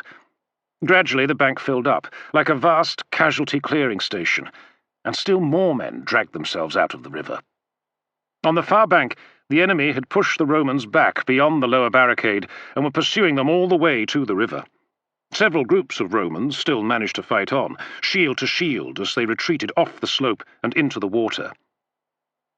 The sudden crack of the ballistas made Cato flinch. He had been so absorbed by the scene that he had not noticed the crews making their weapons ready to resume the bombardment. Iron bolts shot across the river, over the heads of the scattered legionaries churning through the water. The missiles fell amongst the enemy, slamming men into the ground, pierced through. The catapults joined in, lobbing lethal rocks into high arcs that added to the enemy's casualties. A moment later, the war horn sounded, and the enemy began to break off, scrambling back up the slope to the cover of the first line of defences. Soon, the last of them had gone to ground, and the side of the hill lay almost still. Only the wounded still moved, writhing pitifully amid the glistening mud, tussocks of grass and grey rocks. Cato could see that there were still some Romans alive there, who had somehow escaped the attentions of the enemy during their wild charge. The fighting had stopped, and the last men of the 20th made their way back to the near bank. The ballistas and catapults kept up their work for a little longer, before being ordered to cease shooting. Then, an awful stillness and quiet seemed to hang over the scene, as if both armies were giant fighters, bloodied and bowed, breaking away from each other a moment to draw breath. A handful of figures broke cover on the far side of the river and scurried out to retrieve their wounded, and cut the throats of any living Romans they encountered. They were too few and too far away for accurate shots from the ballistas, and were permitted to go about their work unhindered. Cato felt the nervous tension that had gripped his body during the attack begin to drain away, and he found that he was sweating heavily, and he felt a sudden tiredness. He lowered his head and closed his eyes for a moment, relieved that the disastrous attempt to take the hill with a frontal assault was over. At length he took a deep breath, opened his eyes and looked up. The last men from the 20th had returned across the river, but they had not been allowed to rest. A staff officer was riding along the edge of the water, shouting orders and waving his arm frantically. The Legion's officers began to stir the men to their feet and march them away from the crossing. "What's going on there?" asked Macro. "I hope it's not what I think it is." Cato did not reply. He had guessed the general's intention, but prayed that he was mistaken. As they watched, the men drew aside, leaving an open stretch of ground in front of the combined cohorts of the 14th and 9th Legions. When the way before them was finally cleared, General Ostorius raised his arm and held it aloft for a moment, before dipping it towards the hill. The artillery crews sprang to their weapons, and the quiet that had settled over the battlefield was broken by the crack of the ballistas and the crash of the catapults' throwing arms. The cornus sounded the advance, and the order was echoed along the lines of fresh legionaries facing the river crossing. Then, sunlight gleaming off their helmets, they tramped forward, as neatly as if they were performing a drill on the parade ground. "What does the fool think he's doing?" Macro hissed. "What the fuck is Ostorius up to?" Cato shook his head. Madness. Cohort after cohort descended the gentle slope down towards the river, and from the far side came the jeers and challenges of the enemy, sounding more defiant than ever to Cato's ears. Abruptly, he turned from the rail and strode towards the ladder leading down to the ground. "Hey, sir!" Macro hurried after him and caught up with Cato as the Prefect swung himself onto the topmost rungs of the ladder. Macro stared down at him. "Where are you going?" "Someone's got to try and put a stop to this," Cato replied firmly, "before Ostorius turns defeat into a full-blown disaster." Chapter 10. Before Macro could protest further, Cato rapidly descended the ladder and trotted over to where Thraxis was holding his horse. Cato snatched up the reins and swung himself up into the saddle. With a kick of his heels, he turned Hannibal towards the gate and urged the animal into a gallop. The hoofs echoed off the wooden confines of the tower, and then he was pounding over the bridge, across the ditch, and down the slope towards the general and his officers. Cato resolved to do whatever he could to prevent Ostorius repeating the first futile attack, and sending more men to their deaths needlessly. The leading centuries of the 14th were already wading into the river, with Quintatus at their head. The legate drew his horse up in the shallows and swung himself down from the saddle to splash in the current.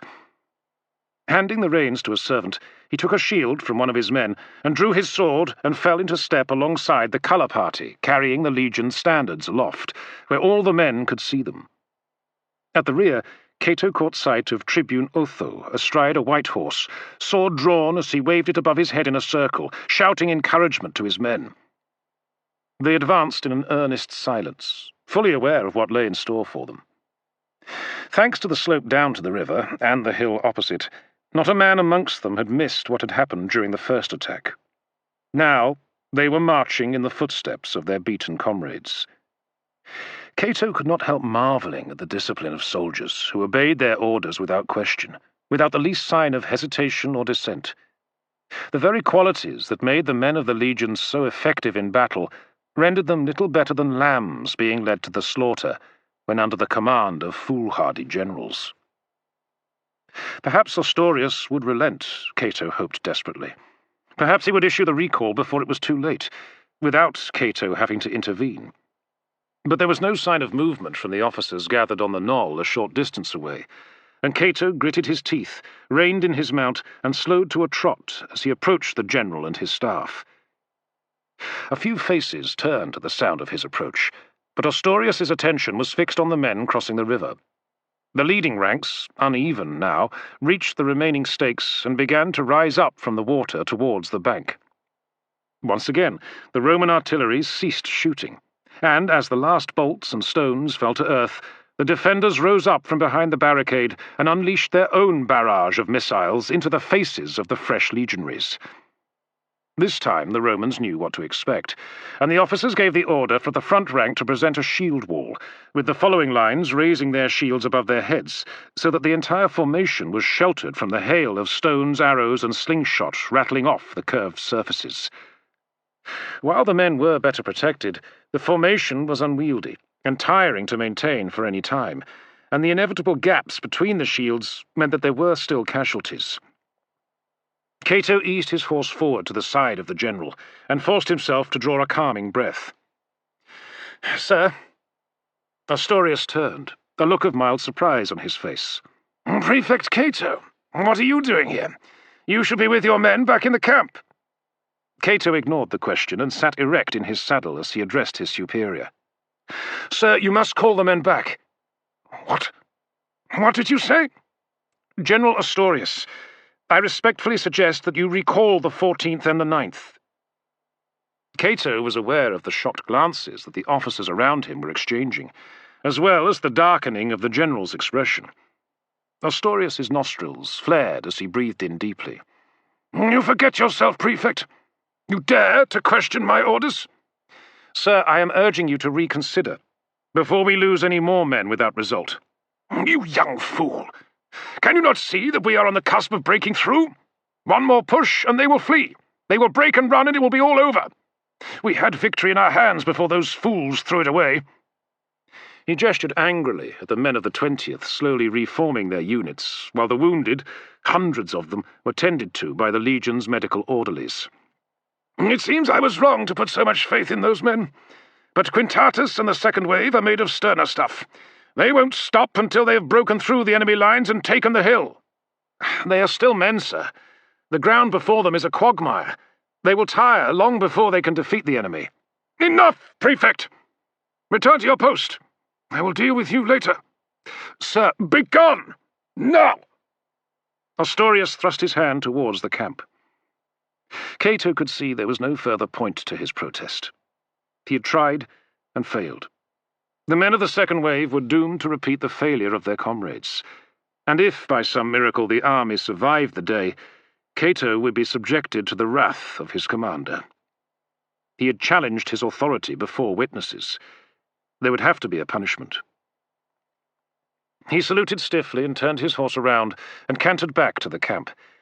By the time he had returned to Macro's side, the 14th had closed with the first barricade, and the two sides were locked in combat. Macro looked at his friend with a concerned expression. I take it the general wouldn't listen to reason? Cato shook his head. I had to try. Of course you did. Macro smiled sadly. And I bet you pissed him off. Oh, yes. There was nothing more to say, and they turned their attention back to the hill. The fighting was ferocious, with the more frenzied of the native warriors leaping onto the shields in a bid to smash gaps in the Roman line. But the legionaries held their discipline, and steadily forced their way through the gaps in the line created during the first attack. Inch by inch, they pushed Caratacus's men back. Then, as the horns sounded, the enemy broke off and clambered up towards the upper defences. That went better than last time, Macro commented. Well, there's still the slope to deal with, and more mud than ever this time. And more on the way. Cato pointed towards the top of the hill. The sunny interlude was about to come to an end. More clouds were edging in from the west, dark and threatening further rain. The first drops were already falling by the time the native warriors had reached the second barricade. Cato saw that their ranks had been thinned out by the fighting, and their leaders were pulling the men in from the flanks to oppose the Romans struggling up the slope towards them. Even as he watched, he saw small parties of men abandon the rocky outcrops and crags that towered either side of the contested ground, which seemed to provide the only practicable route for an attack on the hill. A fresh barrage of missiles struck the leading ranks of the 14th, as the shadow of the clouds cut off the sun, so that the gleam of their armour dulled. A fine veil of drizzle swept down the hill and covered the enemy, and a moment later the legionaries, who had reached the point where easy footing gave way to the glutinous mud. Yet still they advanced, clawing their way up towards the waiting Britons. There was no further doubt in Cato's mind. This attack would fail, just as certainly as the first. Caratacus had massed all of his men behind the barricade to make sure of it. Astorius would be defeated, his men spent, and when the news spread across the province, every native who still nurtured a hatred of Rome would rejoice. Many would be encouraged to take up arms, and those tribes whose neutrality hung in the balance might finally join Caratacus's alliance. The consequences appalled Cato. His mind worked feverishly as he surveyed the battlefield. Then he saw it. The faint trace of a path away to the left beyond the crags that flanked the battlefield. He felt his pulse quicken as he framed his plan. It flew in the face of common sense, and his duty to obey his orders. If he failed, then he would be killed. If he survived, it was likely that he would be ruined and discharged from the army. But neither of those possibilities took into account the likely defeat of Astorius's army. If that happened, then Cato and his men would die anyway. He made his decision and turned to Macro. "Have the men form up outside the south gate at once. I want the blood crows with their mounts." Macro stared at him in astonishment. "Cato, what are you doing?" "At the moment, nothing. Nothing to prevent the disaster that's going to happen over there." He jerked a thumb towards the hill. "But there is something we can do that might make a difference. Get the men formed up. That's an order." "Your orders are to guard the camp, sir." "Macro, I'm doing this on my own authority. There's no time to waste. Trust me and do as I say." Macro rubbed his bristly jaw and then nodded. "All right, you fool. The gods protect us." He turned and hurried to the ladder, and a moment later Cato heard him bellowing orders for the officers to summon their men. Cato took a last look at the hill. The 14th were no more than 150 paces from the upper barricade, and the rain was falling hard. There was still time to make a difference to the outcome, but only just. He thrust himself away from the wooden rail and descended from the tower and raced to his horse. The two cohorts of the escort detachment stood formed up outside the camp in the hissing rain. Cato noticed the curious and anxious expressions on many of their faces. Just over 200 soldiers in all, barely enough for the task he had in mind. But these men were battle-hardened, veterans all, and if anyone could turn defeat into victory, they could. Cato drew a breath and shouted to be heard above the rain. "There's no time to explain. We must move and move fast. You'll know exactly what is expected of you when we're in position. All I ask is that you fight like demons when the time comes. Second Thracian, 4th cohort of the 14th, advance!" Cato turned his horse and urged it into a quick walk as he led the men away from the camp. Ahead and to the right stood the knoll, on which a handful of civilians still stood watching the struggle on the other side of the river in despairing silence. Cato led his men, cavalry first and the 2 understrength centuries of legionaries under Macro, at a brisk pace round the back of the knoll and behind a thin belt of trees that ran along the edge of the river. Through the trunks he could make out the slow flow, pockmarked with ripples from the rain. The river was much deeper here, too deep to ford, yet he recalled from Astorius's briefing before the battle that there were a handful of crossing places unsuitable for a large-scale crossing further down. His plan depended on them not being guarded. If the enemy had not been recalled to the main body to help overwhelm the second attack, then Cato's plan would surely fail. Even if he could fight his way across the river, he might lose too many men to see his desperate scheme through. On the far bank, a short distance ahead, loomed the crags, grey and foreboding. The small column hurried on, passing by the crags until there, just beyond, the trees opened onto the riverbank, and a narrow track led down to the river where the water raced over shallows, foaming around the scattered rocks on the river bed. Cato threw up his arm to halt his men, swung his leg over the saddle horns, and dropped to the ground. Macro came trotting up, panting hard. "What is it?" "I need to see if the way is clear. Stay here. As soon as I give the command, get the men across as quickly as you can." Macro saluted, and Cato turned towards the river. He followed the track down to the water's edge and paused, looking across the narrow ford to the far bank. There was no sign of movement. Glancing upriver, he realized he could no longer see any sign of the battlefield or the camp, and nodded with satisfaction. Then, steeling his nerve, he began to wade across, eyes constantly scouring the crags and the slope to the left, where a steep track wound up towards the top of the mass of dark rocks. There was no sign of the enemy. Even though the water gushed around his calves, he found that his footing was good, and he was able to wade across with ease. At the midpoint, the water reached no higher than his thighs, and Cato breathed a deep sigh of relief as he splashed on, reached the shallows, and emerged dripping onto the far bank. At once he turned and cupped a hand. "Macro! Bring him over!" He beckoned with his arm in case his voice was lost in the sound of the rushing water. A moment later, the first of the blood crows appeared, slipped off their saddles and led their mounts into the river, not risking any injury to themselves or their horses from slipping on the stones carpeting the riverbed. Behind the cavalry came the legionaries, instinctively holding their shields high, even though it was raining.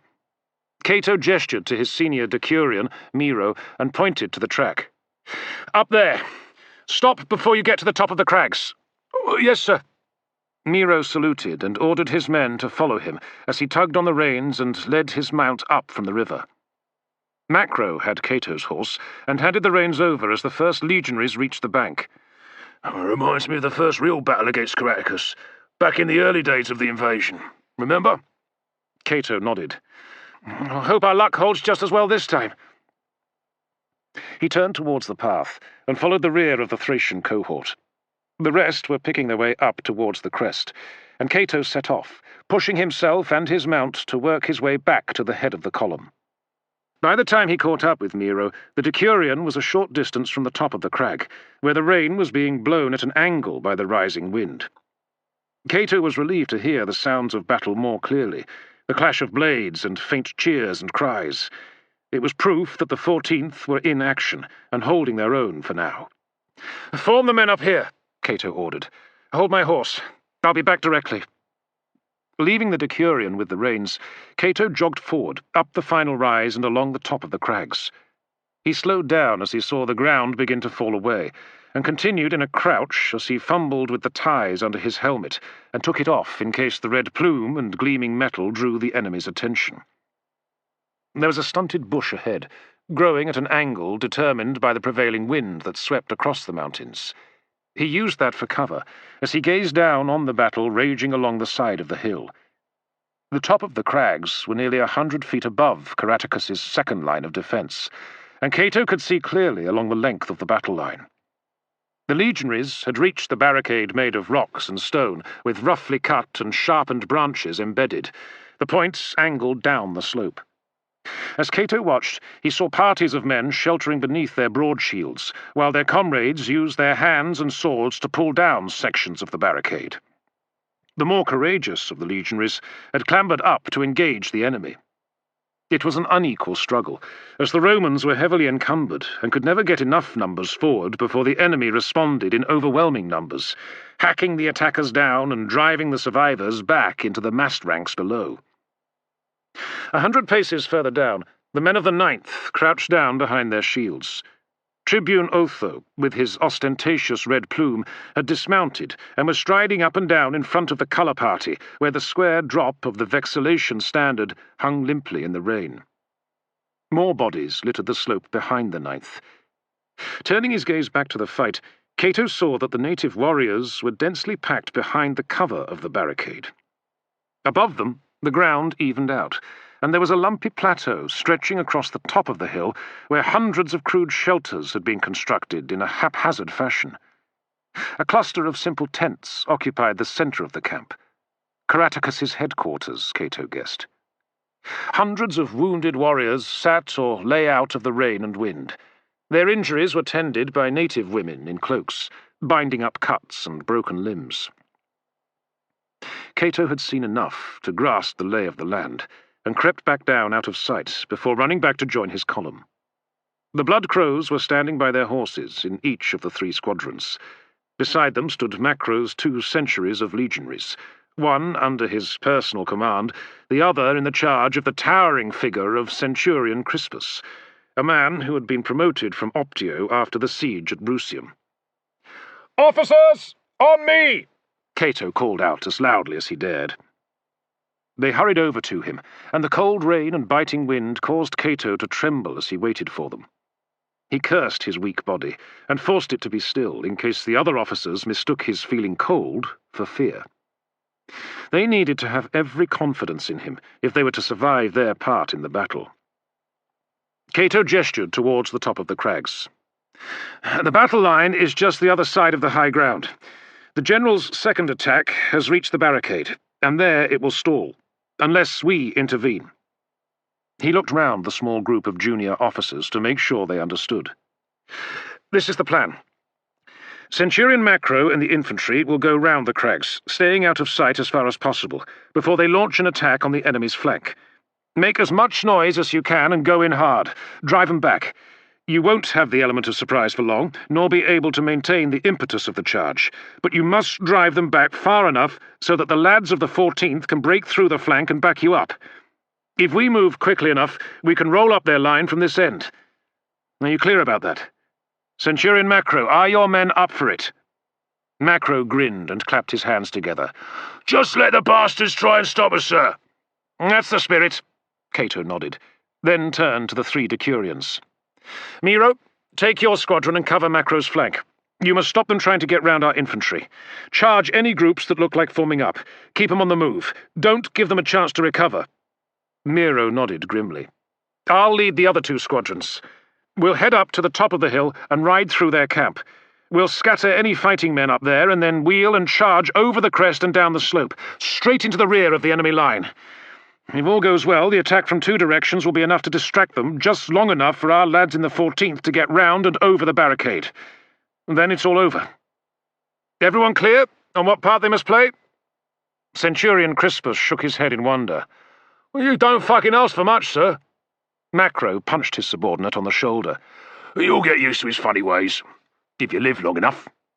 Well, that's it then, gentlemen. Let's do it. Macro and his men moved forward first, striding along the track and then branching off towards the battlefield. Cato and the horsemen followed. Where the track divided, Cato turned to Miro and nodded. Fortuna ride with you. And you, sir. I'll see you afterwards. They exchanged a salute, and Cato waved the remaining 2 squadrons forward as he made for the crest of the hill and the enemy camp that lay beyond. Chapter 11. The ache in Macro's limbs began to ease as he felt the blood pump through his veins. His muscles felt tense and tight, and there was the familiar lightness in his heart as he anticipated the fight to come. Unlike Cato, he had no doubts that this was the reason why the gods had put him on the earth. This was what he had been born to do. He was a soldier, trained for this end, and, by Mithras, he would do honour to his profession. Glancing over his shoulder, he saw the line of men following him, breathing heavily and grim-faced. Although he had commanded them for less than half a year, he knew them well. They fought hard and would not let him down. They double-timed round the top of the crags as the rain lashed down from the dark clouds scudding overhead. Then the track levelled off for a short distance, before dipping down towards the right flank of the enemy line. A flash of sheet lightning lit up the hillside, freezing men locked in combat. Then the light went, and an instant later the air reverberated with the roar of thunder. The enemy's attention was fixed on the men of the 14th, still struggling in vain to find a way over or through the defences. The nearest of them stood where the barricade ran up against a sheer cliff, 50 paces away. Macro stopped his men and waited until the 2 sentries were formed into a tight column behind him. Then he wiped his hand on the side of his tunic and drew his sword. He hefted his shield, raised his sword into the rain, and swept it forward. The soft thud of nailed boots and the chink of equipment blended with the patter of the rain on helmets and shoulders and the rising din of the battle. Macro increased the pace to a trot as they descended the gentle slope. To his left he saw movement, and his gaze flickered to the horsemen fanning out to cover his flank. They were no more than 20 paces from the enemy, when a robed man, shouting encouragement a short distance behind his comrades, paused as he heard the sound of men approaching. He turned, and Macro saw his eyes widen in alarm before his jaw gaped, and he let out a desperate cry. "Fourth cohort!" Macro bellowed. "Charge!" He increased his pace to a jog, the fastest any man could run in such heavy armour and equipment, and roared the legion's name. "Gemina! Gemina!" The cry echoed from his men's lips, and Macro made for the man who had first seen them. Others had turned towards them now, the triumphant war cries of a moment earlier dying on their lips. Too late, the robed man began to turn, and slipped, and then Macro smashed him to the ground with his shield and ran on. Hundreds of enemy warriors stretched out behind the barricade in front of him, but the sight only heartened Macro as he charged in amongst the hapless defenders at the end of the line. A spearman, stripped to the waist, braced himself, and thrust the point at Macro. He flicked his sword and deflected the point down into the ground, and then thrust his blade into the man's leading arm, tearing through flesh and muscle before ripping it free. He punched his shield out, feeling the heavy impact as it knocked the spearman back. Macro rushed by, feeling a limb squirm beneath his boot, before he launched himself into a group of lightly armed men clustered at the end of the barricade. A sword cracked against his shield and scraped down to the boss with a sharp clang. Macro punched the shield to one side, and then recovered before stabbing his sword to the right.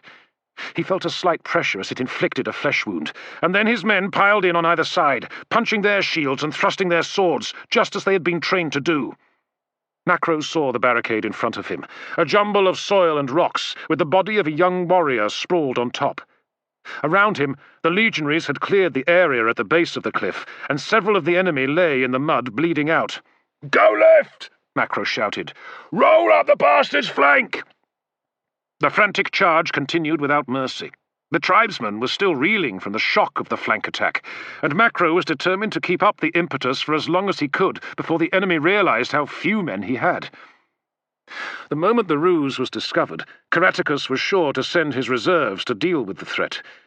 The enemy were falling back ahead of the legionaries, running diagonally up the slope to escape their attackers, straight into the path of Miro and his squadron of blood crows. They slashed to the left and right, cutting down the fugitives and adding to the panic spreading through the right flank of Caratacus's army. Macro drew up and looked round for Crispus. The Centurion was a short distance behind, looming above his men as he ordered them to follow up Macro's sentry. "Crispus! On me! Crispus!" The Centurion glanced round, saw Macro and nodded. A moment later, the two officers stood together, gasping for breath. Macro pointed his sword at the barricade. "Get your men to start pulling that apart. We have to let the lads on the other side through as quickly as possible." "Yes, sir." Crispus bowed his head curtly, and called the nearest two sections of his men to him, and they lowered their shields, sheathed their blades, and desperately began to pull the rocks aside. "The rest of you follow me!" Macro beckoned to the remaining sections of Crispus's century, and rejoined the charge. He passed more fallen warriors, and then the first of his men, lying on his back, his face smashed into a bloody pulp by an axe blow. Angling slightly up the slope for a better view, Macro could see that the enemy had been driven back over 100 feet, and were starting to bunch up.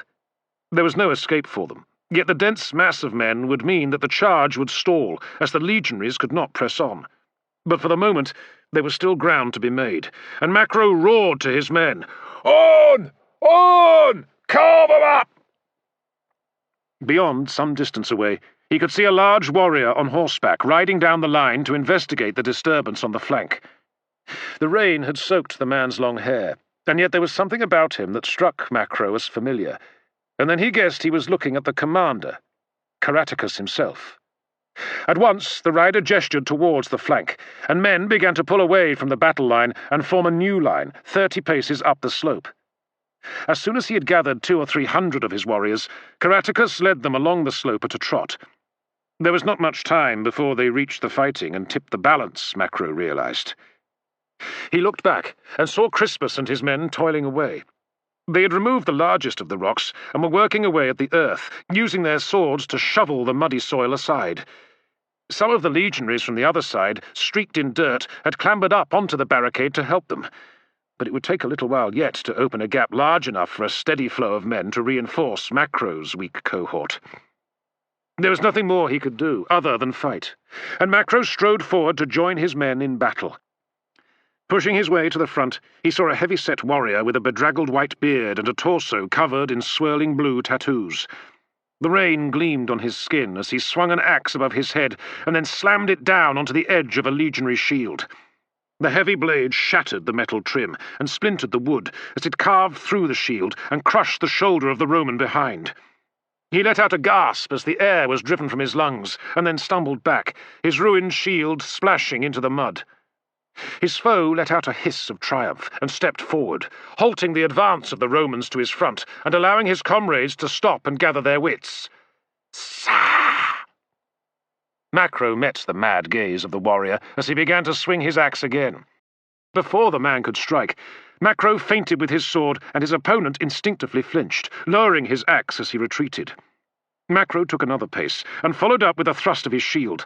A light blow, but it drove the man back against his comrades. Now Macro had the man trapped, and he moved in for the kill, stabbing low into the thigh, twisting the blade and withdrawing it before striking again higher up, throwing his weight behind the blow, which pierced the warrior's stomach. He let out an explosive groan and dropped his axe as he staggered back. "Forwards!" Macro paused to shout. "Come on, lads!" Macro knew that the pace of the attack was slowing. His men were tiring, and the enemy was recovering from the shock of the sudden appearance of the small force on their flank. More men were angling up the slope to meet the Romans, and behind them, Caratacus and his hastily gathered reserve were sweeping towards Macro. A quick glance back revealed Crispus and his men still toiling away, and no sign yet of their comrades below coming to the support of the fourth cohort. The impetus of the attack faded, and Macro found himself merely standing his ground as he fought alongside his men and held the enemy at bay. A party of native spearmen had got in amongst Miro and his squadron, and were savagely piking the horses and riders, and driving the Thracians back, so that they threatened to uncover the flank of their legionary comrades. Macro looked further up the slope, towards the crest, for any sign of Cato and his 2 squadrons, but saw no movement there. "Come on, lad," he muttered. "Well, there's still time." Caratacus and his men closed in, less than 100 paces away, and their commander slowed their pace to allow the slowest to catch up, so that the reinforcements would throw their full weight in when they charged down the slope and trapped Macro and his cohort against the barricade. There would be no escape if that happened. A dull cheer caught Macro's ear, and he saw that Crispus and his men had succeeded in opening a small breach, just wide enough for a single man to pass through. The first of the men from below scrambled through and ran to join Macro's small force holding the enemy at bay. Then another, as Crispus urged his men to widen the gap. But it was too late. No more than 20 men had passed through the barricade by the time Caratacus and his party began their charge, surging at an angle down the slope towards Macro with a savage roar. The last of Miro's squadron was swept aside, and the survivors turned and spurred their mounts back towards the top of the crag. Macro felt his heart burn with frustration.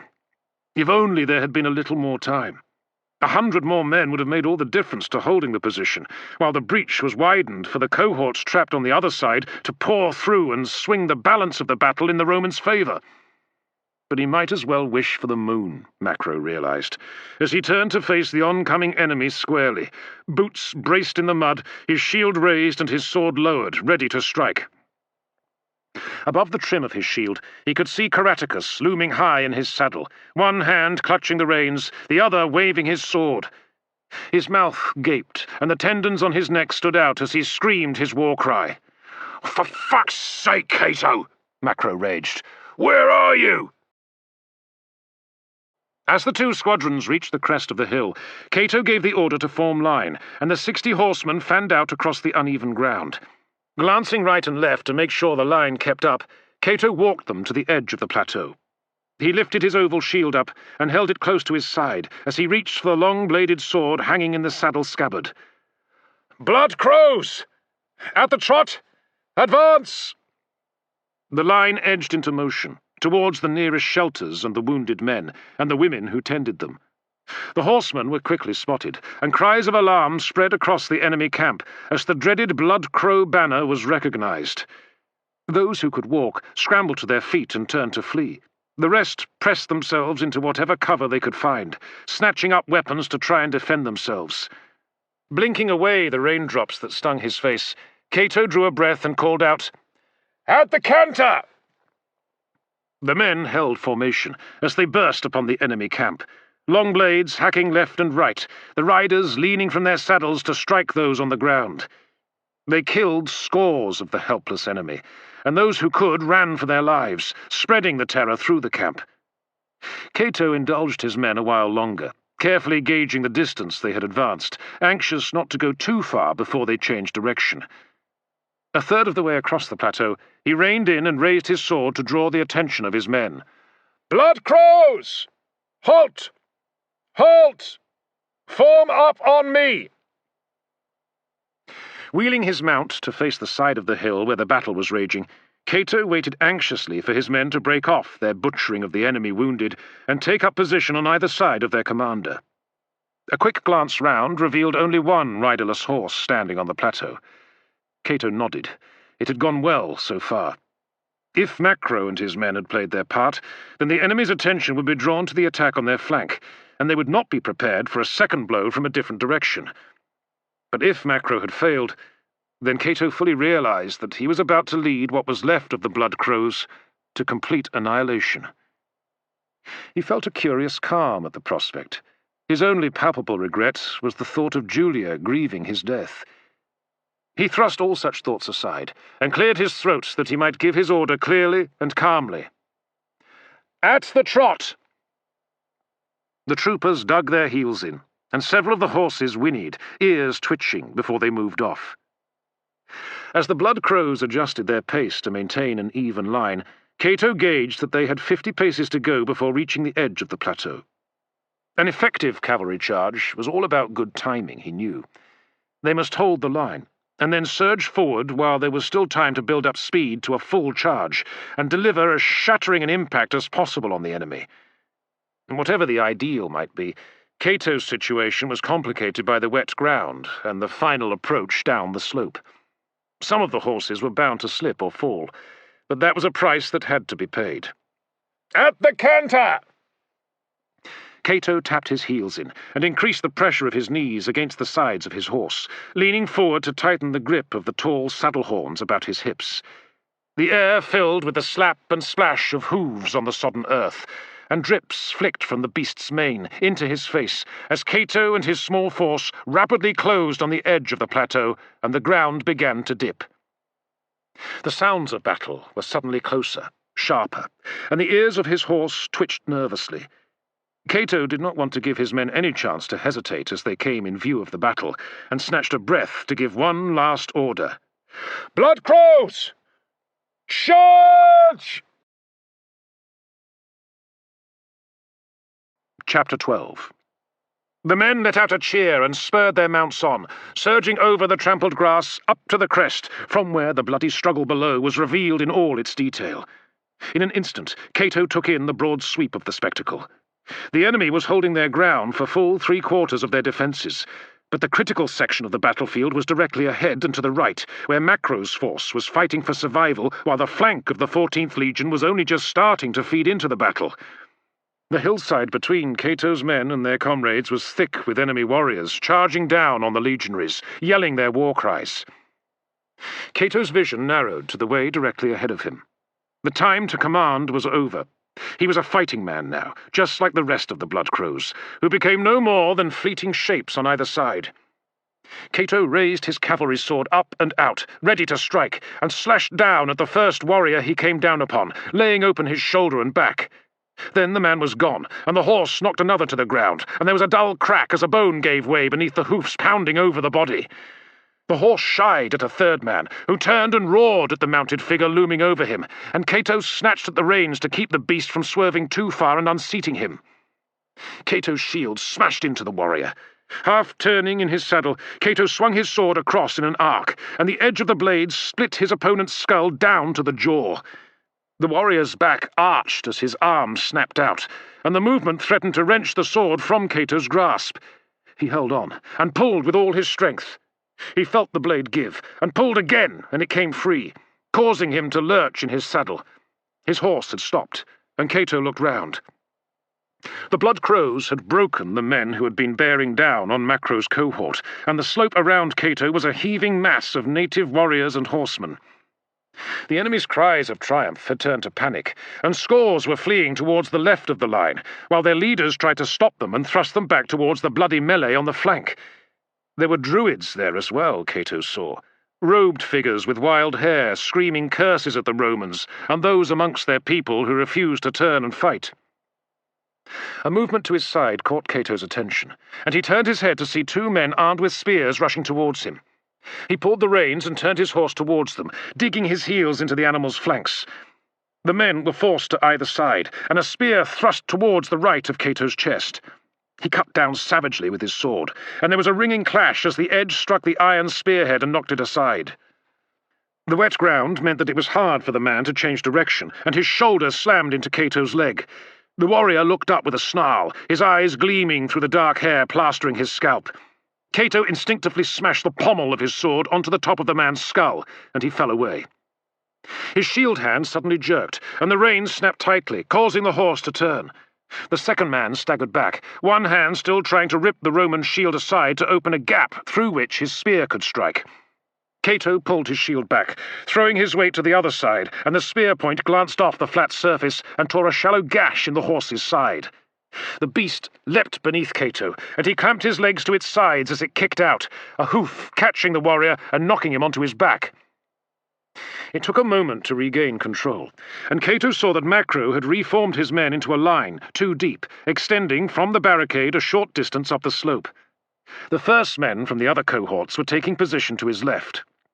All the time, more men were passing through the gap in the barricade, as Crispus and his legionaries worked to widen the breach. The battle was beginning to turn in their favour, Cato realized.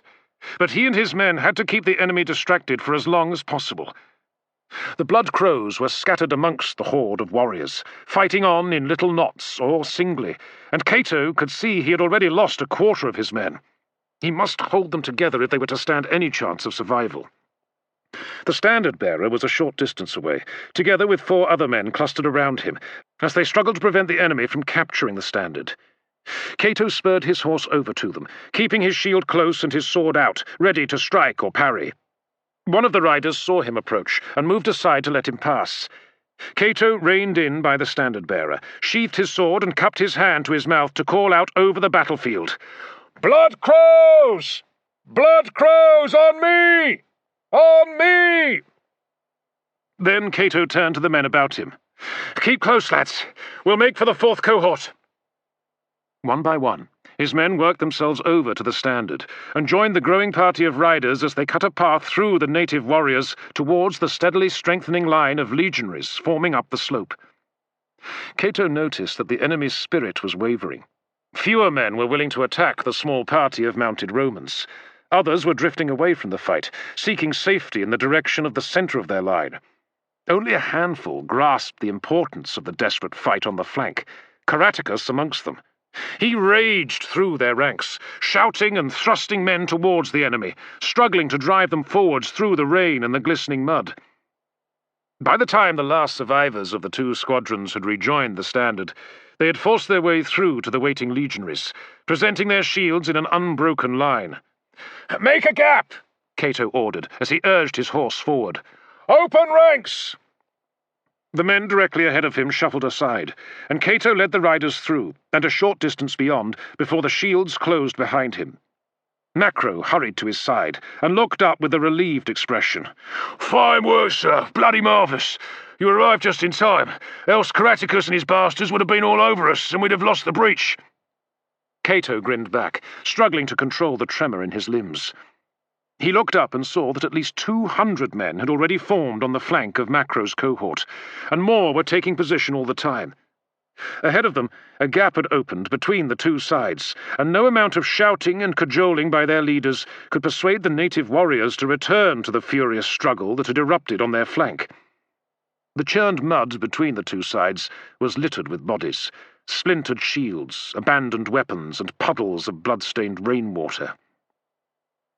The tops of Roman standards appeared behind the breach, and a moment later Legate Quintatus led his officers and the colour party through the gap and up to Cato. "I heard what had happened at this end. Excellent work, Prefect," he grinned. "How the hell did you get up here? You're supposed to be guarding the camp." "We were the last reserve available to the general, sir, once your attack stalled," Cato explained briefly, not wanting to reveal that he had acted on his own initiative. There would be time for repercussions later, and Cato had little doubt that there would be. Whatever he may have achieved, he had also abandoned his post in the middle of a battle. He had left the army's camp defenceless. "Desperate measures, eh?" Quintatus said. "Still, no time to waste. We must press our advantage." The legate turned to the nearest of his junior tribunes. "I want the flank cohorts up here on the double. Send word to Tribune Otho to reinforce us. The rest are to hold their position and cross the barricade where practicable. Go!" The young officer saluted and turned to race back towards the breach. Prefect Cato, take your cavalry up to the crest. You'll cover our flank. You've had your fun. Now leave the rest to the legions. Yes, sir. Cato saluted, but the legate had already moved on, striding up the slope to take his place behind the centre of the line. Macro watched him briefly and shook his head. Fun, he says. I wonder what it's like when things get serious. Cato shrugged wearily. Perhaps one day we'll really find out. Meanwhile, well done, Macro. They exchanged a smile, and then Cato gathered the remains of his cohort and led them back up the slope, behind the legionaries, to take their place on the crest. Miro and a handful of the men he had rallied from his own squadron joined them. The plateau had turned into a mass of fugitives. Fear and panic was spreading through Caratacus's army, and hundreds of his men had joined the flight of the wounded, women, and children, streaming towards the far side of the hill as they sought to escape the legions. Cato regarded them with pity. All they would find was the screen of auxiliary troops sent to cut off their retreat. Even if the gathering storm provided some of them with cover to get away, most would be taken prisoner and condemned to slavery as spoils of war. As soon as the first two cohorts had passed through the breach and formed up, the legate gave the order to advance, and the legionaries tramped forward as their optios called the time. The large rectangular shields, spattered with mud, faced the enemy, while the points of short swords glimmered in the gaps between shields. Behind, the men peered over their shield trims, only exposing a fraction of their faces as they paced across the slope towards their foes. Cato and his men covered the open flank as the formation moved along the line of the barricade. Only a handful of battle-crazed warriors dared to stand their ground, wielding their swords, spears, and axes more with rage than skill, before they were cut down and trampled into the mud as the legionaries passed over them. Caratacus remained out in front of his men, imploring them to stand, before he too had to move to avoid death or capture. With a last look of anguish, he turned his horse and trotted through his men towards the centre of the line. The dark rain clouds had grown thicker, blotting out the sky, and a shadowy gloom closed over the mountainous landscape as the rain fell even harder and the wind strengthened with moaning gusts that swept over the hill, chilling Cato to the bone. His fear for the fate of the army had left him. Caratacus had gambled on fighting a set-piece battle, and lost. Ahead, Cato could see the enemy melting away. And then there was a sudden surge in the distance, and the glimmer of helmets revealed that the Romans had forced their way through, or round, the enemy's other flank, and now they were caught, as if in an iron vice. From his vantage point on the crest, Cato could see the centre of what remained of the enemy line. A body of armoured men with helmets and patterned cloaks still stood in formation a short distance back from the barricade. Above them flew the standard of Caratacus, rippling furiously in the wind. There were perhaps 300 warriors in his bodyguard, not nearly enough to retrieve the situation, Cato calculated. Sure enough, the formation did not move to engage the Romans, but instead began to climb the slope towards the camp, fending off those tribesmen hindering their progress. In the middle rode Caratacus and a small party of horsemen, one of whom carried the standard, holding it steadily and keeping it aloft. As they saw their commander falling back, the last of the men still holding their position along the barricade turned away and joined the rout. Soon nothing stood between the two Roman forces advancing towards each other, and Quintatus ordered his men to make for the enemy general's bodyguard, moving in for the kill that would finally place the seal on the conquest of the new province. Then, as the bodyguards reached the crest, Cato saw 3 riders leave the formation and gallop towards the tents in the centre of the camp. The standard still flew above the men who had halted and turned to face the Romans closing on them from either side, but the ruse was clear to Cato at once. The 3 horsemen must be Caratacus and his closest lieutenants, determined to escape the defeat and keep their struggle alive. Once again he faced a dilemma. If he pursued them, he would be overriding his orders and leaving Quintatus's flank uncovered. Once again, he knew what he must do. "Blood Crows! Follow me!" He spurred his horse forward towards the heart of the enemy camp. His men followed at once, spilling out on either side as they raced after their prefect.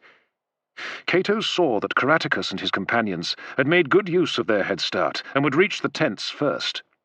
That could not be helped. But there was a chance that whatever they sought there would delay them long enough for Cato and his men to catch up. Around them, the plateau was filled with drenched figures running for their lives. At the sound of the approach of the horsemen under the dreaded banner of the Blood Crows, they turned aside and fled from the path of the riders. Some, too badly injured or too tired to move aside, were run down and trampled into the sodden earth. Ahead, Cato could just make out through the pouring rain that the 3 riders had reached the tents. One slipped from his saddle and entered a tent, no more than 200 paces away. Cato leaned forward in his saddle and slapped the flat of his blade against the flank of his mount, determined to wring the last measure of effort out of the blown horse. Saliva from its muzzle flicked back into his face as it pounded towards the tents. Then he saw the man emerge again, leading a small party of women and children. The other riders leaned down to help them up. "Miro!" Cato called out. "Go left! Cut them off!"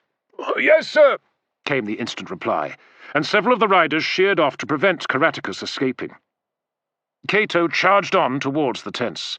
The riders looked up anxiously as the Roman horsemen reined in and surrounded them, swords out, ready to rush their enemy the moment their prefect gave the word. Cato's chest heaved as he struggled for breath. Before him, not 20 feet away, he recognized Caratacus. At his side, clutching his arm, was a sturdy woman with dark hair. In her other hand she clutched the hand of a boy, no more than 10, Cato guessed. Behind her stood 2 teenage girls, with terrified expressions on their faces, as they gazed at the Roman cavalrymen surrounding them. Caratacus snatched out his sword as he stepped forward to protect them. The other men dropped from their saddles, weapons in hand, to stand by their leader. From their features, it was clear that they were elated. Brothers, thought Cato, as he walked his horse forward and pointed his sword. "Lay your arms down and surrender, Caratacus." "Fuck you, Roman!" one of his brothers snarled in Latin. "Come and get them!" Cato stared back in silence before he lowered his blade and spoke again. "You cannot escape. You either surrender or die." "We can still fight, Roman." Caratacus lifted his chin defiantly. "You will not kill us before we have taken several of your men with us into the afterlife." "And what of them?" Cato pointed to the women and the boy. Caratacus raised his spare hand and pulled a dagger from his belt and passed it to the woman with a brief exchange of words before he faced Cato again. "I have told my wife to kill my children, and then herself once I have fallen. Your men shall not rape my daughters. You will not raise my son as your slave." Cato quickly sheathed his sword and held out his hand. "I swear by all the gods that I worship that your family will not be harmed. Nor will you, if you surrender." "And who are you to guarantee this?" "I am your captor, Prefect Cato, commander of the 2nd Thracian Cavalry." "Prefect Cato?" Caratacus frowned. "I know you." "Yes, sir. We have met before. I am a man of my word, and you are my prisoner. I swear no harm will come to you before you are handed into the custody of the Imperial Palace. On my honor." Caratacus stared at him in an agony of indecision, and Cato slipped his shield strap over a saddle horn and eased himself to the ground. He walked forward slowly and stopped a sword's length from the enemy commander. He spoke gently. "Sir, there has been enough bloodshed today. Your army is defeated. Your war against Rome is over. All that remains is for you to choose life for you and your family, or death." Caratacus half lowered his sword and glanced over his shoulder at his wife and children. Then he turned back to Cato and closed his eyes as he gave an order to his brothers. They stared at him with bitter reproach, but held on to their swords until Caratacus straightened up again and repeated his order firmly, eyes open and fixed on Cato. He threw his sword at the prefect's feet. His brothers hesitated a moment longer before they followed suit, and then one slumped onto the ground and hugged his knees, while the other folded his muscular arms and regarded Cato defiantly. Caratacus turned away and folded his arms about his wife and lowered his head onto her shoulder. Cato let out a long, deep sigh of relief before he turned to the nearest of his men and gestured at the swords. "Take those. The rest of you form a cordon around the tents. Keep the enemy away." He turned his attention back to his prisoners again, and regarded them with mixed emotions. The war was over, as he had said. There would be no more lives lost, and for the first time the new province might live in peace. But there was something terribly affecting about the air of utter despair and exhaustion that hung about Caratacus, and the fear with which his children regarded their captors. Cato lowered his head, aware for the first time just how tired the battle had left him. He tied the reins of his horse to a tent pole, and then stood a short distance from his prisoners, while around them the shattered remains of the native army fled through the rain. "Sir!"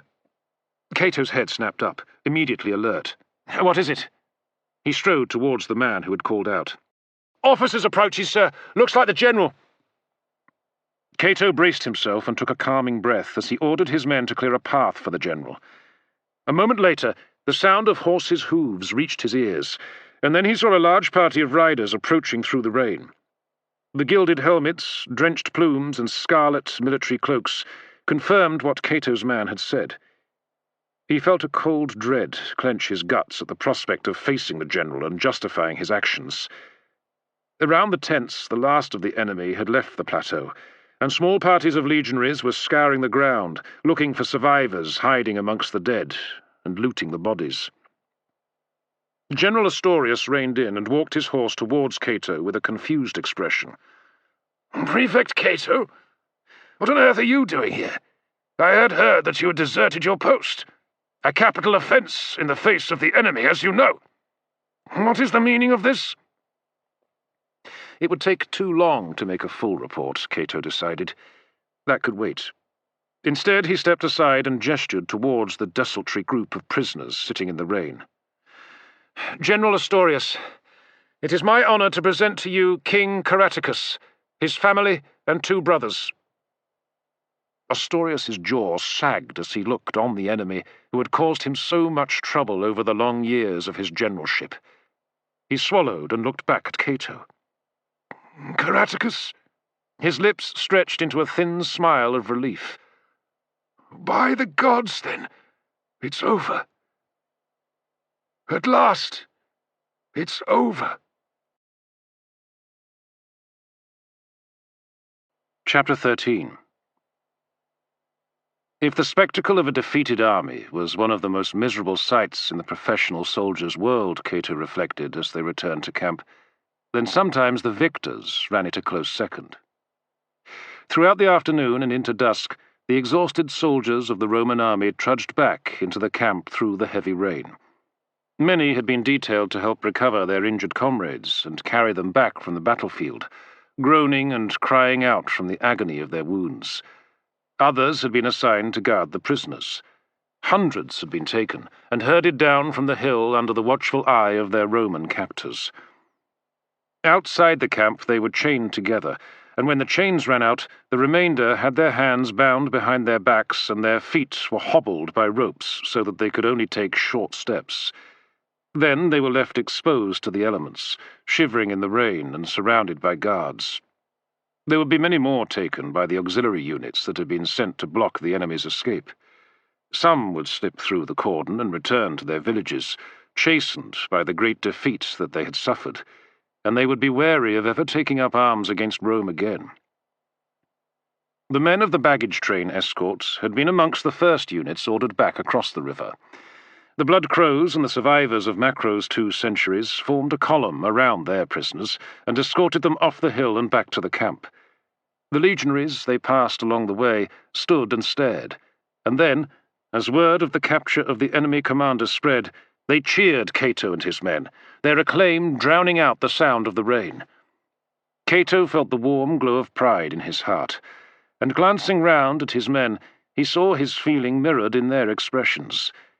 He turned and could not help smiling at Macro, trudging along at his side. Macro laughed. "Oh, does your pair of goods wear that, eh, lad?" "We've earned it." "Oh, you've earned it. You took quite a risk acting on your own initiative. If things had turned out differently..." Cato pursed his lips. A risk, yes, but it was the best course of action in the circumstances. Macro raised his eyebrows. The prospect of abandoning his post in the middle of a battle would never have occurred to him. If you say so. Think it over.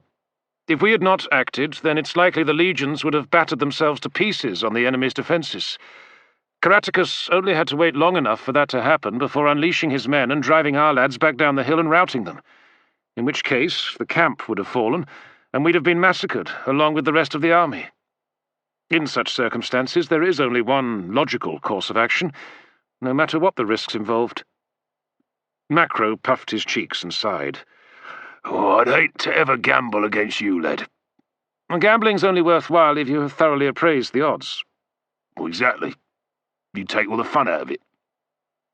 Cato turned to him with a frown, and then saw the gently mocking expression on his friend's face, and could not help a quick laugh.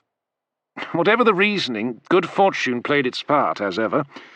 The nearest viable ford could have been much further along the river, delaying us until it was too late to make a difference. The enemy could have posted a flank guard. They should have. Even a small force would have stopped us in our tracks and given time to warn Caratacus.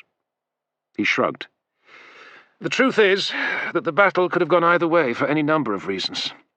We're lucky that it didn't, but that will never be the version given in the official record. Ostorius got his victory, and by the time he celebrates it back in Rome, everyone will consider the outcome as inevitable. That's what the historians will say. A good general leading professional soldiers, triumphing over the valiant but amateur barbarians. In time, I dare say, even we will look back on it as a foregone conclusion. Well, instead of the fucked-up chaos and carnage that it was, eh? Macro gave a dry laugh. Or maybe. But right now, I don't give a shit about historians. I want a drink, something to eat, get this wound sorted out, and then some sleep. A drink, mostly. That'll have to wait. Cato's tone became serious. There's work to be done first. Oh, no. Macro was quiet for a moment, and then jerked his thumb towards the bedraggled prisoners. Caratacus was leading the forlorn-looking party, unbowed, head held high as he strode with a measured pace. What do you want done with our merry little band? Cato forced his weary mind to concentrate. They'll need stockades. A separate one for Caratacus, well away from the others. I want to keep him isolated from his kin in case he tries anything on. Macro nodded. And I want them all in chains. Oh, they'll be bound to kick up a fuss. Macro clicked his tongue. Prisoners they may be, but the quality are the same the world over. They think they can demand better treatment. Then we'll have to disabuse them, Cato replied firmly. They'll be treated well enough, but the days of being king are over for Caratacus. What do you think the Emperor will decide to do with him? Be a damn shame if they did for him the same way they did for Vercingetorix. It would be a shame, Cato agreed, recalling the grim fate of the leader of the Gauls who had been defeated by Julius Caesar. Left to rot in a dark cell for several years, he had finally been dragged out and strangled when Caesar eventually came to celebrate his triumph over the Gauls. It had been a poor end for so noble and gifted an enemy, and Cato shrank from the idea that Caratacus would meet such a death. Even though Caratacus had prolonged a struggle that had cost so many lives, he had done so out of a desire to resist the Roman invaders, if only to secure the primacy of his own tribe. Few men, Celt or Roman, could have done as much with the forces available. If it was up to Cato, he would spare the life of his enemy and find a comfortable place of exile for Caratacus and his family. But the decision was not his. Emperor Claudius would pronounce the fate of this long-standing enemy of Rome, and the emperor would be swayed by what he thought would please the mob most. Cato pushed the thought of his prisoner's fate from his mind. Nothing we can do about it, though. What we have to worry about is making sure they don't escape, and they don't do themselves in. Do you think they would? I don't know. But I don't want to take the risk. They're to be watched at all times, understand? Oh, yes, sir. I'll make sure of it.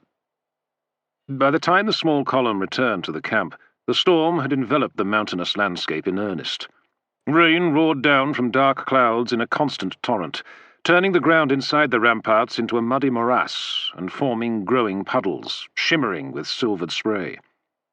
The wind had whipped up into a gale and moaned over the palisade like a frenzied giant beast, battering the tent lines and straining the guy ropes that held them up. Several of the tents had already collapsed and lay in sodden heaps. Cato dismissed most of the men. The blood crows led their drenched horses away to feed them and check for wounds. The legionaries fell out and hurried off to secure their tents. Cato held Macro and his men back to construct the 2 stockades. "I'll be back once I've written my report," Cato said, and turned towards his tent, leaving Macro to get on with it. The larger stockade, for Caratacus's brothers and the rest of his family, was erected between the tents of the blood crows and those of the legionaries. The second, much smaller, was for Caratacus alone, and that was placed a short distance from Cato's command tent. Night was falling as they were completed, and the prisoners taken inside. There, despite their protests, they were placed in chains fastened to a stout post driven deep into the ground in the centre of each stockade. Macro ensured that the chains were secure. When all was done, he sent word to Cato, and the Prefect emerged from his tent to conduct a brief inspection of the work and pronounce himself satisfied. As he turned to leave the larger stockade, his gaze fell on the children, huddled in the embrace of their mother. Even they had been placed in chains, and now they squatted down, eyes wide in terror and limbs trembling with fear and cold. It was a pathetic sight, and despite his earlier resolve not to give his special prisoners any preferential treatment, he was moved by their plight. "Have a simple shelter erected for them, Macro. Nothing elaborate, just enough to keep them out of the rain." Macro looked at him in surprise, but knew better than to question his friend.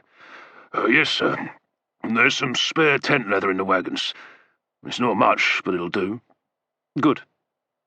Cato tore his eyes away from the children and left the stockade through the narrow gate at the side. He turned to the 2 legionaries taking the first watch. "You watch them closely. No harm is to come to them for any reason, even if they try to escape. Clear?" Yes, sir."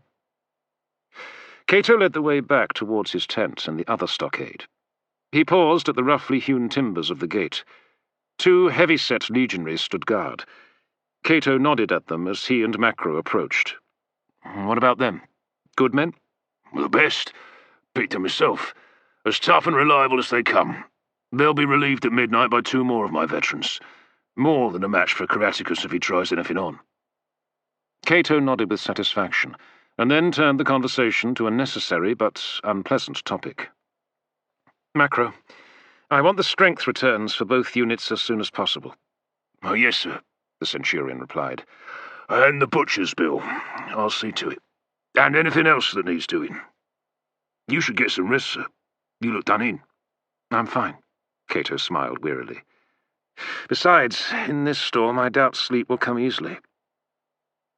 They exchanged a salute, before Macro turned and strode off to his tent to begin work on the sober task of discovering the fate of the men who had gone into battle that day. Cato had done a rough count after the fighting, and noted that 2/3 of his men had survived. There would be more rejoining his small command during the night, those who were having their wounds dressed. Some would be more seriously injured, carried off the battlefield to the tents of the Legion's surgeons. Many would recover and return to their units, proudly displaying their fresh scars. For others, their soldiering days would be over. They would eventually be discharged, with only their savings, share of booty, and a small bonus from the imperial coffers to support them. There were few jobs that men crippled by war could find, and unless they had family to return to, a dismal life awaited them.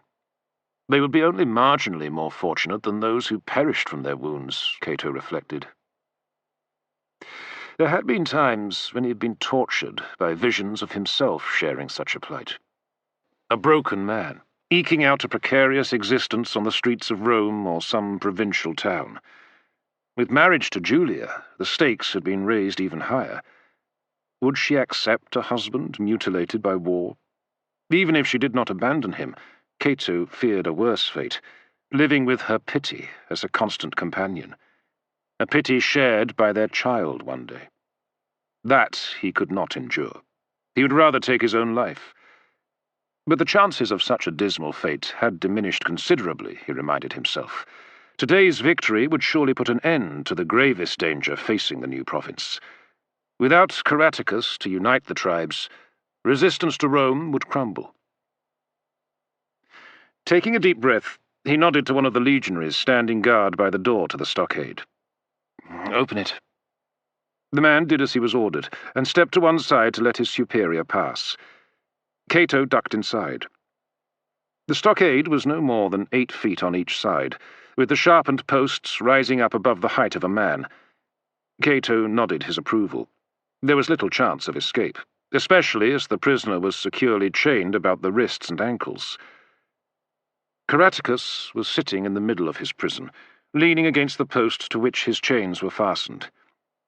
He raised his head as he became aware of his visitor, and stared defiantly at Cato through the rain. "I've given orders for shelters to be erected for you and the others," Cato told him. His words were not met with any response, no hint of gratitude, just the steady glare of an enemy. "You will be fed soon. Aside from that, is there anything you need?" Cato gestured to his drenched and mud-stained tunic. "Fresh clothes, for example? I have some spare tunics, cloaks." Caratacus hesitated, and then shook his head. "No. Not unless you have enough for all my men you hold prisoner." Cato smiled thinly. "Sadly not." "What will become of them? Are they to be slaves or executed?" "They're far too valuable to be executed. They will be sold into slavery." Caratacus sighed. "Better that they were executed. Slavery is not life, Roman, and certainly no life for a Celt warrior." Cato shrugged, uncertain how to respond. He had come close to death enough times to value life with the same ferocity with which a drowning man will clutch at anything that floats upon a stormy sea. Yet slavery was a kind of living death for many.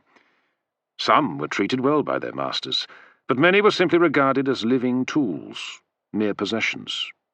He could well imagine how that would shame the proud warriors who had followed Caratacus. "I can't answer for slavery. All I know is that your followers will live, unlike the tens of thousands that have died during the course of the war that you have waged against Rome." Caratacus stirred, and his eyes blazed angrily. "The war that I have waged? I was defending my home. It was you who invaded my lands. The bloodshed is on your hands, Roman." "Your lands?" Cato responded sharply. "The same lands that you took when you conquered the Trinovantes and waged war against the Atrebates and the Cantii?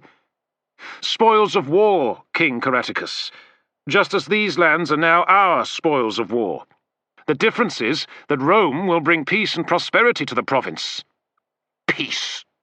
Caratacus spat the word. "You create a wasteland out of our villages and towns, and sow the ruins with the corpses of our people, and you call it peace? Is your empire not yet vast enough for you that you have to gorge yourselves on the blood and land of our island? Could you not have traded with us for our silver, our furs, our dogs? Could you not have entreated us to be your allies? Why must Rome treat the world like a master treats his dogs? Why must we all be your slaves, or perish if we refuse that humiliation?" Cato mentally flinched from the accusations thrown at him. He knew the real reason behind the invasion well enough. Claudius had needed a military triumph for political reasons, and the conquest of Britannia had promised to be a ready solution. Cato sucked in a breath. "I do not make policy. I am a soldier. I carry out orders. I suggest that you put your questions to the Emperor when you get the opportunity. Now, if you change your mind about dry clothes, let the guards know." Cato turned away and ducked out of the door. He was about to order the guard to close it when he saw 2 figures approaching him through the haze of rain. One was in the armour of a Roman officer. The other was a woman, attempting to pick her way across the muddy ground to spare her robe from the filth as much as possible. "Prefect Cato!" He recognized the voice of Otho and cursed under his breath. There were matters he needed to attend to, just as there should be for the tribune. Yet Otho seemed to have the time to take his wife for a stroll around the camp. He cleared his throat and called back, "Tribune, what can I do for you?" The younger officer and his wife hurried over, and Cato saw at once the excited expression on the man's face. His wife, Poppaea, was somewhat less cheerful as she peered out of the hood covering her head. The rain had started to soak through the cloth, and wet tendrils of hair clung to her forehead. Otho reached out and grasped Cato's hand. First, let me congratulate the hero of the day, the man who won the battle and captured Caratacus. Cato grumbled in his throat, acutely irritated by the excessive praise. Excessive and dangerous. The last thing he wanted was to be seen to compete with General Ostorius for taking credit for the victory. Ostorius had powerful connections in Rome, while Cato had his father-in-law, a backwoods senator, and Narcissus, an imperial advisor who was struggling to retain his influence over the emperor. It would be inadvisable to make unnecessary enemies. Otho ignored his discomfort and continued. You deserve a triumph of your own, my dear Prefect. What an outstanding piece of work. Pompey the Great couldn't have done better himself. What do you think, my love? He turned, beaming, to his wife. Poppaea forced a smile and glanced down at the muddied hem of her robe. Oh, yes. Outstanding. I was just doing my duty, Cato muttered, wincing inwardly at the triteness of his words. You were doing hero's work, Cato, Otho gushed, slapping his hand against his thigh. Then he peered past Cato and lowered his voice. Is the beast caged within? If you are referring to King Caratacus, then yes. Oh, marvellous. We must see him. Cato frowned. See him? Why? Otho looked surprised. Why? Because he's the barbarian who's defied an empire. He's the barbarian it has taken the best part of 10 years to bring to heel. When my wife returns to Rome, she will be able to say she saw him on the very day he was humbled by our legions. She will be quite the envy of high society. Isn't that right, Poppaea? Yes, she responded curtly, and fixed Cato with a hard stare. So let's hurry things along a bit so I can return to my husband's quarters and change into dry clothes before I catch my death. Cato shook his head. My prisoner's resting. I suggest you come back in the morning when the storm has passed, and you can inspect him at your leisure. Otho's brow creased. Well, I say, that's a bit off, Prefect. We've had to wade all the way across the camp to get here, and now you're telling us we can't see the damn fellow? Too weary to get into an argument, and keen to see these aristocrats leave, Cato gritted his teeth. Very well. Quickly, then. Open the door. The legionary slipped the locking bar out and swung the door back for the two visitors. The tribune stepped warily into the stockade and edged along the wall to make room for his wife. Cato watched from the threshold, pained to see Caratacus displayed like some exotic beast. Poppaea glanced round the close confines before fixing her attention on the man chained to the post. He doesn't look much like a king, she said with disdain. More like a roadside beggar. Her young husband simply stared at the prisoner with an awed expression, while his wife continued. I can't believe this animal has been the cause of so much trouble. Poppaea leaned a little closer as her nose wrinkled. I mean, really? Caratacus was staring straight ahead, apparently unmoved by her remarks. Then he lurched forward against his chains and let out a roar, his face contorting into a feral expression of savagery. Poppaea let out a high-pitched scream and stumbled back against the posts of the stockade. Her husband flinched, then reached for his sword as his wife dived back through the door. Otho hurried out after her. Caratacus continued to rage, his chains clanking as he attempted to shake his fists. Bloody fellow's wild!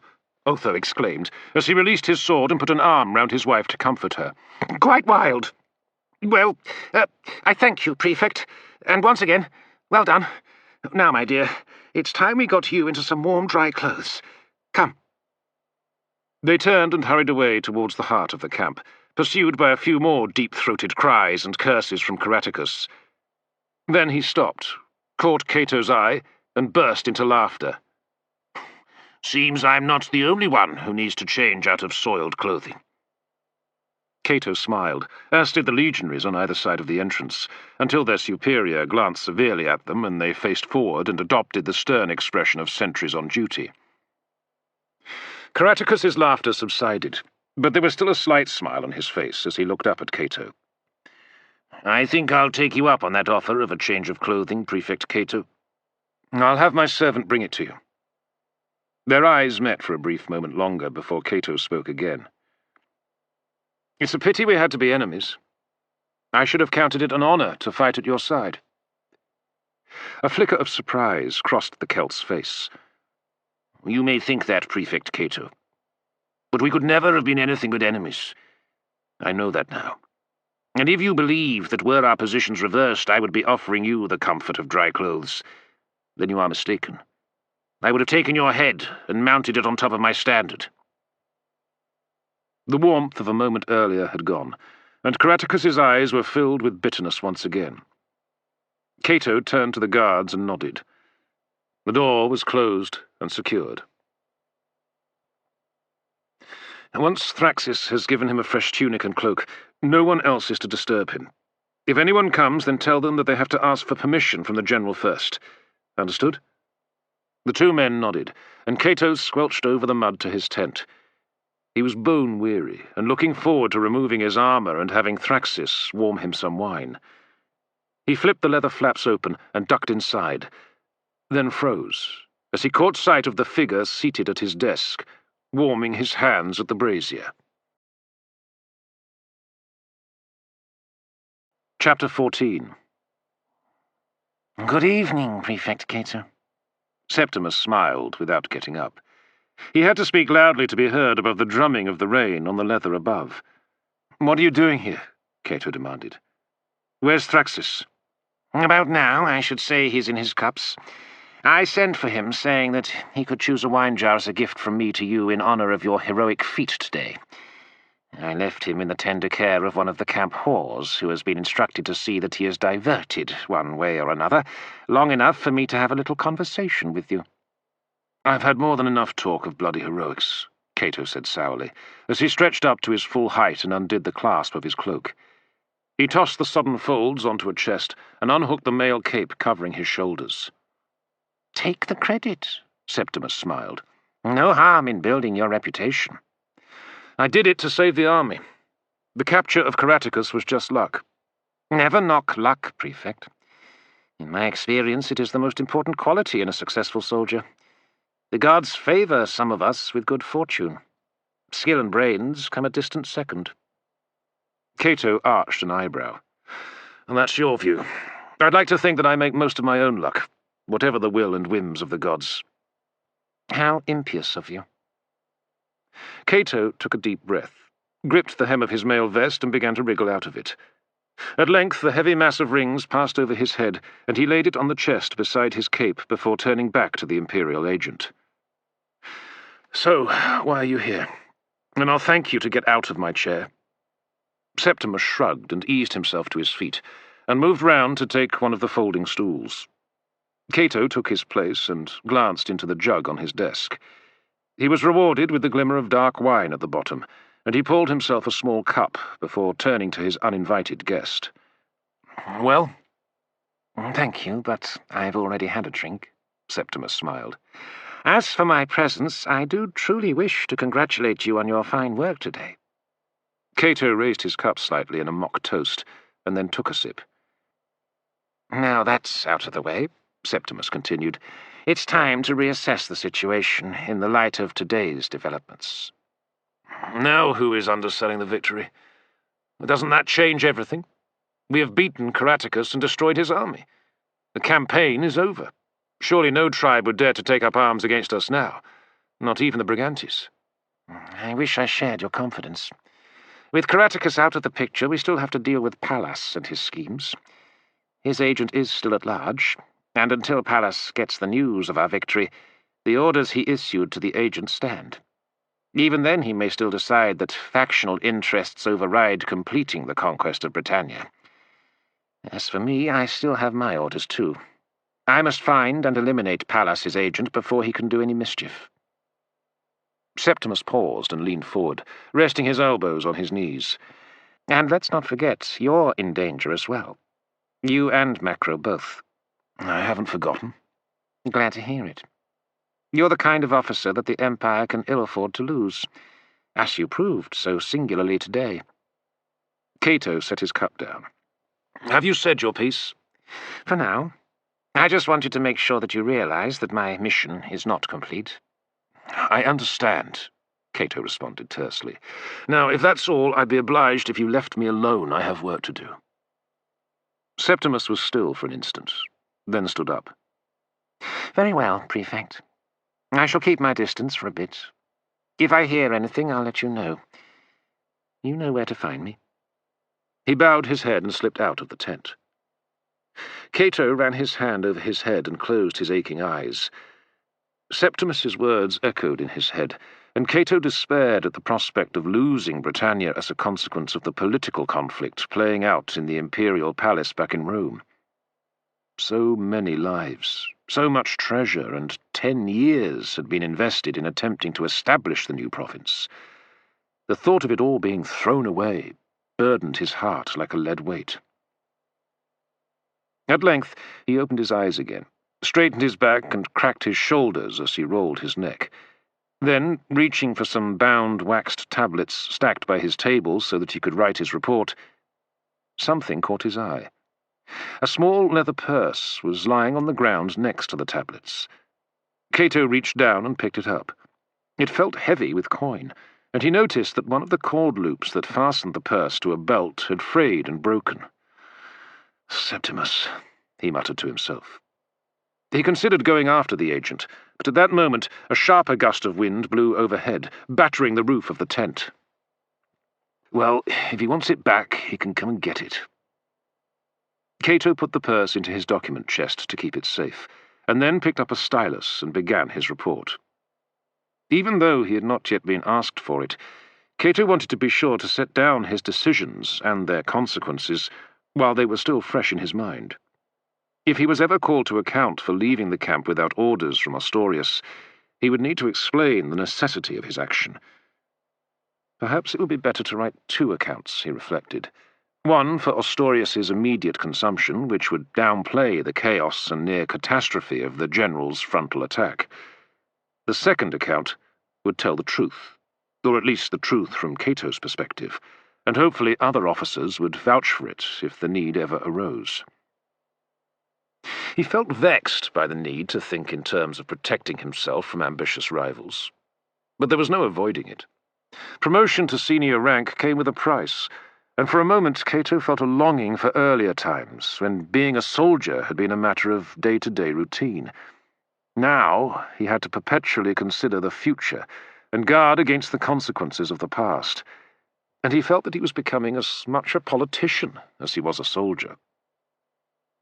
Cursing under his breath, he set to work, and had drafted both accounts when he heard the leather tent flaps rasp lightly and looked up to see Macro enter, dripping. "I've got the final strength returns for the baggage train escort, sir." "Sit yourself down." Cato gestured to the stool Septimus had used and indicated the jug. "There's a drop left if you want it." Macro grinned. "I don't mind if I do." He took the cup Cato poured for him and sat with a sigh. "I expect you'll want the butcher's bill first." Cato nodded. Macro took out a slate from his side bag and held it at an angle to the light of the flames in the brazier. "The first century took the brunt of the fighting. 16 dead, 23 wounded, of which 6 will die, according to the surgeon. 2 more may have mortal wounds. 5 will have to be discharged when they recover. 3 have light injuries and are expected to make a full recovery. The rest are walking wounded. Crispus's century lost 7 dead and 9 wounded, only 1 of those seriously. The rest are flesh wounds, which gives current strength returns of 21 and 42 men respectively." Macro shook his head. "Not even enough to fill out a single century. So much for the 4th cohort of the 14th Legion." Cato sucked in a deep breath. Heavy losses indeed. "What about my blood crows?" Macro consulted his slate again. "Not so bad. 12 dead, 14 wounded, 64 still in the saddle." "We've lost so many." Macro took a sip of wine. "What do you expect? The attack on the enemy's flank was a desperate gamble. Look at it this way. If you hadn't given the order, it's likely there'd be none of us left alive now." "Perhaps, but we're too few to protect the baggage train." "From what? The enemy had been driven from the field. All we have to worry about now is keeping the peace amongst the camp followers. Doesn't take more than a few men to knock heads together when there's trouble." We'll be all right until we get replacements. How long will that be, I wonder? As soon as possible, after the General marches the army back to its base at Cornoviorum, I should think. Of course, they're likely to be pretty raw, but I'll soon get them into shape. The same goes for the 2nd Thracian Cavalry, though they'll be Thracian in name only. I expect they'll fill the ranks with Batavians or the like. Good horsemen, but not so wild-looking. Still, beggars can't be choosers. We'll have to take whatever they offer us, the same as the other units. The General's going to have a job of work explaining the losses he suffered today. Macro paused and looked at his friend with a concerned expression. You look fit to drop, lad. We've done all we can for now. Best rest and let the storm pass, and then we can pick things up in the morning. Cato shook his head. Nice thought. How are the prisoners? Well, they're fine. My lads can be relied on. The tent flaps rustled again, and a headquarters orderly entered and saluted Cato. Yes, General Ostorius sends his compliments, sir, and requests that you and Centurion Macro join him in the mess tent. Oh, did he say why? No, sir. That's all. Very well. Dismissed. The orderly saluted and left. Cato chuckled dryly. So much for having a rest. The noise of the celebrations reached the ears of the two officers as they approached the centre of the camp. Around them, the tent lines of the legionaries extended into the gloom. It would be dark soon, but there would be no campfires that night due to the rain and the wind which beat down on the goatskin tents, causing them to shimmer and boom like the sails of ships, Cato thought. There were few men out and about. The majority were taking shelter from the storm. Only those on duty or heading to or from the latrine trenches were braving the foul weather. Oh, it sounds like the booze is running freely, said Macro, quickening his pace. Better be some left for us. Cato did not reply. He wondered if he had ever felt so tired, and craved nothing more than a decent night's sleep. Even though he had put on a fresh cloak for the walk to headquarters, the rain had already started to seep through the waterproofing of fat that was worked into the cloth. He could not help trembling as he kept pace with his friend. Cato was in no mood to drink and celebrate, and he silently cursed Ostorius for sending for them. The headquarters tents in the heart of the camp were far more substantial than those of the legionaries, and were securely fastened to the ground with doubled ropes and heavy stakes driven into the earth. But still they shimmered and shook in the wind. They glowed slightly from the illumination within, and, despite his misgivings, Cato looked forward to warming himself at a brazier. The guards standing outside were hunched in their cloaks, but still stood to attention and saluted as the two officers passed by and entered the large mess tent. At once, a wave of clammy warmth engulfed Cato and Macro, and they looked round to see that the interior was packed with officers. The air was heavy with the smell of damp clothing, sweat, wood smoke, and wine. They slipped off their cloaks and hung them over the steaming material already covering most of the racks by the entrance to the mess tent, then made their way over to the counter where the wine merchant and his servant were struggling to keep up with the demands for refills from the officers crowding about. As they were recognized, Cato and Macro were loudly congratulated on their part in the battle, and Cato tried not to wince as he was slapped heavily on the back and shoulders. He forced himself to nod gratefully and move on. Macro, by contrast, was revelling in the praise of his fellow centurions. They reached the counter, and were waved to the front of the queue by bleary-eyed comrades. As they turned away with two brass beakers filled to the brim, they were at once accosted by General Ostorius.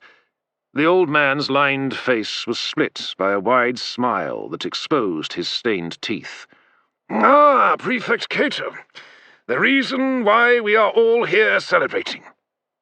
He placed his hand on Cato's shoulder, and his bony fingers squeezed tightly, just enough to be painful. Then he released his grip, and turned to one of the junior tribunes near at hand. You, boy, fetch me something to stand on, and be quick about it. The young man scurried into the throng, and returned a moment later with a simple wooden stool. Ostorius climbed stiffly onto it, and straightened up so that he was visible above the crowd. Gentlemen, your attention! Those immediately surrounding their commander fell dutifully silent, but there were pockets of raucous singing and laughter towards the far fringes of the tent, and Ostorius scowled as he drew a deep breath and bellowed, "Quiet!"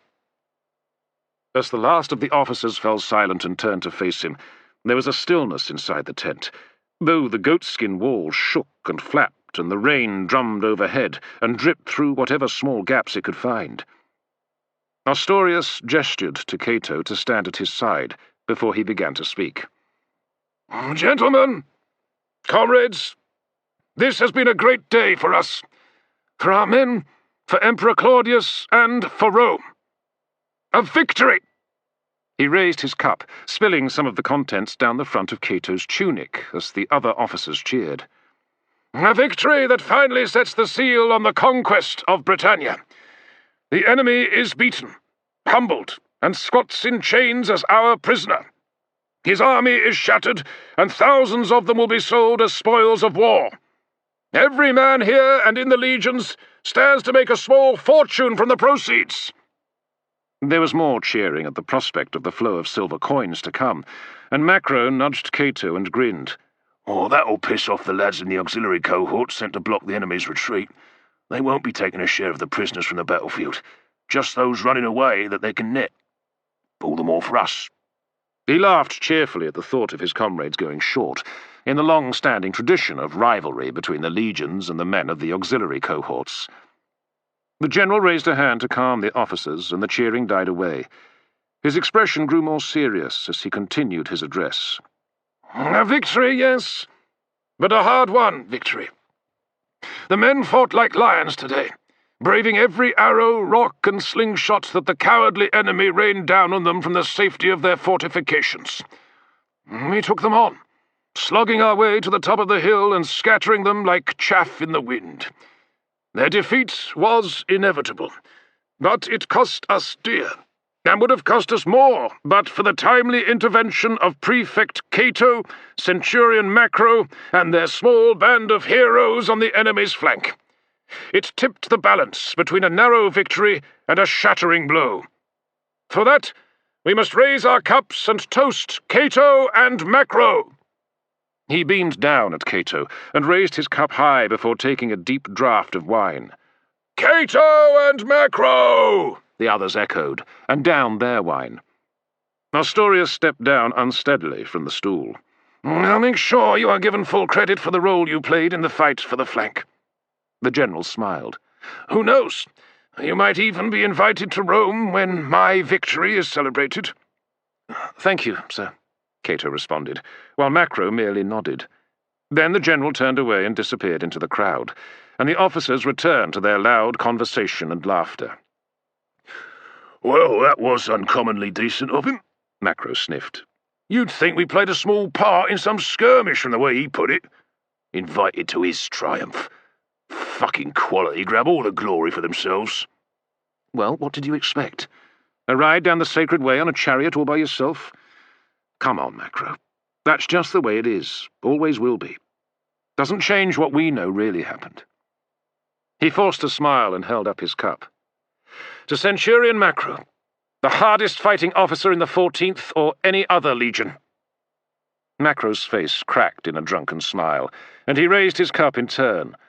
And to Prefect Cato, the hardest bullshitting thinker in the whole fucking army. Cato hesitated and then shrugged. Why not? I'll drink to that. They butted the brass beakers together and drained them before heading back to the counter for a refill. Chapter 15. The celebrations continued into the night, with officers arriving late or leaving as their duties dictated. Cato did not try to keep up with his friend, but drank just enough to allow himself to enter into the cheerful mood of his companions.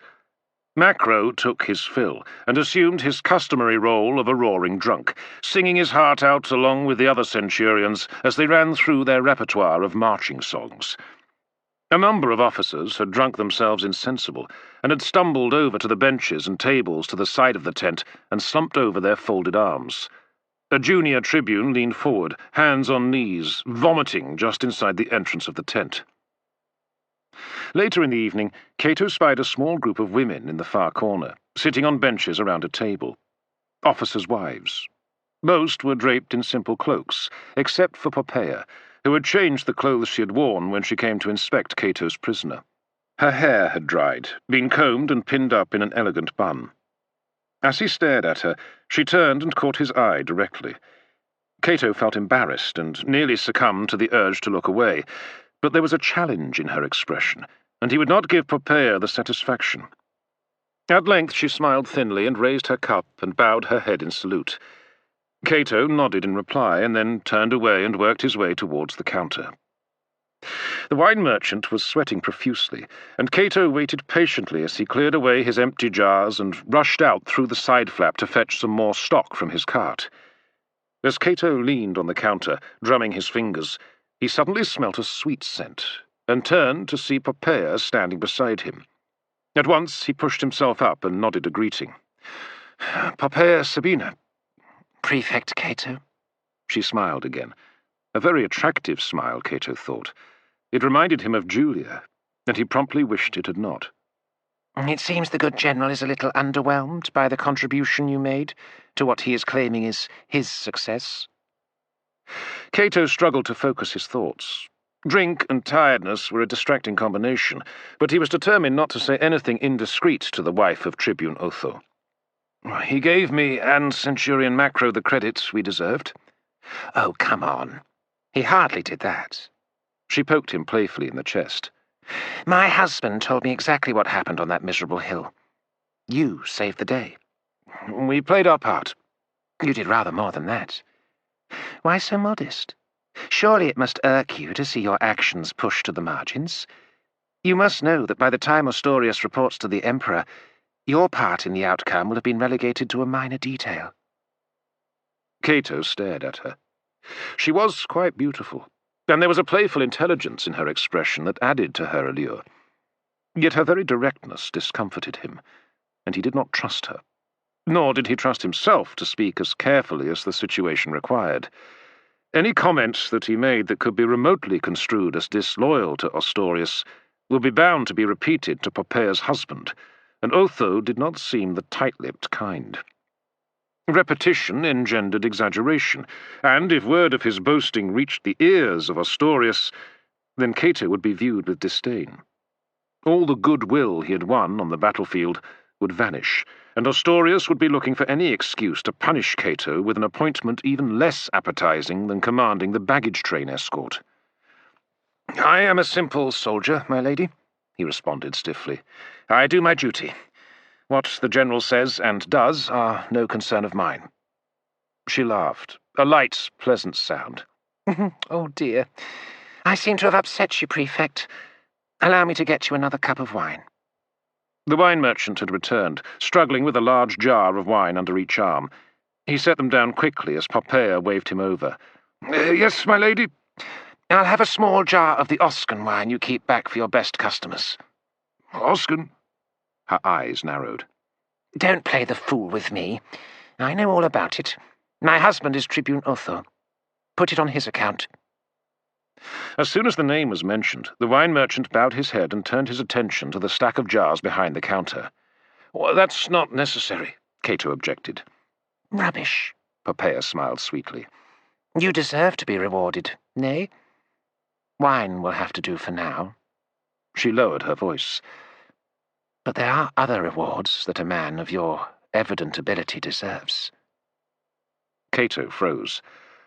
I'm not sure I understand." "Don't be a fool, Prefect. You know exactly what I'm saying." "But your husband has drunk himself insensible and is asleep in our tent. He's not quite the man I thought he was. Charming in public, but quiet and moody in private. He doesn't always fulfill all that a wife might require of a husband." Cato's jaw sagged for a moment, but he could not think of a safe reply. He was saved by the return of the wine merchant carrying a finely glazed jar.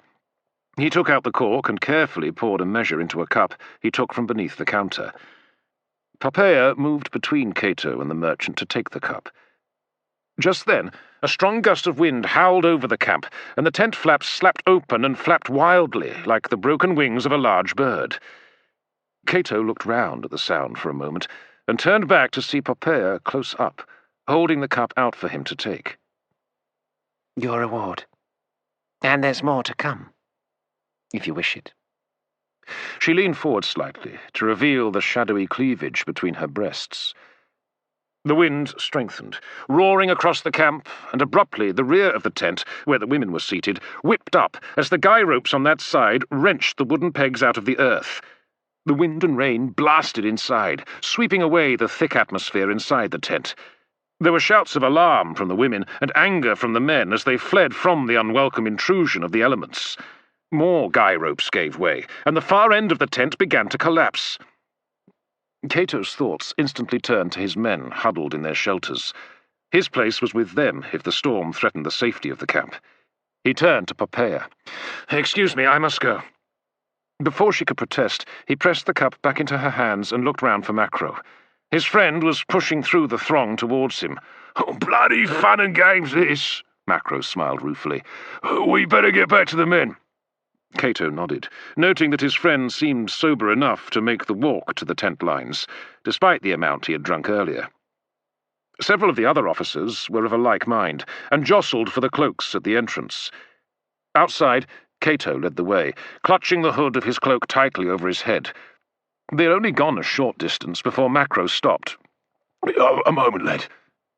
He moved to the side of the muddy thoroughfare and leaned forward. A torrent of vomit gushed from his gaping mouth as he made a deep heaving grunt. Most hit the ground, but the wind whipped a small quantity back against his tunic, and Macro swore before he lurched again, this time turning downwind as he let fly with another jet of vomit. He paused briefly, then straightened up. "You done?" Cato asked, hands on hips. Macro nodded with a meek expression. "Better out than in. And a word to the wise. Always go downwind." He gestured to the mess on his tunic. Cato frowned with disgust. "Let's go." The storm was raging across the mountains, the howling wind lashing the rain against the tents and every living thing inside the camp. There was a cry from behind, and Cato looked back to see the end of the mess tent fly up in the air, tearing out the guy ropes and swirling violently before collapsing. The general's guards had abandoned their weapons to hammer down the pegs holding the other tents in place. On all sides the storm was wreaking havoc, and the men hurried from the shelter of their section tents to hold them down. Even with the chaos unfolding around him, Cato was gratified by the sight of the dim shapes of the sentries remaining at their posts on the ramparts. "Jupiter's fucking balls!" Macro shook his head. "Have you ever seen the like? Someone's got right up the noses of the gods, and no mistake." "It's as well that it happens now rather than last night," Cato responded, trying to look on the bright side. "Can you imagine what that hill's going to be like after this lot?" They struggled on, leaning into the gale, the hems of their cloaks whipping at their legs. At length they reached the partial shelter of the rampart, and turned towards the corner of the camp where the baggage train was parked. "What did the Tribune's wife want with you?" asked Macro. "Ah, you saw that." "Oh, indeed. Looked rather cosy. Is she the kind of army wife who puts it about, then?" "I wouldn't know. She wanted to give me a pat on the back and buy me a drink, that's all." Macro chuckled. "Oh, sure. Pat on the back, right." Cato sighed wearily. "Macro, I'm a married man, and I love my wife." "So?" "So I'd rather we left it there, Centurion. That's an order." "Yes, sir." When they reached the tent lines of the escort, or what was left of them, Cato's heart sank. At least half the tents were down, and the dark figures of men were struggling to save the rest. The blood crows had abandoned their tents to go and calm the horses, and their shrill whinnies cut through the wild night. "I'll see to the men," said Cato. "You check on the prisoners." "Prisoners? Fuck 'em. A little bit of rain won't hurt 'em." "Maybe, but I want them in good shape when they're handed over to the Emperor, whenever that is. Make sure they're safe and their chains are secure." "All right." Macro dipped his head in salute and hurried off towards the larger of the stockades. Cato turned to his own tent first and was relieved to see that it was still standing. Thraxis was hammering down extra pegs as his commander approached. "Any damage inside?" Cato asked. His servant lowered his hammer and looked up. "No, sir. I got most of your clothes into the chest earlier. Same with the paperwork and slates." "A good man." Cato gestured to the tent. "I'll leave you to secure this. I need to check on the others." Thraxis nodded quickly, and turned back to his work as Cato strode towards the nearest line of tents belonging to the legionaries of Macro's cohort. He saw the giant outline of Centurion Crispus bellowing orders to his men and strode through the wind towards him. "Centurion, report." Crispus wiped the streaks of rain from his face. Not good, sir. Lost most of the tents, and we'd be lucky if we saved any that are still left. I've told the lads to collapse them and sit on the bastards until the storm's passed." Cato yawned, weariness settling heavily on his tired limbs. "The best thing, I suppose. As soon as the wind dies down, get the tents back up and the men inside. They'll have to double up as best they can until daylight. We'll sort things out then." Well, it's going to get cosy in them tents, sir. "Then it'll help keep them warm." "Cato! Cato!" They both turned towards the desperate shout, and Cato could just make out Macro's stocky figure waving frantically in front of the smaller stockade. He ran to meet them. "What is it?" Cato demanded. "He's gone!" Macro shouted, eyes wide in alarm. "Caratacus! The bastard's gone!" Chapter 16. "Gone?" Cato froze, his guts clenched with dread. He didn't wait for any further clarification, but sprinted across the mud and puddles towards the stockade. The door was open, and it was too dark to see inside, but as he drew closer, he saw 2 bundles lying on the ground just inside. The 2 centuries, he realized at once. He charged past them and into the stockade. The gloomy interior was empty, except for the post and the chains lying in the mud. "No!" Cato bunched his hand into a fist and punched the wooden frame at his side. He crouched down and picked up the chains for closer examination. They were covered in mud, but his probing fingers found no breaks in the links, and the pins on the shackles had been cleanly knocked out. Rising quickly, he turned and joined Macro and Crispus as they examined the bodies. "Dead?" "Both of them," Macro answered. "Throat slashed. Whoever did this got up close to him. Oh, some bastard's going to pay for this." Cato tried to calm his racing mind. "We'll deal with that later. Right now we must find Caratacus. Get the men. I want them to start searching at once. Send a runner to each of the gates. No one is to leave the camp. Go!" The startled Centurion ran off to the tent lines, and Cato turned to Macro. "What about the other prisoners?" "I checked. They're all there." Macro glanced round into the shadows. "Caratacus could still be close if he thinks he can set them free as well." Cato shook his head. "It's too late for him now. The alarm has been raised. If that was ever his plan, he's not going to try it now. He'll want to get out of the camp and as far away as possible before daylight. I just hope we're not too late. You take charge here. Double the guard on the others. Find the cornersen and have him sound stand too." "What are you going to do, sir?" "Report to headquarters. We have to rouse the camp at once." Oh, shouldn't we try and find Caratacus first, before we tell the general? "It's too late for that. And move!" They parted, and Cato turned and began to run back towards the heart of the camp. He was in sight of the headquarters tents when he heard the thin notes of the horns sounding from behind him. He saw soldiers in the darkness pause from their efforts to salvage their tents and look round. "What's going on?" a voice called out. "Thought we'd seen to the enemy. What's that joker playing at?" Cato stopped and cupped a hand to his mouth and shouted, "Stand to! You heard the signal. Move your bloody arses!" The spell was broken, and men began to scramble for their kit. Optios and Centurions relayed the order, straining to be heard above the storm. Cato plunged on, half running, half slithering over the mud as he made for headquarters. Miraculously, only the mess tent had gone. The rest still struggled against the wind, and he slithered to a halt outside the entrance to the general's private quarters, gasping for breath. "Let me in." He waved the guards aside. "Oh, just a moment, sir." One made to block his path. "There's no time for this." Cato thrust the man aside and pushed through the flaps.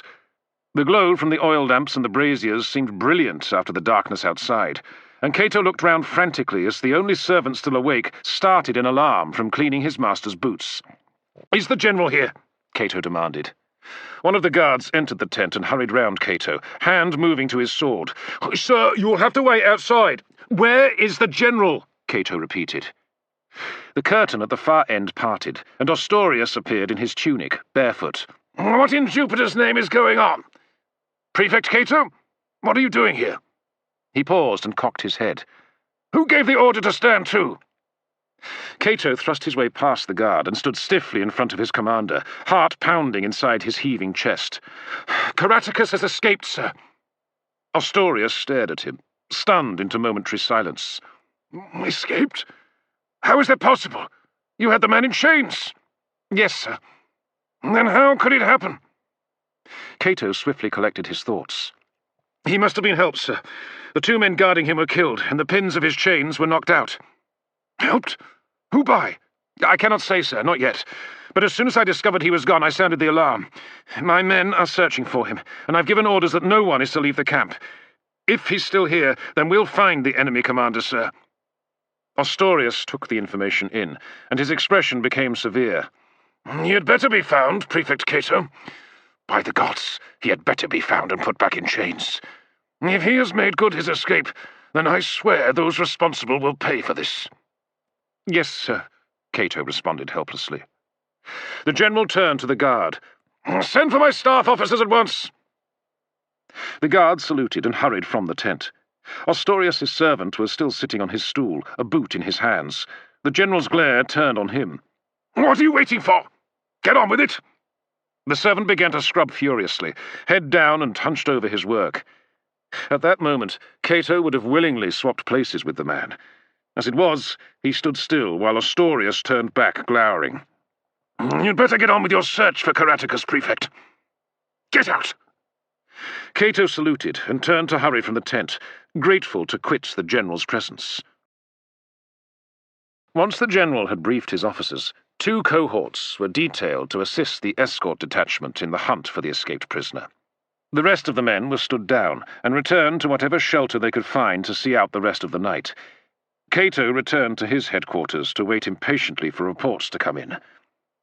At last the storm began to abate, and then pass on to the east, the wind easing as the storm drew the clouds in its wake. At last the rain stopped, and the serene stars looked down from velvet heavens. As he stood at the entrance of his tent and stared up at the night sky, its very calmness seemed to mock Cato. His moment of triumph had lasted less than a day. The escape would no doubt transform him from the toast of the Legion to scapegoat for this misfortune. Far from being the officer renowned for his capture of an enemy general, he would be doomed to be remembered for failing to prevent his flight. The real culprit was the man who had murdered the guards and set the enemy commander free. Cato swore that if he ever discovered the identity of that individual, he would be made to suffer. His only hope at this stage was that the culprit who had helped Caratacus was hiding him somewhere in the camp. The possibility that the enemy commander had found a way out was too painful for Cato to contemplate. As the reports came in from the search parties, Cato felt his heart grow heavier at the lack of any sign of Caratacus. As the first hint of dawn bled across the horizon, Macro brought him disturbing news. "I've been questioning the guards on the gates. They've done as you ordered and let no one out. But then I had a thought. I asked them who had passed through the gates in the hours before the alarm was raised. And? You're not going to like this. There was nothing that stood out, the usual comings and goings of patrols, except for a wine merchant's cart." Cato pressed his hand to his forehead. "A cart? Did the sentries search it?"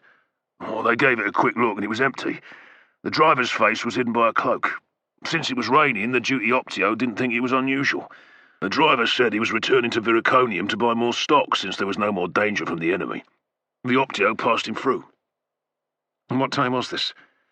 "Oh, just before they closed the gate for the night. That was when we were in the mess tent. I've got the optio outside if you want a word with him." "Get him in here." Macro ducked his head through the flaps. "Inside, you!" He stood aside to let the optio enter.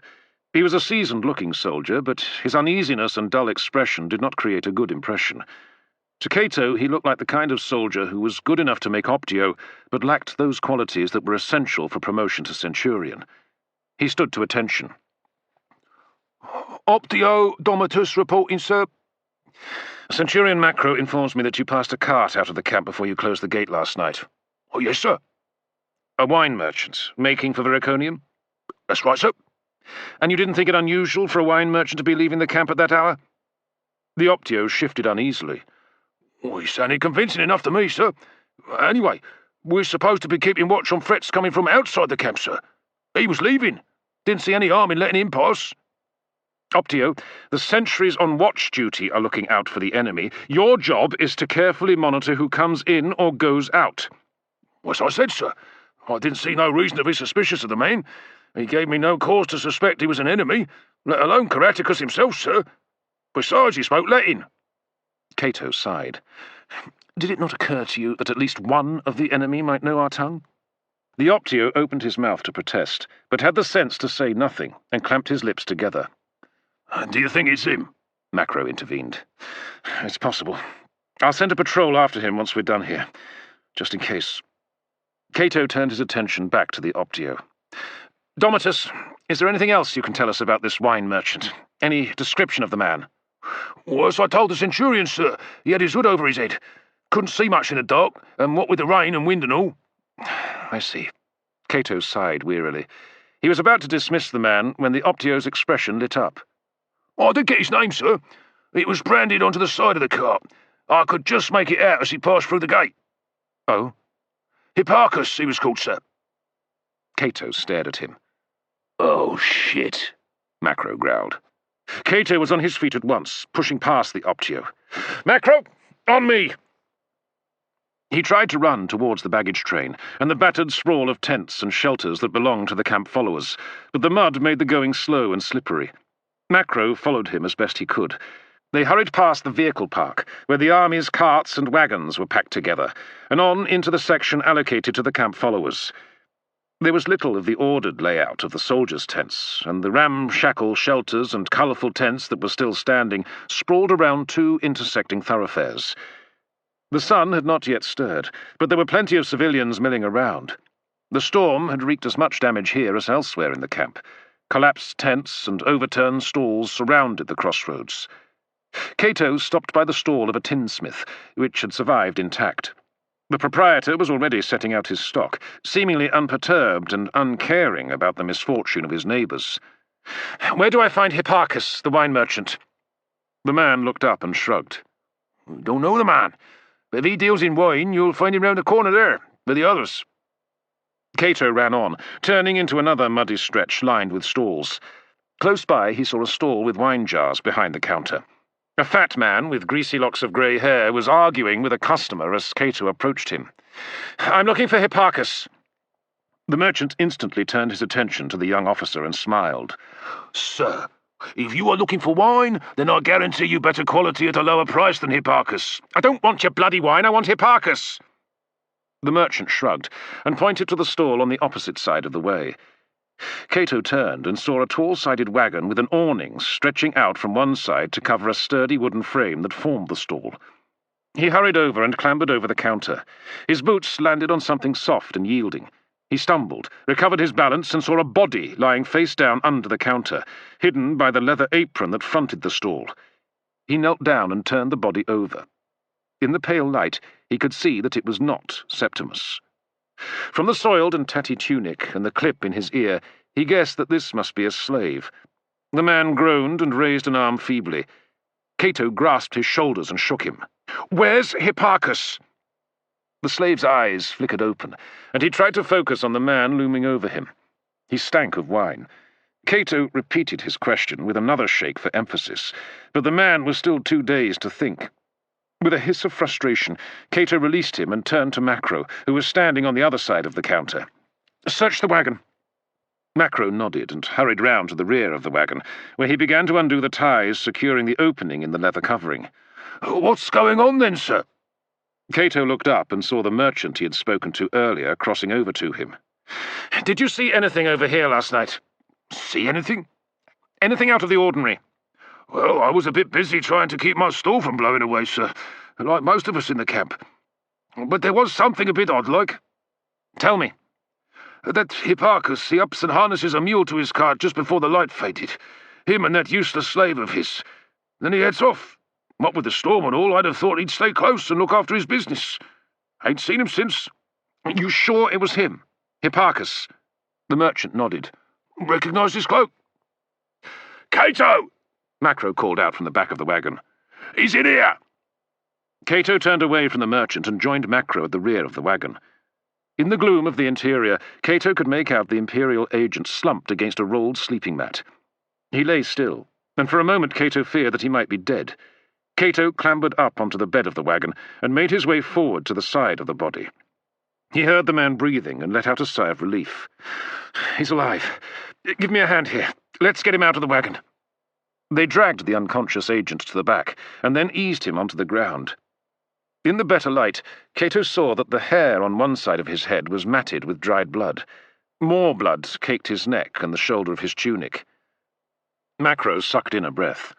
"Oh, some bastard's given him a sharp knock on the head. Caratacus, you think?" Cato hesitated. "Oh, looks that way." Standing up, he called out to the wine merchant opposite to bring some water. Macro gestured down at Septimus. "What do we do with him?" Cato scratched his jaw. "We'll clean his wound and dress it, then try and bring him round. If we can't get any sense out of him, we'll take him up to the infirmary for the surgeon to look after him. Either way, we need a word with him as soon as possible." Macro was about to say something when the wine merchant approached, with a jug and small strip of linen. Cato took them off him. "I want you to go to headquarters and report to the general." "I ain't a soldier," the merchant protested. "Go yourself." "Shut your mouth," Cato snapped back, "and do as I bloody well tell you. Tell the general that Caratacus has escaped from the camp in Hipparchus's cart. Tell him I'm sending my men out to try and find him. Now go!" The merchant reluctantly hurried off, leaving the two officers with Septimus. "Lift his head gently," Cato instructed. Macro did as he was told, and Cato poured some water on the linen and started to clean off the dried blood as best he could. The scalp was torn, but there seemed to be no damage to the bone beneath. As he worked on the rest of the wound, Septimus stirred and mumbled a protest before he slid back into unconsciousness. "Something's not right about this," said Macro. Cato looked up. "You mean aside from the fact that Caratacus has escaped and attacked an Imperial agent in the process?" Macro caught the strain in his friend's voice and bit his tongue rather than respond to the comment. There was a brief silence as Cato rinsed off the last of the blood from Septimus's neck, wrung the cloth out, and then carefully tied it round the head, covering the wound. Macro eased the head back down. Macro tried again. "Someone helped Caratacus to escape, and they just happened to pick on Septimus when they needed a cart and a disguise to get Caratacus out of the camp. Call me suspicious, but that ain't bloody likely by a long way." "No," Cato responded quietly. "It does seem too much of a coincidence." He tapped the Imperial agent on the chest. "You get him to the infirmary. I'll order the blood crows after Caratacus. I'll find you afterwards. I want to be there when Septimus regains consciousness. He's got some questions to answer." Cato paused and winced. "And, like as not, the general will have a few of his own to shoot at us." Chapter 17.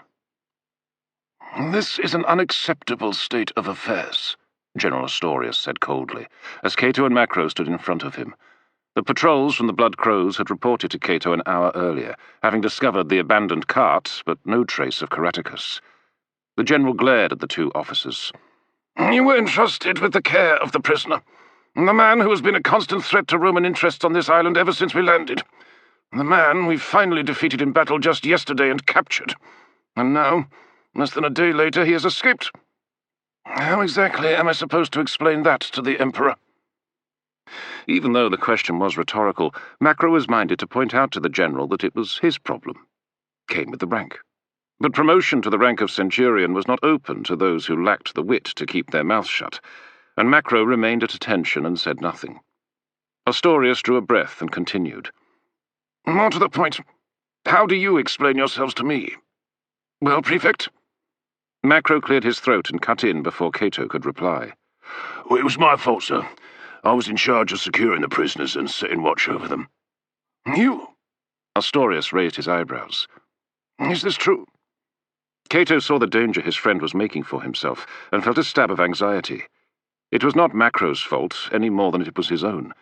It was almost certain to be the work of Pallas's agent, as was the attack on Septimus. It seemed that the Imperial agent had underestimated his quarry, who must have penetrated his disguise.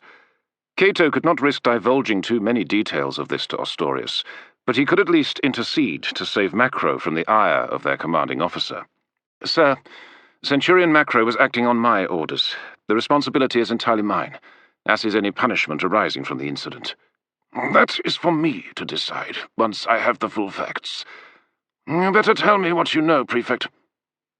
Cato fought off his exhaustion as he went over the details. "I know that the escape occurred while Centurion Macro and I were in the officers' mess tent. I also know that he must have had assistance in his escape." "How so?" "Because the 2 guards were stabbed in the throat, sir. Since Caratacus was unarmed and manacled, it follows that my men were victims of an armed assailant, or more than one. Also, the pins on his shackles were knocked out. It takes a hammer and a special punch to do that." "So who helped him? One of the other natives? Have any more prisoners escaped?" "No, sir. I checked with the Centurion in command of the prisoners held outside the camp. They're all accounted for. Besides, even if one of them had escaped, he'd have to get across the ditch, over the rampart and past the sentries. Then he'd have to locate Caratacus, find a hammer and a weapon. It's a bit unlikely." "But not impossible." "As good as, sir," Cato said firmly. "What about the other members of his family and his brothers?" "They're all still chained in their stockade. The guards there said that they noticed nothing suspicious all night." Ostorius nodded thoughtfully. "Then why didn't Caratacus attempt to free his kin as well? Why would he leave them behind?" Cato tilted his head slightly. "My guess is that it was too difficult. There were 4 guards on the larger stockade, and it was close to the tent lines of Centurion Macro's cohort. If the alarm was raised, they'd be surrounded by armed men in short order. And even if they had managed to kill the guards and remove their chains, there would be several of them in the party, and it would make getting out of the camp much harder to achieve. Caratacus alone might stand a chance. If he had tried to take the others with him, then he was almost certain to fail." Ostorius arched an eyebrow. "Are you saying that he sacrificed his family to save his own skin?" "I'm saying that it was the most reasonable thing to do, sir." "Reasonable? Ruthless, more like?" Macro shrugged. "Perhaps it's because he's ruthless that he's caused us as much trouble as he has, sir." The general glared at him. "Thank you for those words of wisdom, Centurion." Macro flushed as his commander turned his attention back to Cato. "So, assuming you are correct, what happened next?" Cato thought swiftly. This was the part of the tale where he needed to exercise care if he was not to risk exposing Septimus. Regardless of the general's loyalty to his emperor, he would not take kindly to the revelation that there was a spy in his army, nor would he appreciate the fact that one of his officers had known of this and kept it from him. Cato cleared his throat and continued in a neutral tone. "We know that Caratacus left the camp by the east gate disguised as a wine merchant called Hipparchus. I recognized the name as soon as the Optio reported it to me." "So how did you come to know of him so conveniently?" "The wine trader had sold me some wine 2 days ago. We tracked the merchant's business down and found Hipparchus unconscious in the rear of his wagon. His cart was missing." "I see. I wonder why Caratacus chose to attack that particular wine merchant." "Coincidence, sir." Cato wondered the same thing.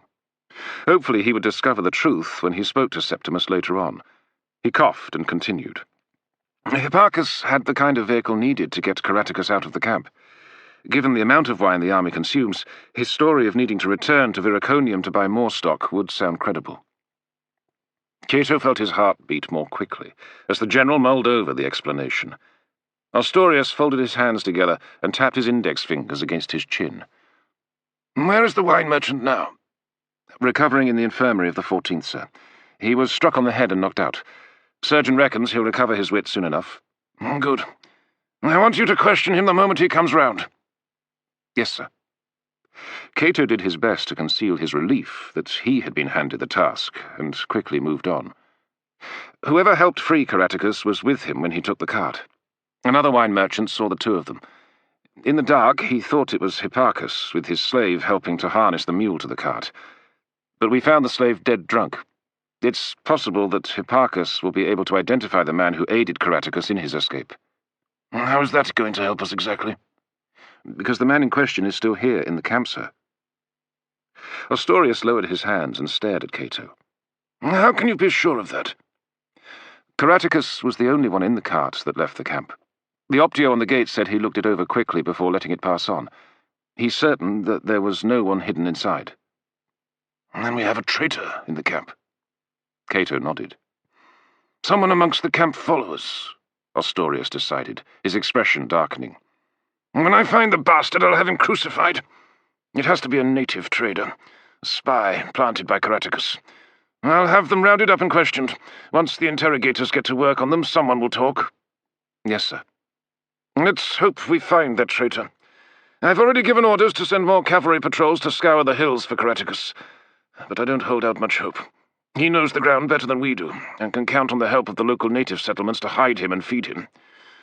Jupiter only knows what he's planning to do next. He'll go north, sir. Ostorius looked at the Prefect in surprise. North? You seem very sure of yourself. Where else can he go, sir? The Silurians suffered heavily yesterday, and they won't be keen to follow Caratacus anymore. Nor will the Ordovices when word of his defeat spreads. And that leaves two possibilities. Either he'll make for the Druid stronghold on Mona. That's close, and he can be sure of a warm welcome there, but it'll mean he's bottled up, and I would imagine that you have plans to take Mona at some point in the near future. I might, Ostorius conceded. But go on. If not Mona, then where will Caratacus make for, in your expert opinion? Britannia, Cato answered without hesitation. But we have a treaty with the Brigantes. He'd be mad to hand himself over to our allies. We have a treaty with Queen Cartimandua, sir. It's not quite the same thing. From what I understand, the Queen does not enjoy the backing of all her people. If there's a faction that stands against Rome, Caratacus will be sure to try and stir them up. If he can win the rest of the tribe over, he'll have a powerful army at his back to continue his war against us. General Ostorius considered the notion for a moment and pursed his lips. Putting himself at the mercy of the Brigantes is a huge risk. I don't know. I'm not convinced. After the defeat we've inflicted on him, I think he's going to play safe, retreat and lick his wounds while he considers what to do next. I beg to disagree, sir. Caratacus is not the kind to lie low. He'll want to avenge his defeat at the first opportunity. He can only do that if he can raise fresh forces, and the only place he can do that now is in Britannia.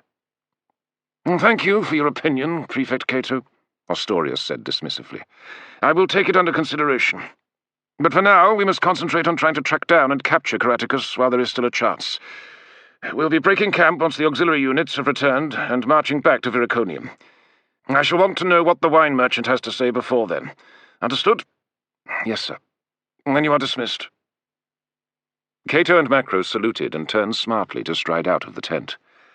When they were beyond earshot of the general's bodyguards, they stopped, and Macro let out a deep sigh. Oh, it ain't right that he's trying to pin this one on us. It's not our fault some bastard sprang Caratacus. He's the general. It's his lookout. Cato smiled wearily. Well, that's how the blame game plays out, Macro. This isn't about the army, this is about politics. Ostorius is thinking about what happens after he gives up command of the army. If there's any way of pinning the blame on a subordinate, then he will. It's just our bad luck that we happen to be junius on the spot. Macro ground his teeth in frustration. Fucking politics. Quite. They looked out over the camp, which was a scene of devastation. Most of the tents appeared to have been swept away by the previous night's storm, and soldiers were picking their way through the churned mud and debris to retrieve their kit. Some were building fires, but Macro knew that it would take a while for the wood to dry out enough to be combustible. The mood of sullen misery stretched across the camp, despite the clear blue sky, the warm sunshine, and the swifts darting through the air. Macro sniffed. Oh, anyone would think it was our side that lost the battle. We won the battle, but not the war. Not quite yet, at least. As long as Caratacus is at large, we won't know any peace. So what do we do now? Cato placed his palms against the small of his back and stretched. We have a word with Septimus, if he's up for it. Right now, he's the only one who might be able to help us find the traitor in the camp. I thought we were supposed to be looking for Caratacus. Cato shook his head. If I'm any judge of things, he's long gone. It'll be a miracle if the cavalry patrols pick him up. That's why we need to find the man who helped him escape. With the right inducement, he may tell us where Caratacus is headed and what his plans are. I suppose. Cato turned to his friend. Well, if you've got a better idea, let's hear it. Macro concentrated a moment, and then shrugged. Septimus is. The surgeon looked strained as he sat at his camp desk at the entrance to the infirmary tent, one of the first to be erected again after the storm. The dim interior was filled with men lying on their sleeping mats. Some lay on the bare ground, others sat up. The less seriously injured talked in mute tones or passed the time playing dice. The air was filled with the groans and cries of the wounded. Several orderlies moved through the tent, tending to their patients. The surgeon was wearing a blood-stained apron over his black tunic, and his face and arms were smeared with streaks of mud and blood. Who is it you want? Hipparchus. What unit? He's a civilian. We brought him in first thing this morning with a head injury. Oh, him, yeah, I remember. Fine, just a light tap. He's awake now. The surgeon stood up and pointed to the far end of the tent. Last man on the right. Cato nodded his thanks, and he and Macro made their way down the aisle running the length of the tent. As they passed through the densely packed rows of human suffering, Cato felt his anger towards the general rising up again. Most of these men would not be here but for Ostorius's decision to make a frontal attack on a strongly defended position. He could not help feeling that Legate Vespasian would not have made the same mistake had he been in charge. He recalled his first commander with admiration and a loyalty bordering on affection. If there was any justice in this world, Vespasian would eventually achieve rank and position worthy of his talents, Cato thought. There was a man he would willingly follow into battle. As they neared the end of the tent, he saw Septimus sitting up, a fresh dressing wrapped neatly about his head. A small red stain showed where the blood had soaked through over the wound on his scalp. The agent glanced up as he became aware of their approach, and smiled weakly. Prefect Cato and Centurion Macro. He forced a smile. The two favourite customers of Hipparchus, purveyor of the finest wines in the cap. The wounded men immediately around him stirred, and one shouted at him to shut his mouth and not disturb their rest. Septimus ignored them and propped himself up on his elbows. "How's the head?" asked Cato, as he and Macro hunkered down either side of the Imperial agent. "Not bad. Still feel a bit dizzy, but I'll be out of here before the end of the day. I don't think I could stand the company of these louts any longer than that." "Hey," Macro growled. "These louts are my comrades in arms." Septimus cocked an eyebrow. That explains a lot." He glanced round to make sure that none of his neighbours seemed to be listening, and then lowered his voice as he continued.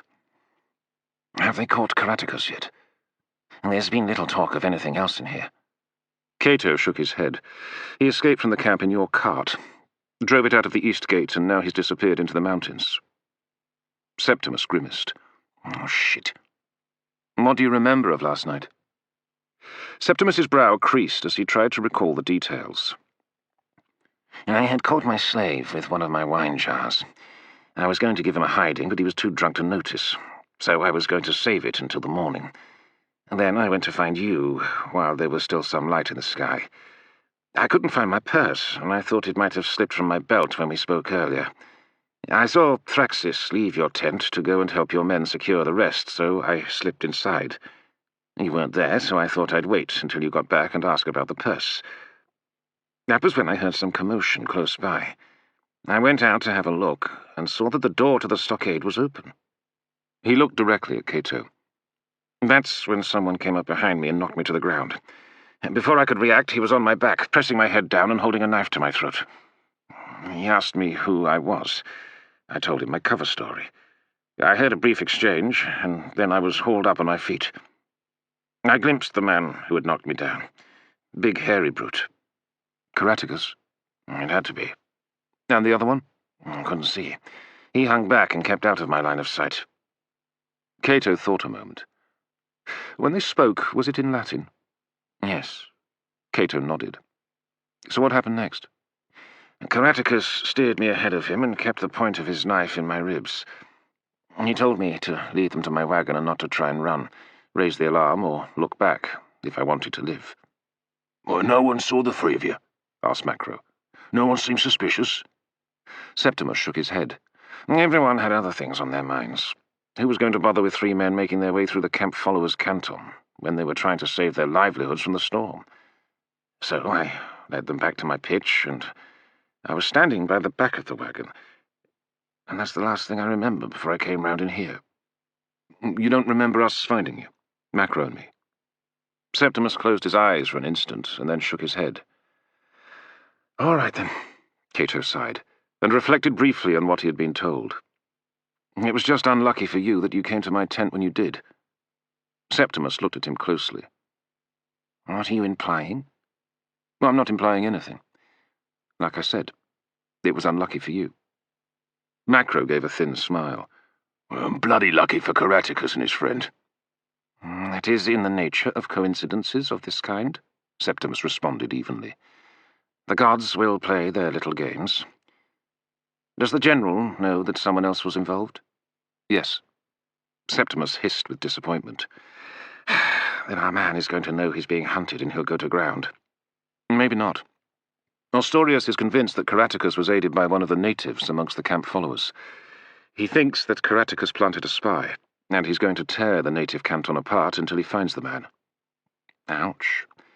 But then again, it's where I'd look if I was the general. If Ostorius is set on blaming a native spy, then it's possible the culprit is going to think he's got away with it, and not feel the need to lie low. That's to our advantage. It is, Septimus agreed. Very useful. Macro snorted. You're all heart, you two. Cato looked at his friend with a puzzled expression. What do you mean? The general's going to tear the merchants' camp apart and hand any likely suspects over to the army's torturers for questioning. And all you can say is that you think it's useful. Well, it is, Septimus insisted. Why should I care what happens to a bunch of hairy-ass tinkers? There are more important things to worry about, Centurion. We're talking about the fate of the province, and maybe the Emperor as well. I couldn't give a shit about a handful of Britons who fall foul of General Ostorius. Macro clicked his tongue. Like I said, you're all heart. It's moments like this that remind me why I'm a soldier and not some scheming snake in the pay of an imperial freedman. Really? Septimus fixed him with a cold stare. Frankly, the reason why you are not an imperial agent might have more to do with you lacking the necessary acumen. Macro gritted his teeth. Acumen? What the fuck's that supposed to mean? You calling me thick or something? Cato edged between them. Well, that's enough. Jupiter's balls, we've got enough to worry about without you two kicking off. Keep your bloody feelings to yourselves, understand? I don't care if you hate each other's guts. We've got to find this traitor and put an end to Pallas's schemes. Macro? The Centurion made a faint growling noise in his throat, then nodded. All right, but I'm telling you, once this is over, I'm through with you and your kind. He jabbed his finger at Septimus. You come near me, and I'll break your neck. The Imperial agent smiled coldly. Assuming you see me coming. Cato was utterly exhausted, and his patience finally snapped. For fuck's sake! Enough! Around them, heads turned towards the outburst, and Cato abruptly stood up. He looked down at the Imperial agent and spoke in a low voice. I'll report back to the General what you said, but not that they spoke in Latin. If he wants to question you himself, stick to that story. Septimus nodded. We'll talk more when you're out of the infirmary. Come on, Macro. Cato waved his friend towards the entrance of the long tent. Let's go. Once they were outside, back in the warm comfort of the sunshine, Cato rounded on his friend. I know what you think of Narcissus and his kind, but how do you think it helps us to bring it up all the time? Macro clenched his fists. Oh, they've fucked us about for years, Cato. One stinking job after another. Narcissus said he was done with us. When he left Rome, he said he was sending us to Britannia and back to the army, and our spying days were over. That's what he said, fucking liar. You think I don't feel the same? Cato shot back bitterly. You think I enjoy playing the spy? We're in this, Macro, whether we like it or not. We can't avoid it. We can't decide to opt out. Septimus was right about there being a spy. And that means he was telling the truth about someone coming after us. Someone wants us dead. You really want to ignore that danger? Macro struggled to regain control of his temper, and at length he shook his head. Of course not. Then help me, Macro. Help me get through this so we find the traitor and make him disappear, so we can get back to being soldiers. Help me, so that one day I can return to Julia. Well? He held out his hand. They clasped arms, and Macro let out an exasperated sigh. Oh, I'm sorry, lad. I'm just thoroughly pissed off with Septimus and his kind. Me too. Cato flashed a tired smile. Macro withdrew his arm. So what now? Cato puffed his cheeks and looked out over the camp. Caratacus is on the run. We're not likely to catch him. The general's about to turn the only friendly natives for miles around against him.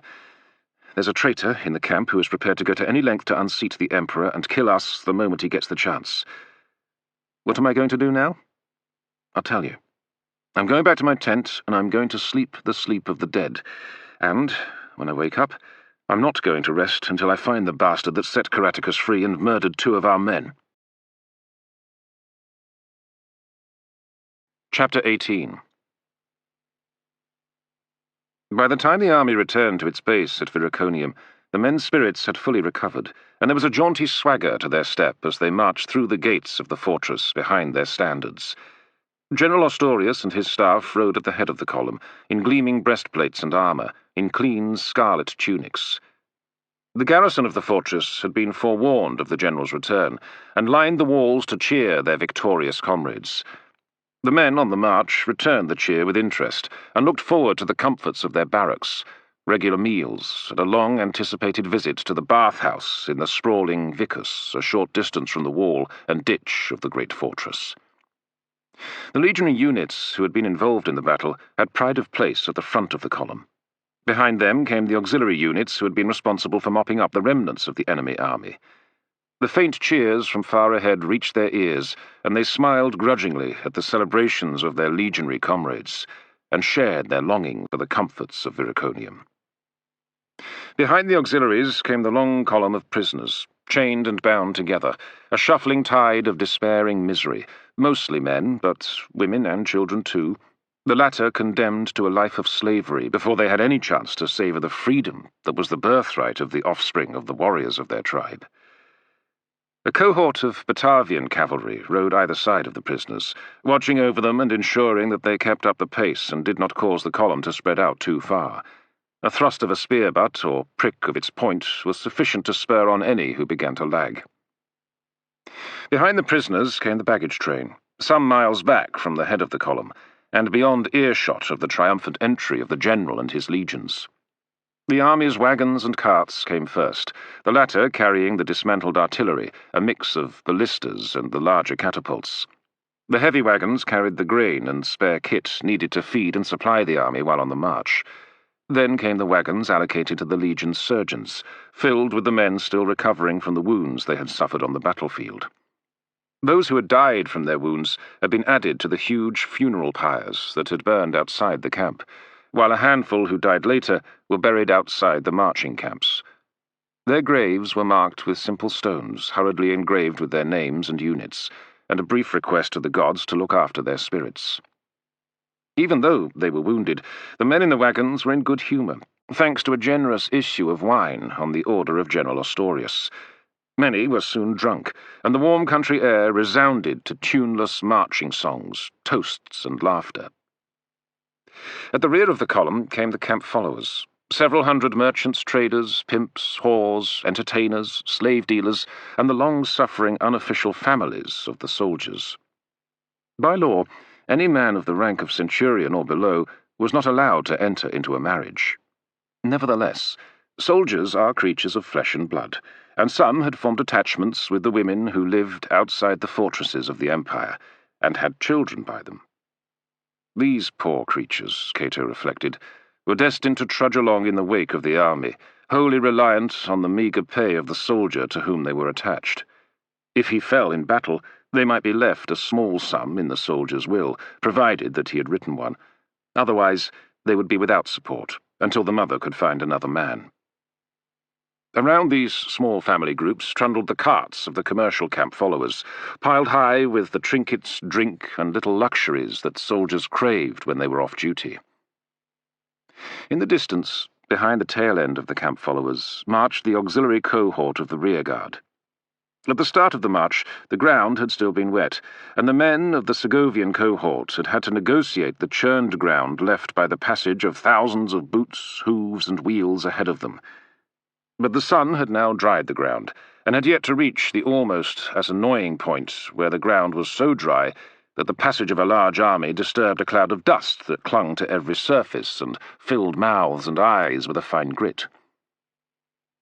Macro and Cato were marching a short distance to one side of the baggage train, their men strung out in an extended screen on either side of the line of march. Having decided he could do with a break from the saddle, Cato had handed his mount to Thraxis and was walking the remainder of the way to Viriconium. So reduced were the escort's numbers that even a small raiding party could have caused mayhem and fled with their spoils long before Cato could have gathered a sufficient number of men to repel them. But there was no sign of any enemy on the march back to Viriconium. From time to time they had passed a small village or settlement, whose remaining inhabitants had run to hide as the army passed by. A few times Cato had seen distant figures on the tops of hills watching them, never more than a handful, hunting parties more than likely, rather than war bands. They had never ventured any closer, and fled the moment any Roman horseman turned in their direction. The defeat of Caratacus's army seemed to have broken the will to fight of the Silurian and Ordovician nations. But Cato knew that if Caratacus raised his standard again, there would still be many who would rally to him, as they had in the past after previous defeats. "I shall be sorry to trade a tent and sleeping roll for a nice dry barracks and a proper bed," said Macro, straining his eyes to scan the landscape ahead for the first sign of Viriconium. "I wouldn't say no to that," Cato agreed absently. He was preoccupied with the disappearance of Caratacus and the need to discover the identity of the agent Pallas had sent to kill them. The only advantage they had at the moment was that the agent was unaware that he was being hunted by Septimus. That was the only reason that he had been permitted to live when they took his cart, Cato reasoned. If Pallas's man had known Septimus for what he was, he would have been discovered with a knife in his back instead of a knock on the head. With luck, they would find and eliminate the enemy agent before he had a chance to do any more mischief. "And there's the prospect of reinforcements." Macro tried to get the conversation going again. "It'd be good to flesh out our ranks. There's hardly any of us left. Now let's hope the General's sent for some fresh drafts from the 2nd. At the mention of their old legion, Cato recalled that the elite unit that Vespasian had once commanded was now stationed down at Isca Domnonorium. Apart from keeping a watchful eye on the local tribes, the legion was mainly a training establishment these days. It took in the convoys of recruits shipped over from Gaul and completed their basic training on British soil before sending them on to the other units of the army in Britannia. Cato decided that he would leave their induction into the Blood Crows to a veteran cavalryman like Miro. Yes, let Decurion Miro handle it, he decided. He had more important matters to deal with. Conscious that he had not immediately replied to his friend, Cato quickly replayed their last exchange in his mind and cleared his throat. "I wouldn't get your hopes up, Macro. The baggage train escort and its commanding officers are still very much in the General's Black Book. If there are any reinforcements available, I rather fear that you and I are going to be at the back of a very long queue." "My, you are full of the joys of life, aren't you?" Can you blame me? Ostorius has pinned the blame for Caratacus's escape on us, and you can be sure he'll make that known back in Rome. If his version of events is accepted, I'd be surprised if we were entrusted with any command larger than a latrine